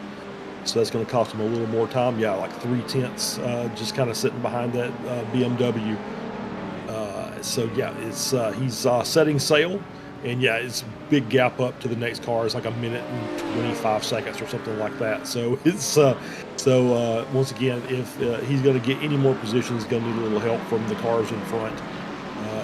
Just see that the 222 car. Oh no, that was a car around. Was that one of the? That's Hyperion Racing 2, running P5 in the LMDH class. Was that pneumatic that I see behind him? Yeah, so they've got a car, Zach Coonan, and the number 4 Cadillac is about 2.5 seconds back. Is this just getting caught behind a GT3? I think so. Yeah, there it is. Yeah. Yeah, just a Easily little done. movement of the car. Yeah, absolutely. We've seen that a few times today. He's going to wisely back up to get himself righted. I think he was wise he did that, yeah. Yeah, Bear Pope took a very wide line through turn 1 there. And, or not Bear Pope, back pain and eye strain. And that 62 Mustang, as you see right in front of him, took a very wide line through 1. I think there was a lot of traffic coming through. So very wise to just kind of back that car up off the racing line. Or off the racing surface completely. Yeah, I have the sort of the YouTube to my left, so I can keep an eye on the chat. And I've just seen it because it's a bit, it's a slight delay from what we're seeing live to what we're seeing on the replay. If he didn't back that car up, I think backplane and ice train would have chopped the nose off of that LMD8. I really think it would have happened. So he was lucky that he did do that and had the sort of, I guess, experience maybe to do that. Otherwise, he could have been in a world of hurt. Yeah, for sure. Yeah, absolutely. Sometimes it's just better to just get out of the way and get yourself reset. We're on board here with Pneumatic. This now get a chance to chase down that Hyperion racing car. That's about 2.5 seconds ahead. So we'll see if he's got anything in that car to make a charge, maybe get that position. Maybe still battle for P5 and P6 in class. So yeah, it's just we're just biding our time here. We've got one more pit stop to go, I think. For still a few of the GT3s haven't pitted yet, so they're going to pit here the next couple 3 laps. Oh, good catch by Zachary there. That car just wanted to come around backwards, and it was able to wrestle it back to the proper direction. But you could see the back end of that car wanting to step out. Certainly did. And yeah, you're quite right. We've still got some GT3s waiting to do their final stop. And of course, all of the prototype cars have still yet to make their final stop, as we're getting probably near the territory now of the LMDH potentially doing theirs. But I would imagine they'll probably try and go as deep as they possibly can to make that splash and dash as short as possible. As we saw Tectonic racing in the pits, they're now coming back onto the racing circuit itself. Pit exit there as one of the other, I think it was Bear Pope, currently leading the GT3 Pro class at the moment. They've just made their way into pit road as well. I'm just trying to work out that GT3 class. Actually, as I look at it, the Bear Pope Workers Union, they've just pitted and they've done 3 stops now. The car behind, Sonic Racing Team, they've only done 2. Penguin RC have only done 2. They're actually just coming in now. Penguin RC have taken the lead because they haven't done their stop yet. When did Hyperion Racing lose those positions, or is it just the fact that they haven't been sorted out yet? I think it's just because they've pitted already, and so they've dropped down a few positions. Sonic Racing Team has now taken the lead in the GT3 class. Still with a pit stop to go. So yeah, you'll see cars kind of working their way around on the timing tower as pit stops are being made. But Sonic Racing is still out there at the 3:08 mark. Every lap they can make here before they pit is one less lap of fuel they have to take on the pit stop, so that everyone, the longer they can stay out here, the quicker their last pit stop time is going to be. Yeah, well, that's exactly what you want, because then you've got the best chance of gaining as many positions as possible. We just saw there a brief little graphic in the corner about the stint length time. I think the GT3s, they're able to get up into sort of 32 laps, 33 lap stint. I would imagine that's the upper echelon of it. You can see there, Sonic Racing Team, they've been 32, 32, 32, nice and easy. P2 of Hyperion Racing, they've done 32, 33, 30. So that final stint a little bit shorter. So maybe they're trying to cover off or find a little bit of a gap in the traffic, so they're not really hampered or held up too much. But I mean, looking at it, there's a few different things there, but I think overall, you sort of, if you can get to 30 laps, you seem pretty safe. Yeah, absolutely. And I think that means that if I'm reading this properly, then is this Faria coming in this time for his final stop of the race? He's on 32 laps. And yep, there they are. So they're coming in for their final stop, and it'll be a couple of seconds quicker than what we saw with the other cars. The pit stop time for P2, that Hyperion Racing number 44 McLaren was 34.3. So Farias, unless he runs into issues, should be a little bit quicker than that, probably 33 seconds or so. So we'll see how that ends up shaking things out as he gets stopped. Car goes up on the jacks, taking the tires, as we see Hyperion go by to take the lead again. And we'll see where Sonic is going to end up coming out. I think it's going to be close between Bear Workers Union and being whether it's in front of them or behind them. Sorry, I mean Hyperion Racing is what I really meant, but I think actually the Hyperion Racing 3 might be too far back, and they should just slot out in P3. But still in pits, the time will of course still march onward. They're on pit exit now. I think they're going to be third. So Sonic Racing Team, they also started towards the very back of the GT3 field. That includes the amateurs as well. So they really have had quite some run on their way through up into now the podium spots of the Pro class and of course the GT3 field overall. But they have got Hyperion Racing 3 not far back. You can see there just on the back of the shot. So race not over for them, but potentially a podium on the cards. I think I might have to try and sit here and do a bit of maths, Charles, because it's really close between Sonic Racing and the Hyperion Racing outfit, because points-wise they're very close on the standings and they're very close what they're going to pick up here. Yep, absolutely. Yeah, it's gonna be pretty tight. And just to throw another number out there, for as far as the hard charger is concerned, plus 22 today for Sonic Racing Team from starting in the back. So that's a nice little haul of positions there, with still a little bit of racing left to go, and they've only got about a 20-second gap or so. And we'll see what the pace is like between Frederico here and EJ Bird up in the 321 Bear Pope Workers Union Acura, to see who is going to end up in that final, or in that second podium position, not the final one. Yeah, well, I've just if I've crunched the numbers correct, Charles, and my maths is on point. It's not always, but sometimes it is. If Hyperion Racing are to win their class here, they would obviously pick up 35 points. There's an 8-point gap between them and Sonic Racing Team.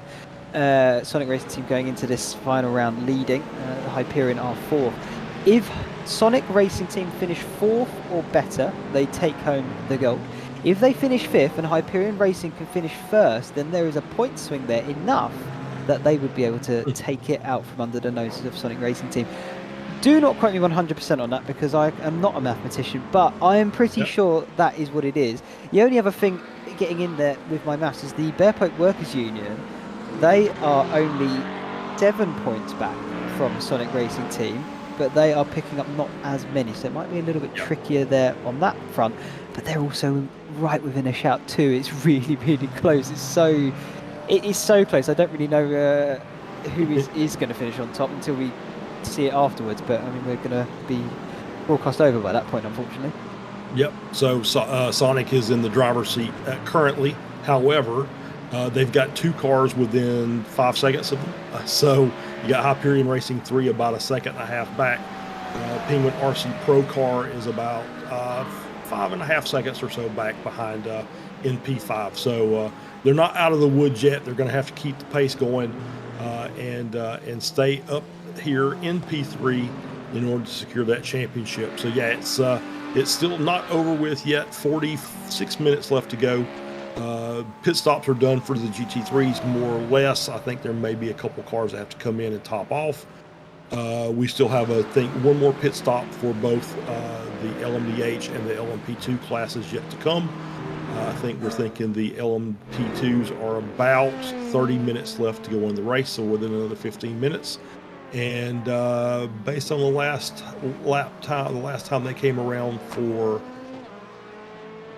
the lead group, 94, probably about that same time, so within the next 15 to 20 minutes or so for the LMDH class as well. Yeah, quite right. I'm still trying to do maths. I don't know if it's going to hurt my head or not later on, but I'll brave it out. I think Sonic Racing Team, if they finish fourth or better, they've done it, regardless of where Hyperion or Bear Pope Workers Union finish. However, if they do finish 5th or worse, then it could swing either towards Hyperion or Bear Poke Workers. And I haven't quite been able to work that one out because I think that my head will blow. So I think I'll leave that to the statisticians / the mathematicians later on. But effectively, Sonic Racing Team, 4 for hire, they take it home. That's the point I'm trying to make. There you go. Yeah, so they just got to keep going. They're running P3, as we said. So they just got to stay in front of those 2 cars that are trying to track them down, and they've got their destiny in their hands, as we like to say. Certainly do. This is Miko having a little look at the back of that BMW for CRF Motorsport. That's Martin Varga in that car. That's a pro, currently P10th against Miko here, P2 in the amateurs, and it is very much nose to tail stuff here as they make their way onto the back straight through Hatson back then, the quick kink curve in that, and down towards the chicane, or up towards the chicane, I should say. Very late braking there for Miko, flashing his lights in a bit of annoyance, because in comes Martin Varga for his final stop. That is a very, very long stint there for Martin. Impressive stuff, really, but it does mean that Miko can go off into some, I say clean air. It's not that clean because he's got another car right in front of him, but clean air. Yeah, clean air. Yeah, exactly right. And yeah, he's obviously currently running P2. He's got back painted I-Strain right in his rear view mirror there. Obviously a couple of pro cars intermixed in there. So there's some traffic that's going to have to be dealt with. That's the Longhorn Racing Chrome car, Phil Elmore, the number 78, and that lovely black and gold Mustang with a little bit of chrome accents added in there. We see one of the LMDH cars working its way through. I think that's the Soul Peck car, the 110, the overall leader, I think. But yeah, so Miko obviously doing a good job. He does have that back painted I-Strain car just hanging out back there. So it's going to be fighting till the end of this race. Once again, you hold the cards in your hands if you're in this position, right? You just want to run fast laps, be safe, and don't get yourself into trouble. Don't make mistakes as best you can, and you'll end up getting that P2 and having a very good ending to your season. Yeah, exactly. I mean, that's what you want to do at this point now. It's getting into that realm of you really do not want to have any incidences here because you've got no time to recover from it. So you're playing your racing a little bit more safely. Like you say, the cards are very firmly in your hand, and you're sort of holding them close to your chest because you don't want to give everything away if you've got anything up your sleeve. But you do want to make sure you bring the car home now, especially at this point. You do, of course, right from word go, but you've got time to recover if something goes wrong. Here, you don't. Yep, absolutely, because you realize at this point that if you have to drive through and take a drive-through penalty, it's 20 seconds on track. If you have to stop and get damage repaired, it's the time you lost on the track plus the 20 seconds plus the fast repair, and you don't want to have to do that. So you don't want to see the pits again until the checker flags drop. And it's going to be, as you see, Mark Kalin running in P10. Had a rough start for old Mark there, but he's done a good job. Just keep the car on the track. Obviously, he had to take his fast repair early with that lap 1 incident that they had, but had himself a good run. Is still running ahead of a couple of cars in his group, so he's done quite well to just recover and get toward the end of the race here as we see the LMP2 leader in the pits. Yeah, here comes Jason Taylor now for their final stop of this race. I mean, 3 hours and 20 minutes is probably what's going to be left by the time they get out of pit lane. That's cutting it a bit fine, don't you think, in terms of fuel? Because it is. It's about 40 minutes a stint. I think they're okay, but it is cutting it a little closer. But I think they were the first car in the last pit cycle. So it's not surprising they're the first car in for this pit cycle. So they should be able to fill up and kind of just keep an eye on the time here as they're sitting there getting their service done. The last few have been about 35 seconds for a full tank and stop. And 35.97. So full tank should get him to the end of the race. I think if they were worried, we won't know it, but we'll know it with about 2 minutes left if they have to come back in and stop again. So yeah, I think that they're in a good spot. Like I said, I think they'll be running it to the end of the tank. May have to do a little bit of lift and coast here and there just to get through, but sometimes just being in traffic helps with that. Yeah, it does. You're right, but I mean, at the same time, you don't want to be having to worry about fuel right at the death of the final race of the season, especially when you were leading it and you're in that battle for the lead. The pressure is then massively on you, right up until the final checkered flag. And I mean, me personally, I wouldn't want to have to worry about fuel, but I mean, sometimes that's just the way it goes. Yep, absolutely. As we're on board here with Julian Kramer coming into their pits for their final stop of the race once again. Pretty sure they're going to be able to make it to the end. I think the LMDHs are getting a little better fuel mileage than the LMP2s. So it feels like this is going to be not quite a full stop. It's going to be a little short of that. Once again, these cars are also about 39 seconds or so pit stop time. So he's already up on the jacks, getting his tires changed. They'll be running for their last little bit. And I think with the fact that these LMP2s are getting such good mileage, I think that kind of negates the tire management that they're going to have to do. And he's out, and that was a very short stop, 23.5. So, yeah, it seems like the LMDH cars are going to be this is going to be their splash and dash until the end of the race.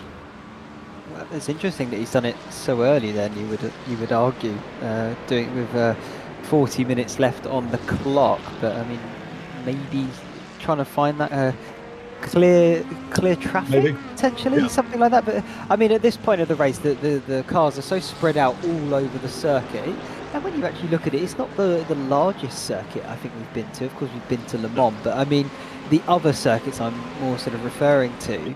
So they do trip over themselves quite regularly. So I mean, if you find a gap, great, but you're not finding it for very long. And so I don't know how that one's playing out. But either way, at the moment, because of that, it means that FFSR, they've been promoted to second, and Ben Ford here for CRF Motorsports have been promoted to third. But of course, the top three, they're still yet to make their final pit stop, as well as I think the majority, if not all of the rest of the LMDH field, except maybe virtual drivers. They've also had a pit stop too, but they are seventh, and I think about a lap down. Yeah, yeah, you're absolutely right. As we're here with Team FSR in the pits as well, so they're coming in for their stop. So maybe it's maybe the German pit bulls stop inside of a little panic here on the Team FFSR car for whatever reason, and so they've come in for their final stop as well. We'll see what the time is on that as they lose P3 to CRF as CRF comes down into turn one. That's wide. Yeah, it is a bit wide, but held and managed to get past the Punker Gold car as well as one of the Bear Pope GT3s. And we'll see what the lap time is. Same thing, 22.8 for the stop for Team FFSR. So yeah, it looks like that.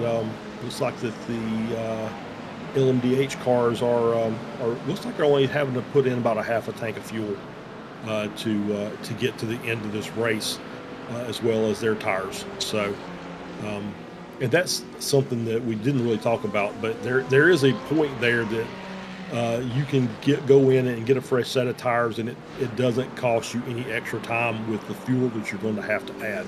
So that's another thing that we haven't talked about, and it's more prevalent a lot in the GT3s. Not so much in the LMDH class, but they're out and on their way as they're getting their tires warmed up. You see them a little bit slow in a couple of these corners as they're trying to get some heat in there, having to do a little tiptoeing. Yeah, it certainly seems that way.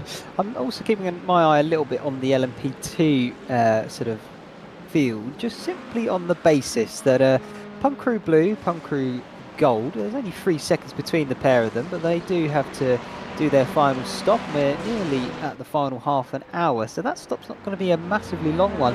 Pneumatic Motorsport Purple, they're going to be doing the same thing as well, but Echelon Simsport that we saw pit when they had about 40 minutes left in this race, 3 different classes, all down the start-finish straight, side by side over the line, fantastic. But yeah, the Echelon Simsport, 40 minutes left on the clock, and they've got a 40-second gap to the lead here upon Crew Blue. I don't think their pit stop's going to be 40 seconds long. I don't know what you're thinking, nope. Charles. I don't think so. I think that at this point, I think all the LMP2s are just going to the time is going to be reduced as the closer we get to the end of the race, as we're at the 3:25 mark. So we'll start seeing those come in, and I would say that we're probably, instead of something like the 35-second stop that they made earlier, it may be that these cars that are coming in now are only taking, maybe a 30-second stop or something like that. So it's not going to be a 1-for-1, but 40 seconds. You bring a car back that close, and it's going to turn some things on in your mind. It's like, hey, I can track these guys down. We're not that far off. We talked about this earlier. It's like, sometimes just having the rabbit up front is enough to spur some really quick laps. Yeah, well, it gives you a marker to chase, doesn't it? Yeah. I can tell you from my personal experience, it certainly motivates you seeing the next car on the road. You want to get them, and then you almost do turn into a bit of a rabid dog in your pursuit to try and get them.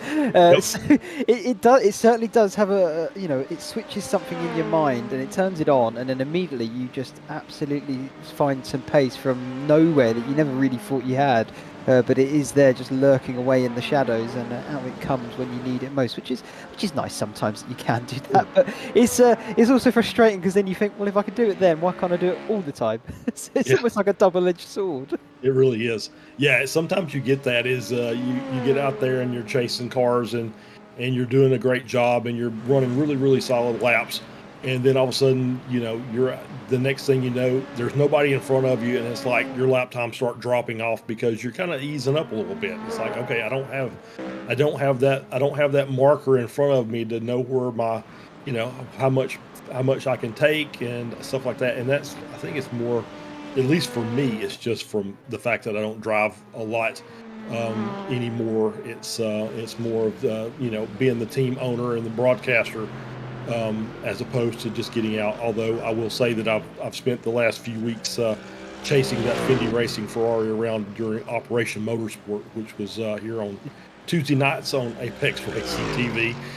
Dan Fendick, the team owner, is part of that league, and so we've had some fun on the tracks during the course of that season as well.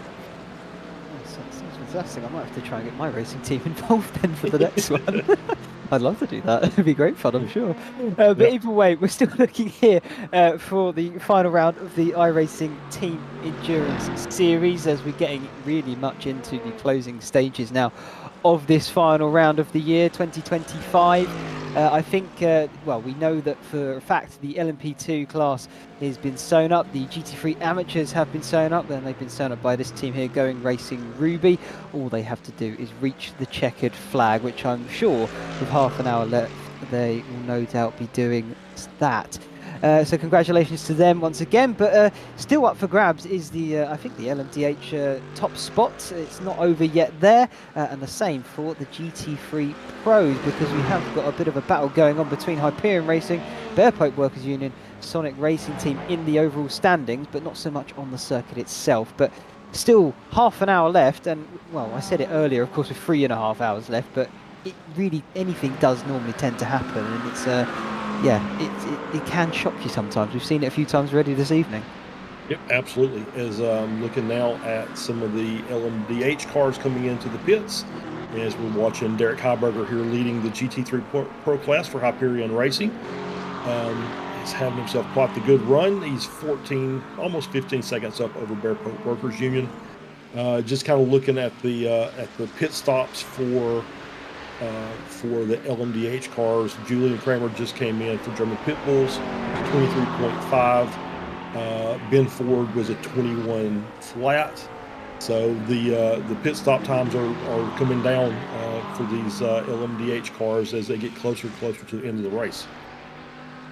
Yeah, certainly, and hopefully we can see then some close on-track racing action in the dying deaths of this race, and it might produce some brilliant options for pictures potentially.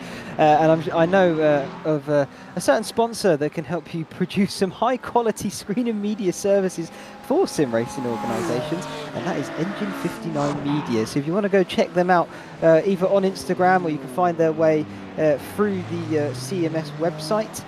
Champion Motorsport, to check those guys out. Big thank you for sponsoring the series as well, but they do offer some high quality sort of iRacing in-game photography to really show off and highlight the best assets of your car out on the circuit. And when you're going side by side and fighting for positions, that does normally present itself with some good photo opportunities. Absolutely, yeah. Get some great photos with those side by side, especially these multi-class races where you've got several different car tops in the shot.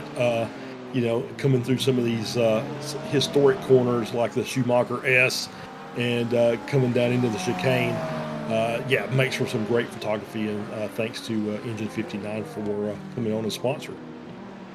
Yeah, I tell you what is always a good one is when you can get like a nice lap timer in the background. You can see sort of your number right at the top or something like that. I always find it, if you can get a picture like that, you're sort of laughing almost in a way, because it's such a perfect opportunity. Yeah, you know what? That's my Google photo for my Google account. Is I did a half marathon and got the shot of me crossing the finish line with the timer up above me, which is kind of cool. Yeah. I was going to say, I'm thinking more of, you know, down towards Dunlop Curve. They've got the scoring tower, but I mean, you're right. You know, fantastic shot for yourself as well. But, but yeah, that Dunlop scoring tower, you wouldn't believe it. Yeah. Right? That was put up in 1954. Wow. It's so old. It was the very first scoring board of its type in the world. That's crazy. That's what I'm talking about. 71 years old now. That's amazing that it's still up and it's still functional. I mean, obviously, my guess is that probably everything inside that tower has been replaced at some point in time. Imagine so. You know, so yeah, it's we're going to get a replay here, and this is Hyperion Racing 2 battle, and that's one of the pneumatic cars. And we're going to get a pass here. This position, yeah, pneumatic is running a little wide, and Hyperion makes the move around. That's Camden Craft in the 944. So nice little move around there, and that is P5 in the class. As we see who we got coming in here, Punk Crew Gold coming in, Punk Crew Blue also coming in. Final stop of the race for these two cars. Yeah, this is the battle I certainly was looking at earlier, and I'm expecting potentially some fireworks now in the closing stages. Pneumatic Motorsports Purple, I don't think they've done their final stop yet either. They are going round for a bit longer. We've got to really keep our eye on the Echelon Sim Sport and the gap back to them. It's really flicking between the two. Who's going to go first? Here comes Echelon down the start-finish straight now. I think both the Punk Crew cars are still in pit lane, and they've both been passed. Blue's now on exit. When will Gold go? Oh, still holding. Still holding. There we go. On his way. How big of a gap is it? That's the question. Yeah, it's going to be probably, it's like 11, but I think that'll change a little bit with Echelon up. But obviously, still quite the battle there between the two Punk Crew cars. Only a 3-second gap between them. Punk Crew Blue has jumped the Punk Crew Gold car, or is in leading the Punk Crew Gold car, so that's P3 and 4. Pneumatic still out on the track, and Echelon, I think, has already taken their final stop. If I remember correctly, they stopped very early, so around the 40 minutes to go mark, if I'm not mistaken. So we still have Pneumatic to come in and take their stop. And they're going to come out somewhere in the neighborhood of that P3 and P4 battle between the two Punk Crew cars. That's going to be very, very close. Yeah, it's going to be tight indeed. It's just a matter of when they do finally come into pit lane. As here is James Stacey for Pneumatic Motorsport Purple. We can see there on the screen itself the stint lengths. He's done 20 laps on this stint so far. And he's been averaging sort of 23-24, so by that calculation he's got at least another 3-4 laps in him. That's Yep. going to be a very, very late stop indeed for that team. So the time they're going to be stationary in pit road is going to be very, very little indeed. And if they can keep the gap to about 16, or maybe even increase it as he's doing right now to Echelon behind, then maybe, who knows, battle on for the lead in that aspect. Yeah, absolutely. Yeah. So looking at the two Punk Crew cars, 26.3 for the gold and 27.2 for the blue. So that's going to equate to looks like about a 45-second loss of time on track, just as a rough guess on my part. So Pneumatic has got to go at least a couple more laps. We feel like they got enough fuel for at least 2 more. So if they can go 2 more laps, it's going to make that final stop about 20 seconds or so. So they're going to be around that 40-second mark probably. So yeah, they may come out right behind gold or right around where gold is. So it's going to make that a very close battle between those 3 cars at the end of this race. And obviously, I think Echelon is still in the driver's seat. However, we did talk about Punk Crew Blue is off. Off. Oh, yes. Oh, big off and all. Yeah. Scott Haddock losing control there of his Punk Crew Blue LMP2. That's Valvoline and Ford. That's turn 6 and 7. Let's get a replay of it. Here we go. Through the kink of 5, down towards turn number 6 of Valvoline. I'm imagining this is going to be nice and easy because there's a camber corner, but no, it's not, because there goes the rear. Yeah, just carried too much speed. Was trying to track down was trying to start closing the gap down to the car in front of Echelon, and just overcooked that corner and lost the rear end of the car. So now he's behind the Punk Crew Gold car by 3.5 seconds. So he's got some work to do just to get back up to them. And Pneumatic and Echelon can breathe a little bit easier. Obviously, Punk Crew Blue very, very fast in the car, and that. Oh, by the way, that's going to add a 2x to his off-track total. So in that battle as well, that probably changes things a little bit as well.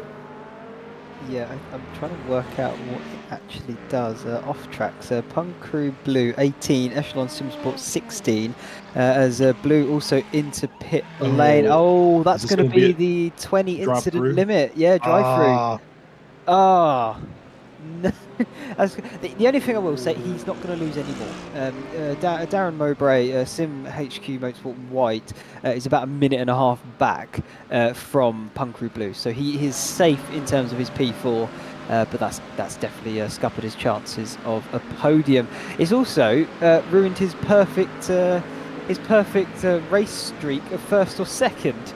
Yep. I don't think they're going to be doing it now, and it's such a shame because they really have been absolutely dominant and on it all season long. Yeah, that's been a great.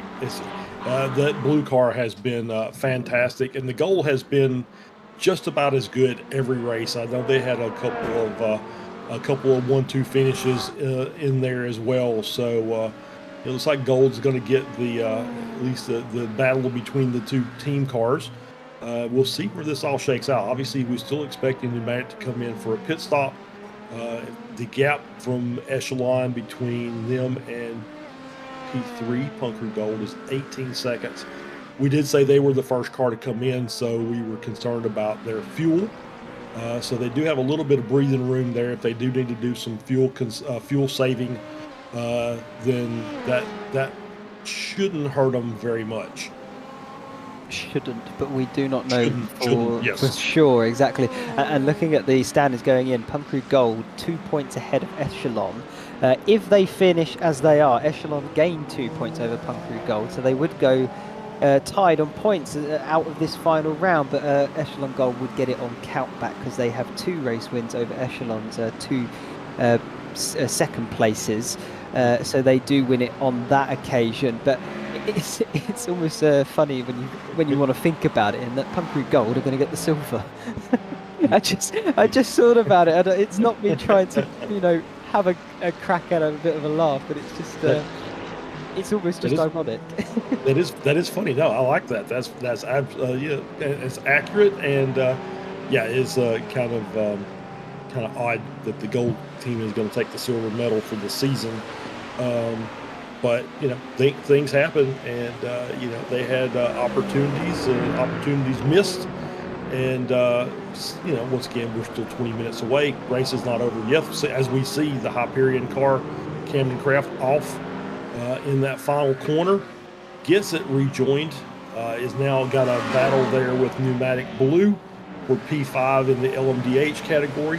Virtual drivers right behind them. That's a battle, 3-car battle now for P5 in the LMDH class. I was about to say that's 3 cars all going for the same bit of track, and they are all battling for position. He's not going to go around the outside, surely. Their virtual drivers had a look. Oh, down the inside though. That's going to be cheeky. Has he been able to pull that off? Julian Retty down the inside in turn number 3, out of the Mercedes arena of 4, and he's managed to pull the move off. Hyperion Racing caught napping, and Julian Retty with a stunning overtake. Great move. That's a fantastic move to the inside there. Very, very tight corners in the arena section. So we're going to get another replay here. So we're going to get on board here with Julian coming around turn 2. Sneaks down to the inside. Yeah, just late braking. Gets to the inside of that corner. Obviously, the outside of that corner doesn't handle quite as well as the inside does. And is able to get the spot with some late braking coming out of 4. And gets a good run and is able to pick up that position.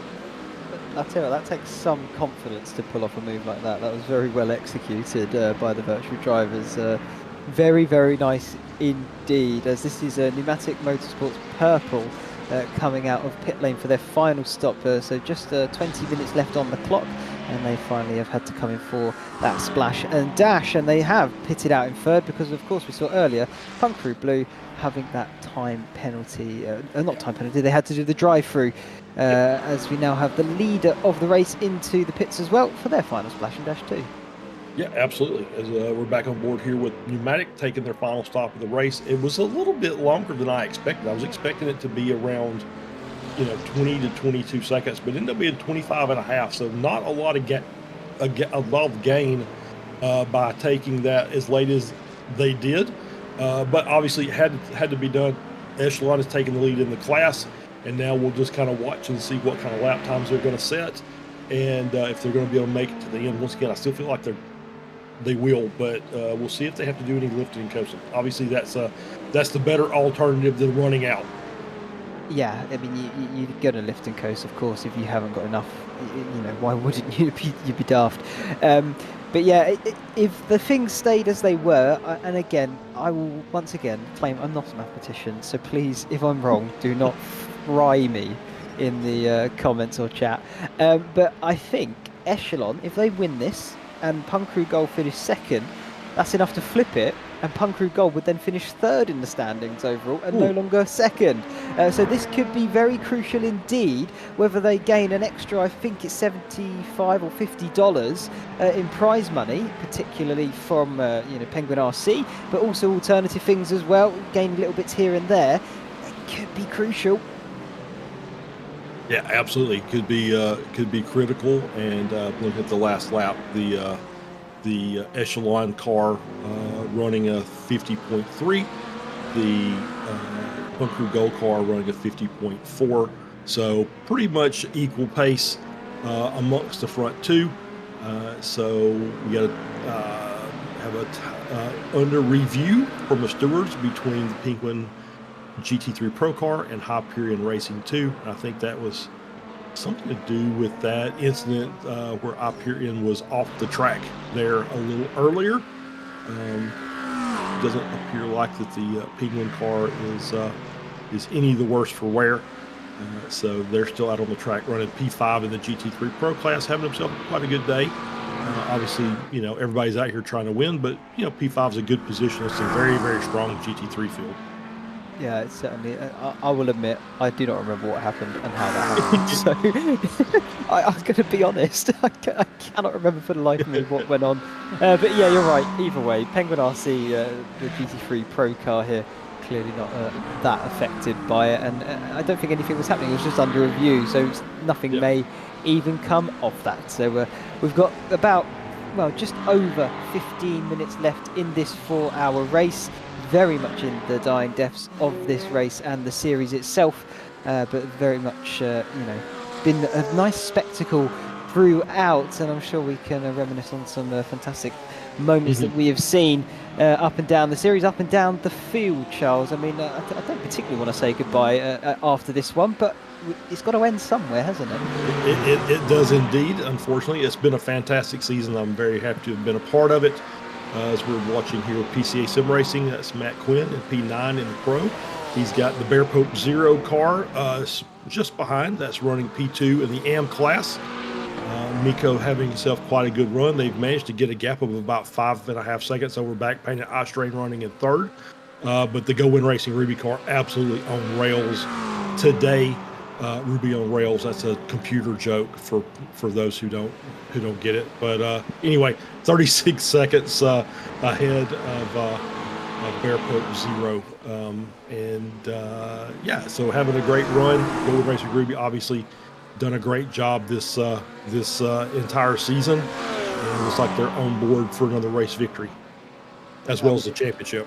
I was going to say this will be their 5th win out of 6 races if they keep it this way. So not long left now to bring that one home. And Ruby on rails, haven't a clue, Charles. So there's some software developers out there that will get that. So, but obviously, we do what we can. We do what we can. I mean, it's either that or dad jokes. I don't really prefer doing dad jokes. So, No, I do love a good dad joke now and then. There's nothing wrong with a dad joke. I'm sure there's many people absolutely slating me for that one, but no, you can't go wrong with a good dad joke from time to time. Either way, this is Miko and Matt Quinn here battling it out on circuit. Of course, they are in different categories, but the GT3s are battling it all together in one when they are on the circuit itself. So this is going to be, I believe, the battle for overall P10, I want to say. Yes, it is. Matt Quinn currently P10 overall for the GT3s, as Miko is 11th, and he is P2 overall in his class. But yeah, I think it's sort of just more a bit of a bragging rights at the end of the day, because it's a pro driver and an amateur driver. So, I mean, Miko doesn't gain any more points in his class, but he can say, well, I beat you at least, and you're meant to be pro.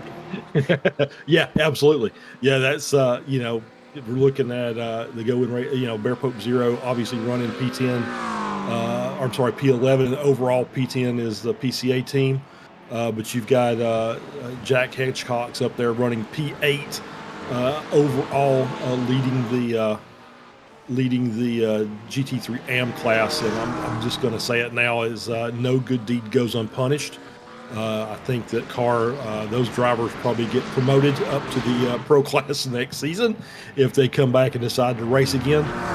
So enjoy the victories now, because you'll get pumped up with the big boys next time. And that's how it works. You want to be up with the big boys. You want to be good enough to where you consider the pro for these leagues. Yeah, you certainly do. I mean, it's bragging rights. It's you learn a lot more when you go up into the sort of big leagues of it, when racing these top level drivers, as here are some more top level drivers going toe to toe. This is Julian Retty for Virtual Drivers and Pneumatic Motorsport Blue. I didn't quite catch the name, maybe I can double check on the timing tower who it is. It's Michael Parker, currently there in 5th for the time being. He's having to very much defend from a Wiley green car behind him. There's no way through though into the final chicane. I think this is going to be potentially down towards turn number 1. Let's see how this one unfolds. Yeah, absolutely. As we're lining up the front stretch here, we still have that pneumatic car running in P5, the virtual drivers running in P6. So they're working their way down, not close enough to make a move there. So it's going to be, where can I find a spot? He'll start sniffing around, looking for potential moves. Obviously, he made a great move coming through the arena section last time. Is he looking for that again? He is not. Means there's not anything there. He comes through 3. He's going to try and dip under and get a good run out of there. And did get a good run out of 4. And now he's getting the lights flash. He's going to try to make the move down into the Valvoline corner. And now we're back around to 4. That was very, very tight there, but good racing by both cars, keeping themselves off of each other, and they'll start working toward the Dunlop curve. I think that was good awareness from Julian, because he knew that there was a GT3 going to be sort of not at the apex, but through the corner itself. So it was almost silly to try and do the side by side, because I think it was only ever going to end up one way if they did. So fair play for backing out and making sure he lived to see the checkered flag, because he is still very much within touching distance here of Michael Parker.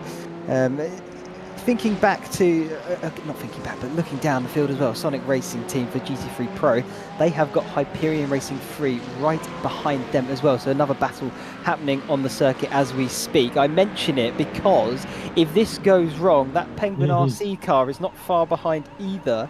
And that could then spell disaster in the grand scheme of things, because then it means Sonic Racing team might lose out further. But why is Punk Crew Gold in the pits? I don't know. And once again, I don't know why he ducked over into the drive-through. It looks like a drive-through. Yeah, it's kind of weird though. He ducked over into the pit lane line for whatever reason. I'm not sure why, but yeah, definitely a drive-through penalty. So in and out, and that of course puts him behind his sister car, Punk Crew Blue. And now the gap between Punk Crew Blue and Pneumatic is 10 seconds. So the gap is starting to come down ever so slightly.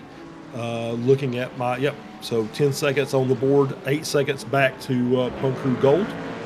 As he's getting the car righted again. It looks like he's a little bit off. So obviously probably hit the 20x limit, so he had to come through and serve that drive-through, which takes him out of the podium positions, puts him back down into P4. Do you know what that also does? And it just keeps getting worse for Punk Crew Gold. I'm not trying to smile or be happy about it. It's just more the circumstance of everything. They've literally gone from potentially, not winning the series so much, but making sure they come second, and it's a Punk Crew 1-2 in the standings. If they stay there in fourth, they will finish fourth overall, because the Matic Motorsports Purple are doing just enough to also beat them now, so they're not even on the podium any lot more in the standings for the LMP2 class, and that's huge, because then that's no prize money. So they even need their sister team to maybe be very kind and generous and maybe gift them a position in the closing stages. I don't know what the situation is for team orders, or I think that could be it. Prize money gone.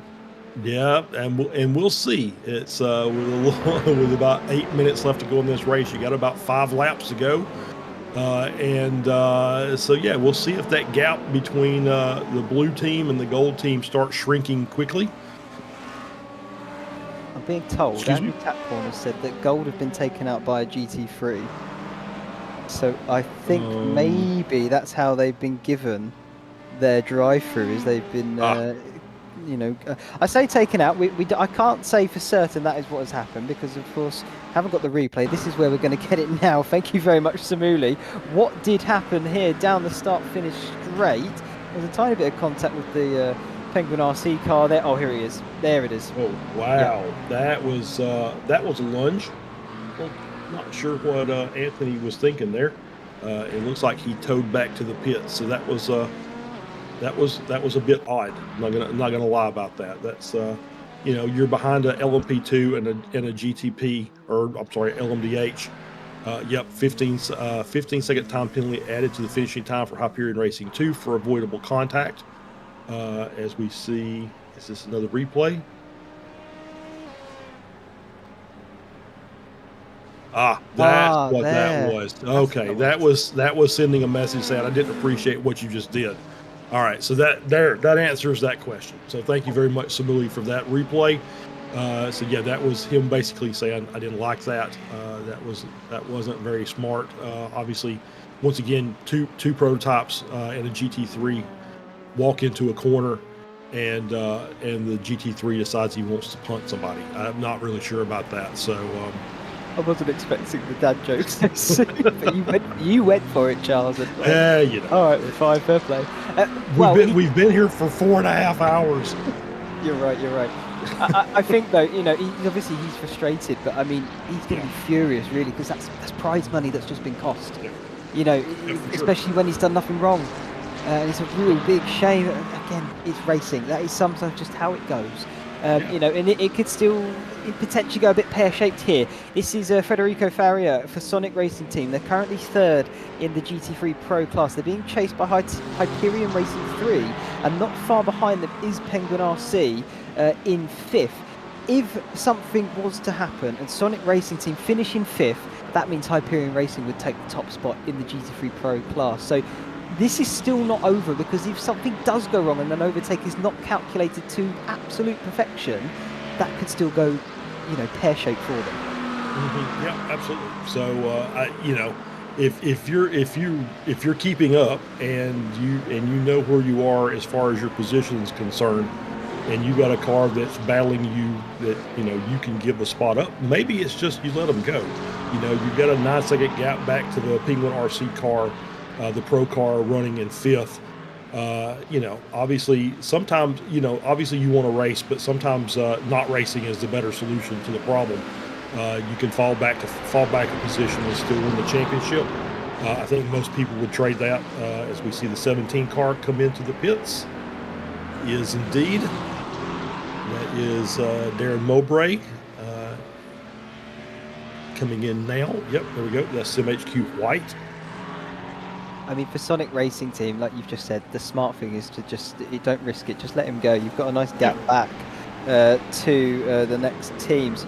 You don't have to finish on the podium. I'm sure it's lovely, but if something risky is happening, you wouldn't want to risk it, because you're winning the pro class. Yeah. You know, that is your big ticket. You got to think about the championship and not about the race. That is what you got to think about it as. Yeah, exactly. As we see, 22 versus the 107. That's Blue Chip Racing getting lapped by the 22 Punkery Blue car.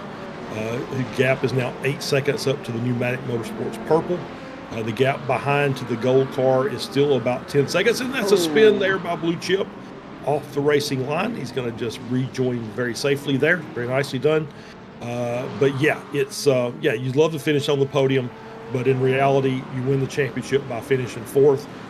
So it doesn't, you know, if you get into a tussle and you loop the car, that car that's in P5 is only 10 seconds back. He'll be up on you in a very quick hurry. Yeah, he certainly will. As this is now Julian Retty once again, virtual drivers by Thrustmaster. Currently 6th and right on the tail of Pneumatic Motorsport Blue. They've swapped positions since the start of this race. And this is the battle for 5th in class in the very much the closing stages of this race now. We've got 3 minutes left on that clock as of now. So not long left, probably another 2 laps before we see the checkered flag. So if you're going to try and get a move done, you do want to do it now, but of course you don't want to end the race entirely. I think that's very much the lesson we're trying to hammer home here, because we keep saying it over and over again, but that's because it is so true. You don't want to do all this work, all of this racing, and to just, you know, fumble at the final hurdle. Yeah, absolutely right. Is you want to be able to finish the race, as we see just a bunch of GT3 traffic. Whoa. That was again, close. That was, and you got the pneumatic and the virtual drivers in amongst this battle we were just talking about in GT3 between Hyperion and Sonic. And it looks like Hyperion's got the inside line. He's going to make that move. Yep, very nicely done. Sonic says, "Yep, you can have it," and we'll let this LMDH car work its way through.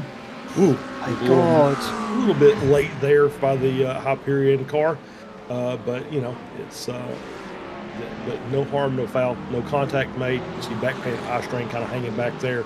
He's got a 10-second gap up to Bear Pup Zero. Looks like those two. Looks like he's going to get the podium today, but it's going to be the bottom step. But I'm sure they'll be happy with that. They had a couple of bad races over the course of this championship, so that might be some good momentum for them going into the next event they're going to take part in. Yeah, it certainly will be a nice bit of momentum, because I'm pretty sure that promotes them to P3 in that class, so they will then pick up some nice prize money as well, because the team currently going into it in P3 is Penguin RC GT3 AMS, which I think we saw earlier. Apologies. We saw earlier, of course, had that moment, you know, taking out the Punkery Gold car. So, yeah, that's not gone to plan for them on this occasion, and it may cost them in the end, because we've only going to have, I think, one final lap of racing here. It depends where that Solpec car is. I'm so confused, because, of course, there's so many cars around on the circuit. Where are they on the circuit? I'm trying to find it myself. I think they're coming up around Hatzenbach now. Yeah, here they are. Yeah, here they are. And it's just, we're so far away from the start-finish line, it's hard to tell if they've taken the white flag or not. But my guess is probably not. I think this is going to be white flag coming up. I think you're absolutely right. And so it's going to be one lap to finish this off. And the gap between Punk Crew Blue and Punk Crew Gold is now 2 seconds. So the gold car, it looks like, is going to get a team assist and is going to get back up on that podium position. Say what you will, about team orders, but they're a part of racing as much as anything else. Yeah, they certainly are. I mean, if you are Punk Crew Blue, of course, you've already got the series sewn up, so you don't have to worry about it. So why not assist your team and help them bring home some more cash prize at the end of the day, some more silverware as well, because that is what you go racing for, is to bring home. If you can't get the top step, you're looking for the either side of it if you can. And if you're not there, you're looking for it next year, because you always want to improve to make sure you are there. It's of course a bit of a merry-go-round, constantly trying to it is indeed get to the top step. But that's what racing is what you go for, competition. Yep, there's the pass. Yep, Punker go back up to P3, Punker Blue in P4. That's going to give them is what we're thinking. Is a Solpec car around in the hairpin there? So we're thinking that's going to be Punker Blue with the gold and with the top step. And does that put gold in second or third? I think that puts gold in third. And again, I hope they're not using my maths. I hope they're not listening to me and going what I'm saying, because don't quote me on it. I'm sure they're doing the calculations themselves.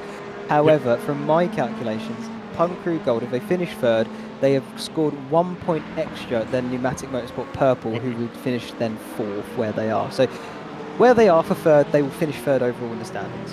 There we go. Oh God, in all of that, sorry, Pat Pelchet comes home to take the checkered flag. In all of the mathematics, we got completely confused by where the cars were on the circuit. Pat comes home, takes the gold for the race itself. I don't think he's going to take it overall in the standings. Eli Singh does come home, and there you go, Punk Crew Gold and Blue side by side. It mirrors sort of Ford GT from the 60s when they did Le Mans together. But yeah, Solpec does take the top step in the LMDH class, and providing FFSR doesn't have a moment here, although saying that, P4 has already crossed the start-finish line, so they can't finish worse than third anyway, which does mean they should take home the top step there. And again, Sonic Racing Team, Going Racing Ruby, they're coming up to the end of the race now as well, and I think that rounds off those series, and I don't think any mathematical equations need to be doing all that much to work out who takes the overall standings. But well done, Jack, you've had a fantastic race. Yeah, I think he's pretty well aware that he's won the race and the championship. So we've got Derek Heiberger coming across for the 44 Hyperion Racing car, taking the win in the GT3 Pro class. And here comes Echelon around to take their win in the LMP2 category. And it looks like Pneumatic Purple is going to end up finishing second. And then obviously we talked about the Punk Crew cars finishing third and fourth. Here's Josiah Farrow for Hyperion Racing 3 and Sonic Racing team in fourth. So Hyperion Racing 3 is going to get the final step on the podium for the race. Sonic Racing team is going to take the championship in the GT3 Pro class. Yeah, they certainly, again, that's my basic rudimentary maths, but I'm pretty sure these are all correct. So those were the final two cars across the line, I'm pretty sure. Let's just double check the timing tower. I don't think there's any more, or very few, still out there on circuit. And that does conclude the final race. And there we go, Jack giving some lovely donuts. That's a shot if you ever want one. Because he knows that he has won the GT3 AMS. No doubt they'll get that promotion should they return for the next iteration of the Team Endurance Series.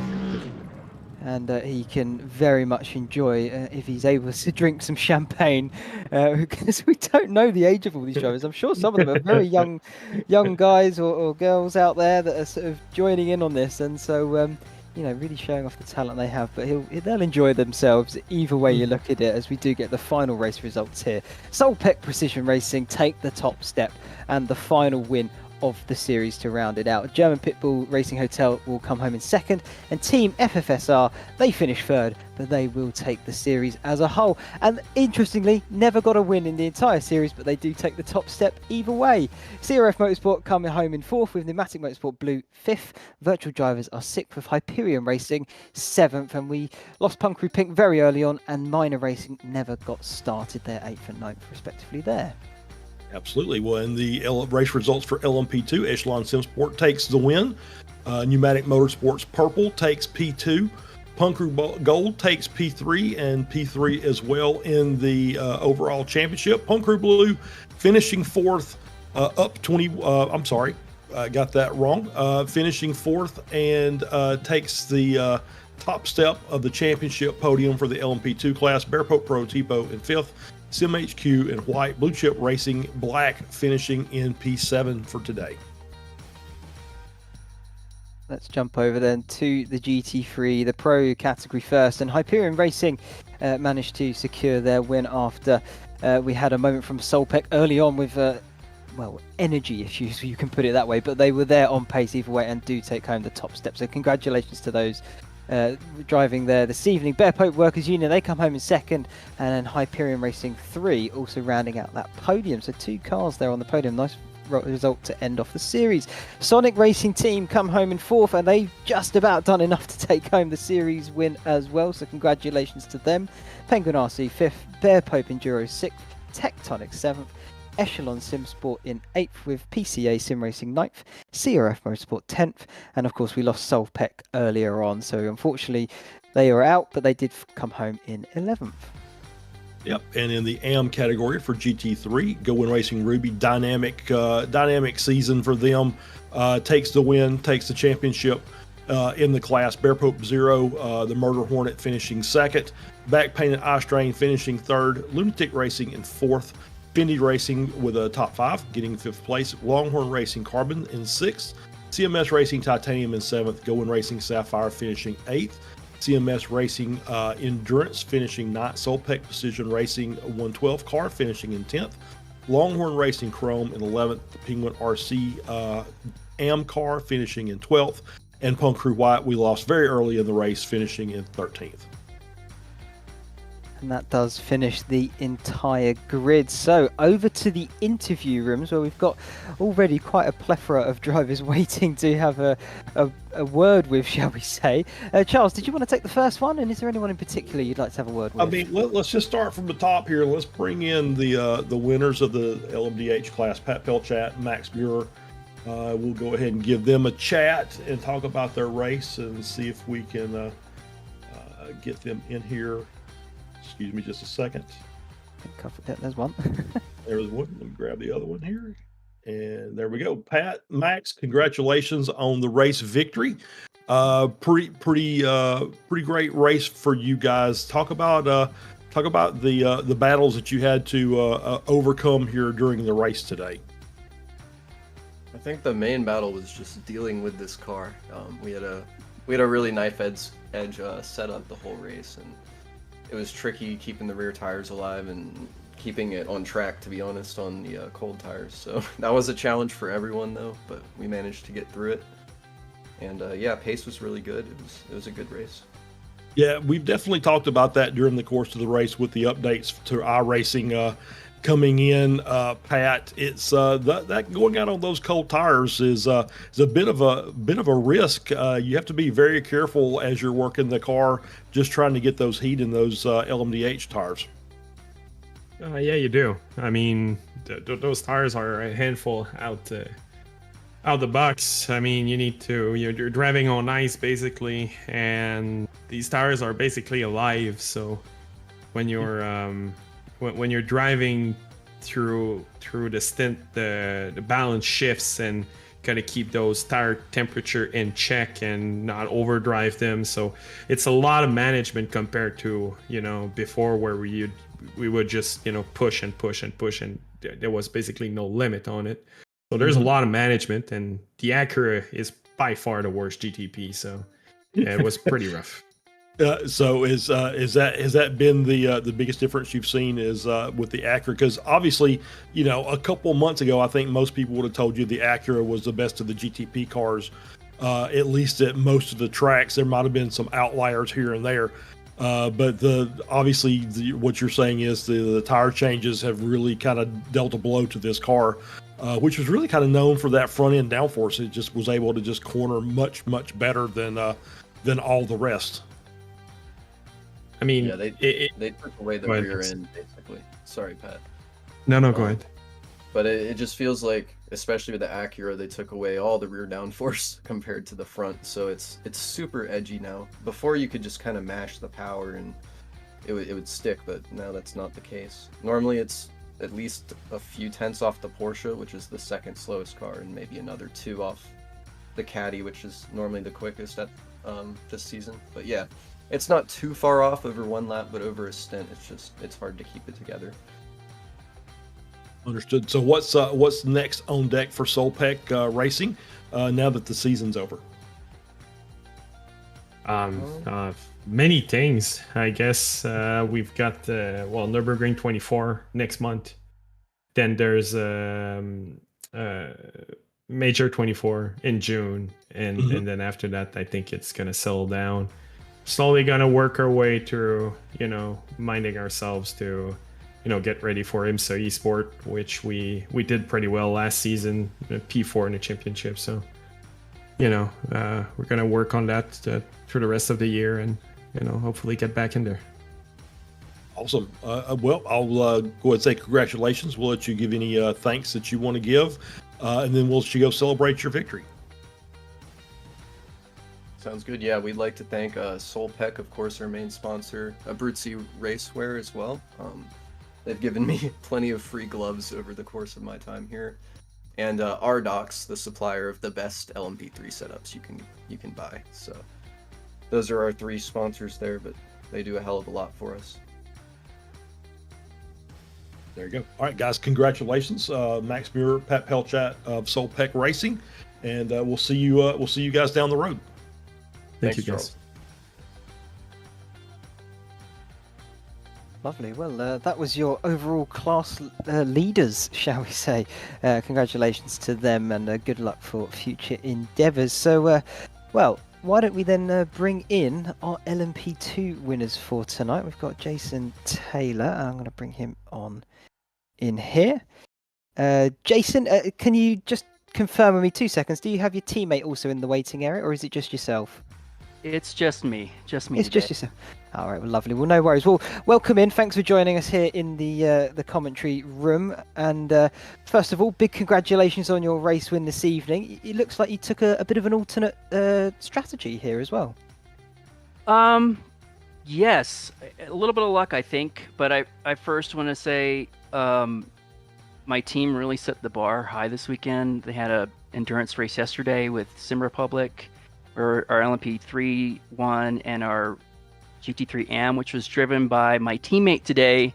So he's had a long weekend of driving. I just want to say congratulations to all those guys and really lifting me up. It was incredible. I didn't think it was going to be possible today. Punk Crew has been, they've been a force this whole season, and just trying to, fight for every little inch that we could get today.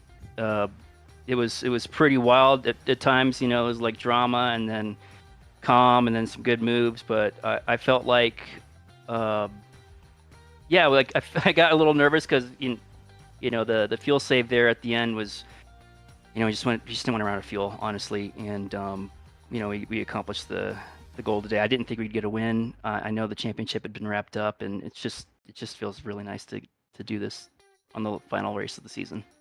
Yeah, it's certainly a way to end it. I mean, of course, you say that the championship was wrapped up. That we do know of. But I mean, you've managed to, with this result, come home with second place from my calculations. So I mean, that's got to mean something to you at least. Yeah, it's incredible. Like we've had some unfortunate stuff where, you could feel like you could really feel the wind leave our sails, and I just wanted the guys, don't give up, keep fighting. Whoa. Oh. 1 sec. Seems like we're having a bit of technical issues here for Jason. Yeah. There we go. It's starting to get rainy out here. No, I just love my team. They're a good group of guys. So Brilliant. good. Well, I bet it does. I mean, certainly with the result. Maybe you can help with this one. Between yourselves and Punk Crew Blue, you were, in terms of total incident points, coming into this final round, you were tied there. I mean, maybe you can help shine a little bit of light. Do you feel you had quite a clean race in terms of the incident points, or how are you looking on that front? Today I think I ended up with we ended up at 10. I felt like I gave away a couple of incidents today. I usually try to keep it as low as I can, but honestly, I just wanted to go for it at the end there, so I kind of let a few get away. I think we're going to be okay. Honestly, I think we're going to be okay on incidents. So, do you think you've got it over Punk Crew Blue? Because I mean, there's no way we're going to be able to tell now. So it's what do you think? Honestly, I think we might. We ended with 11. Punk Crew. Can't really see. I hope we have it. Honestly, I wasn't really thinking of it, but oh yeah, I think we got them. Punk Crew Blue, they had 20 today. I think we've got it. Yeah. Nice. Well, you didn't pick up the overall win, but maybe you did on the fair play and least incidents there. So maybe you've taken the gold somewhere in this series, but definitely taken silver. So big congratulations there, Taylor, and to the rest of your team. Before we let you go, is there anyone you would like to thank, and maybe what are your plans for going later on into the year? Well, I want to say thank you to my Operation Motorsport crew. I know Apex TV broadcasts their races as well. Thank you over there for tuning in today. My team, they're just going to keep going at Sim Republic, and I'll do my Opmo races. But I want to thank the sponsors, Xbox Game Pass, Penguin RC, Muradness. Hope I'm not missing anything there. I know we have Masterworks on the car too. A big thanks to Reitzma on our team. And just Josh, Zach, and Spencer for helping me run this thing and really lifting me up. And we've been working hard the last 3 years, and we're just going to keep our foot on the gas here. Lovely. Well, thank you very much, Jason, and good luck for the future as well. So lovely. Thank you for joining us here. Oh, thank you, and thank you for broadcasting. It's awesome. Thank you very much. Lovely. Well, Jason Taylor, everybody, and we look forward to seeing what his future endeavours potentially are. But that was our LMP2 overall winner today. Charles, let's try and figure out. I think it's Derek and I want to say Luke Wallace, who were the Hyperion Racing Pro team that won this evening. I believe you're correct, and we'll see if we can get them in here. There we go. One. There's one, and grab Luke. And there's two. You got them already. All right. Hey, Derek, Luke. Congratulations on the race win in the pro class today. It looked like that maybe Solpec had the field covered there, but then obviously the racing gods smite them and kick them off the server, which sucks. I mean, I think we've all been there at one point in time or another, but you guys were able to capitalize on it and take the race victory. Yeah, I mean, it was a tight race with them at the beginning. I mean, we held pace very well, so it's tough to say how it would have all panned out in the end, but obviously the disconnect on their end, just not a good situation for them, and it just kind of made a simple race for us. But we ran clean, our pace was good, so we can be happy with that. There you go. So how's the McLaren? Because obviously it's still fairly new in the GT3 class. How's it stacking up amongst the rest of the field? I mean, we're absolutely loving it. Especially late stint, it tends to just get the pace right back and be a couple tenths faster than almost any other car. But the feeling with it, the way the team's been able to drive it this season, it's just been a great car all around. Well, there we go. So what's up next for Hyperion? We've heard some different leagues coming up, and obviously some big special events that are coming up as well. So what are you guys planning on doing? Well, we've got commitments with the IVRA Endurance Series currently, and the Club Sport Series on top of that. And obviously there's leagues coming up. So I mean, we'll be around for sure. We'll see exactly what all we end up entering, but expect to see us quite a bit. There you go. That's what we like to see is racers who want to race, and that's it's always good. So we'll let you give any thanks that you want to give out, and then we'll let you go and celebrate your victory. Yeah, big thanks to the team. First of all, Hyperion Racing, they just support us so well. Everything from setups to just coaching in general. Shout out to Sim Gaming Expo. That'll be coming, I believe, September 5th to 7th this year in Chicago. Looking to be a great time. Derek, you got anyone else? I think that pretty much covers it. All right, guys. So congratulations on your race win today, and we'll look forward to seeing you down the road at other events. I'm sure that I know I'll see it because I'm in some of the same leagues you are. So we'll see you there. So take care. Sounds good. Thank you, guys. Thank you, guys. Lovely. Well, that was indeed Hyperion Racing, winner of the GT3 Pro category. So that leaves one team left, Going Racing Ruby. Let's get the team's drivers here into the commentary booth. Eugene, Jack, congratulations. I mean, you've had a pretty dominant car all season long. Just another one on the tally for you guys?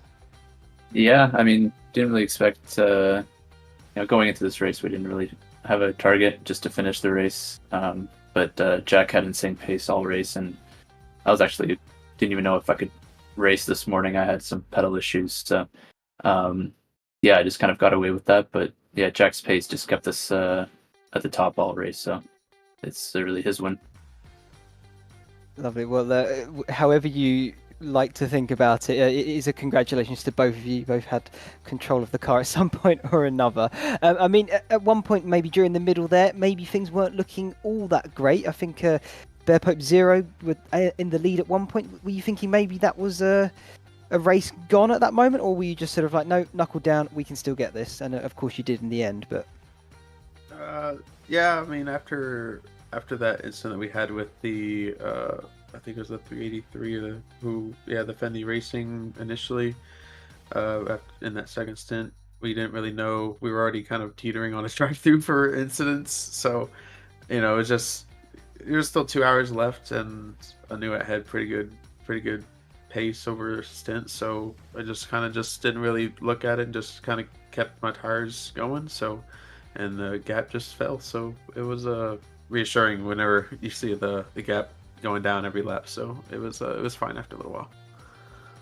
absolutely. I mean, well, congratulations on your win here. Congratulations on the series win as well here for the GT3 amateurs. I mean, I think I want to ask you two more questions here. How are you intending to celebrate maybe this one? Because it's a brilliant win for yourselves. Well, I don't know. A lot of the guys are. If everyone that was here today, I'm sure we'll go chat and do something. But there's a couple guys that were out, so unfortunately that we didn't have everyone here for the finale. But I'm sure. Yeah, we'll Nick Gowen's in Italy, and we've got Josh in Japan, so they're all over the world right now. So hopefully when they wake up, they'll get some good news. But yeah, just overall, it's a team effort, and this as well with the Sapphire car as well. It was great practicing with them all season and just kind of pushing each other. Yeah, it's certainly seemed that way. I mean, you guys, of course, you've been on the podium every single race. If it wasn't the top one, it was only the third one in one round. I mean, the Mercedes, I mean, it's your car of choice, of course. I mean, what made you choose that car? Maybe something not as popular as some of the other options out there? Yeah, I think it was more setup wise. There's a lot of new cars out there, and maybe there's not that many setups we can grab up online. So Mercedes may not be the most popular one, but we've driven it in the past for special events, and we know there's a decent amount of setups in the database, so to speak. So that was kind of what drove us to go that route. It is also nice being the only one, to be fair. That too, yeah. Makes it feel extra special, I'm sure. Gotta represent. Yeah, absolutely. Felt like a home race for us tonight with getting our logo into turn one every lap. You certainly could say that. Well, Jack, Eugene, huge congratulations. Well done. Before we let you go, is there anyone you would like to give a thank, and maybe what are your plans for the rest of the year?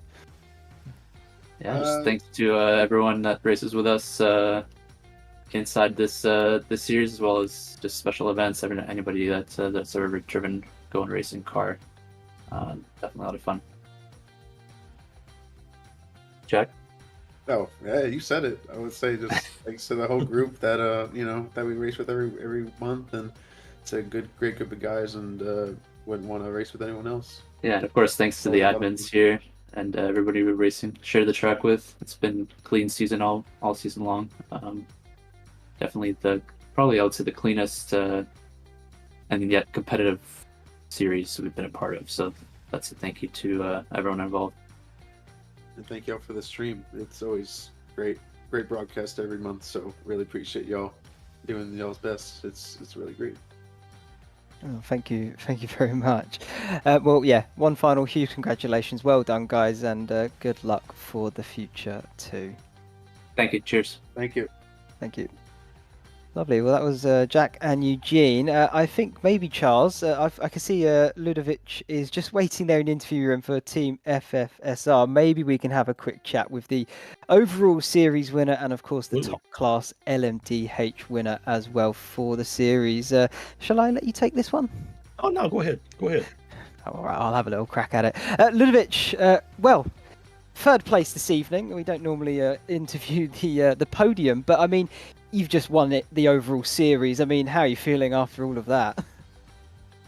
Well, myself, I'm just happy and proud. I didn't ride. Yeah, I'm not part of that team. I'm just representing it because obviously, you know, the love of French people for English language. So I'm the only one who can, you know, make myself understood. But I'm proud of the guys. Obviously, we are all very, very happy in the team. They knew that today, you know, they had a very strong championship, so they knew they have a few points in the pocket. So they knew what they had to do, and they knew they had to do a safe race tonight. That's what they did.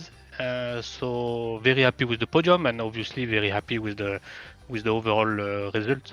Yeah.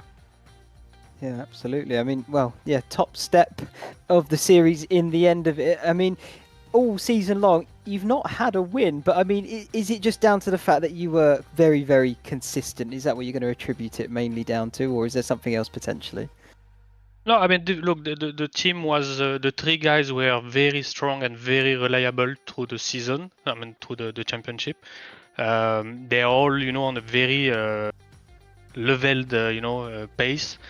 They stick to the Porsche, even though on some tracks we knew that it's definitely not the best, car. But they stick to it, and they had a good season. They had good results, strong results on every race, and yeah, obviously that leads to the win at the end. So very happy all and proud of them. Yeah, I think absolutely you should be. They've done brilliantly all season long. And like you say, it's not always about the wins throughout the season. It's consistency that is key. Sure. And of course, it led you to the very top. So well done to your team, Ludovic, and congratulations to all the drivers for Team FFSR.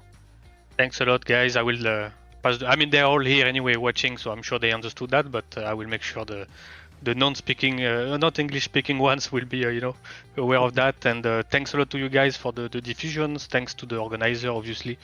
And yeah, thanks a lot to all the sponsors and the guys in the team who pushed the three guys, through the championship. Lovely. Well, thank you, Ludovic, and thanks a lot. Enjoy the rest of your evening. Yeah, you too, guys. Thanks. Bye-bye. Thank you. Bye-bye. Well, there we go, Charles. We've had the interviews, we've had the series, we've had everything now, and unfortunately, it is time to call it quits and say goodbye. I mean, any final thoughts from yourself? This has been one of the, and I'll kind of, agree with what one of the drivers said. Is really one of the cleanest series I've been involved with doing a broadcast. It's been fantastic racing. We've had some issues here and there, but for the most part, really great racing, great multi-class battles, some very, very fast drivers. Really enjoyed it, and once again, thanks to all the sponsors who made this possible. Without them, we wouldn't be here, and so we always want to say thanks to them, and thanks and congratulations to the drivers. Even if you didn't have the best season, hope that you had fun, and hope that you enjoyed the broadcasts, and hopefully we'll see you again in the near future. Yeah, well, absolutely. I think you've just pretty much taken all the words out of my mouth, Charles, and it's been an absolute pleasure doing this with you. And a very big thank you to Samuli as well, behind the scenes. You never hear him, but he's always there because he's the one that makes sure that this broadcast runs to perfection. So big thanks to Samuli as well. And of course, Apex Racing TV, able to supply this all to you. So big thanks from me. My name's been Ashley Demmont, Charles Boschel, Samuli Kumo behind the scenes too, and that wraps up the iRacing Team Endurance Series by Champion Motorsport for the year of 2025, and hopefully we'll see you all again for 2026. Bye bye.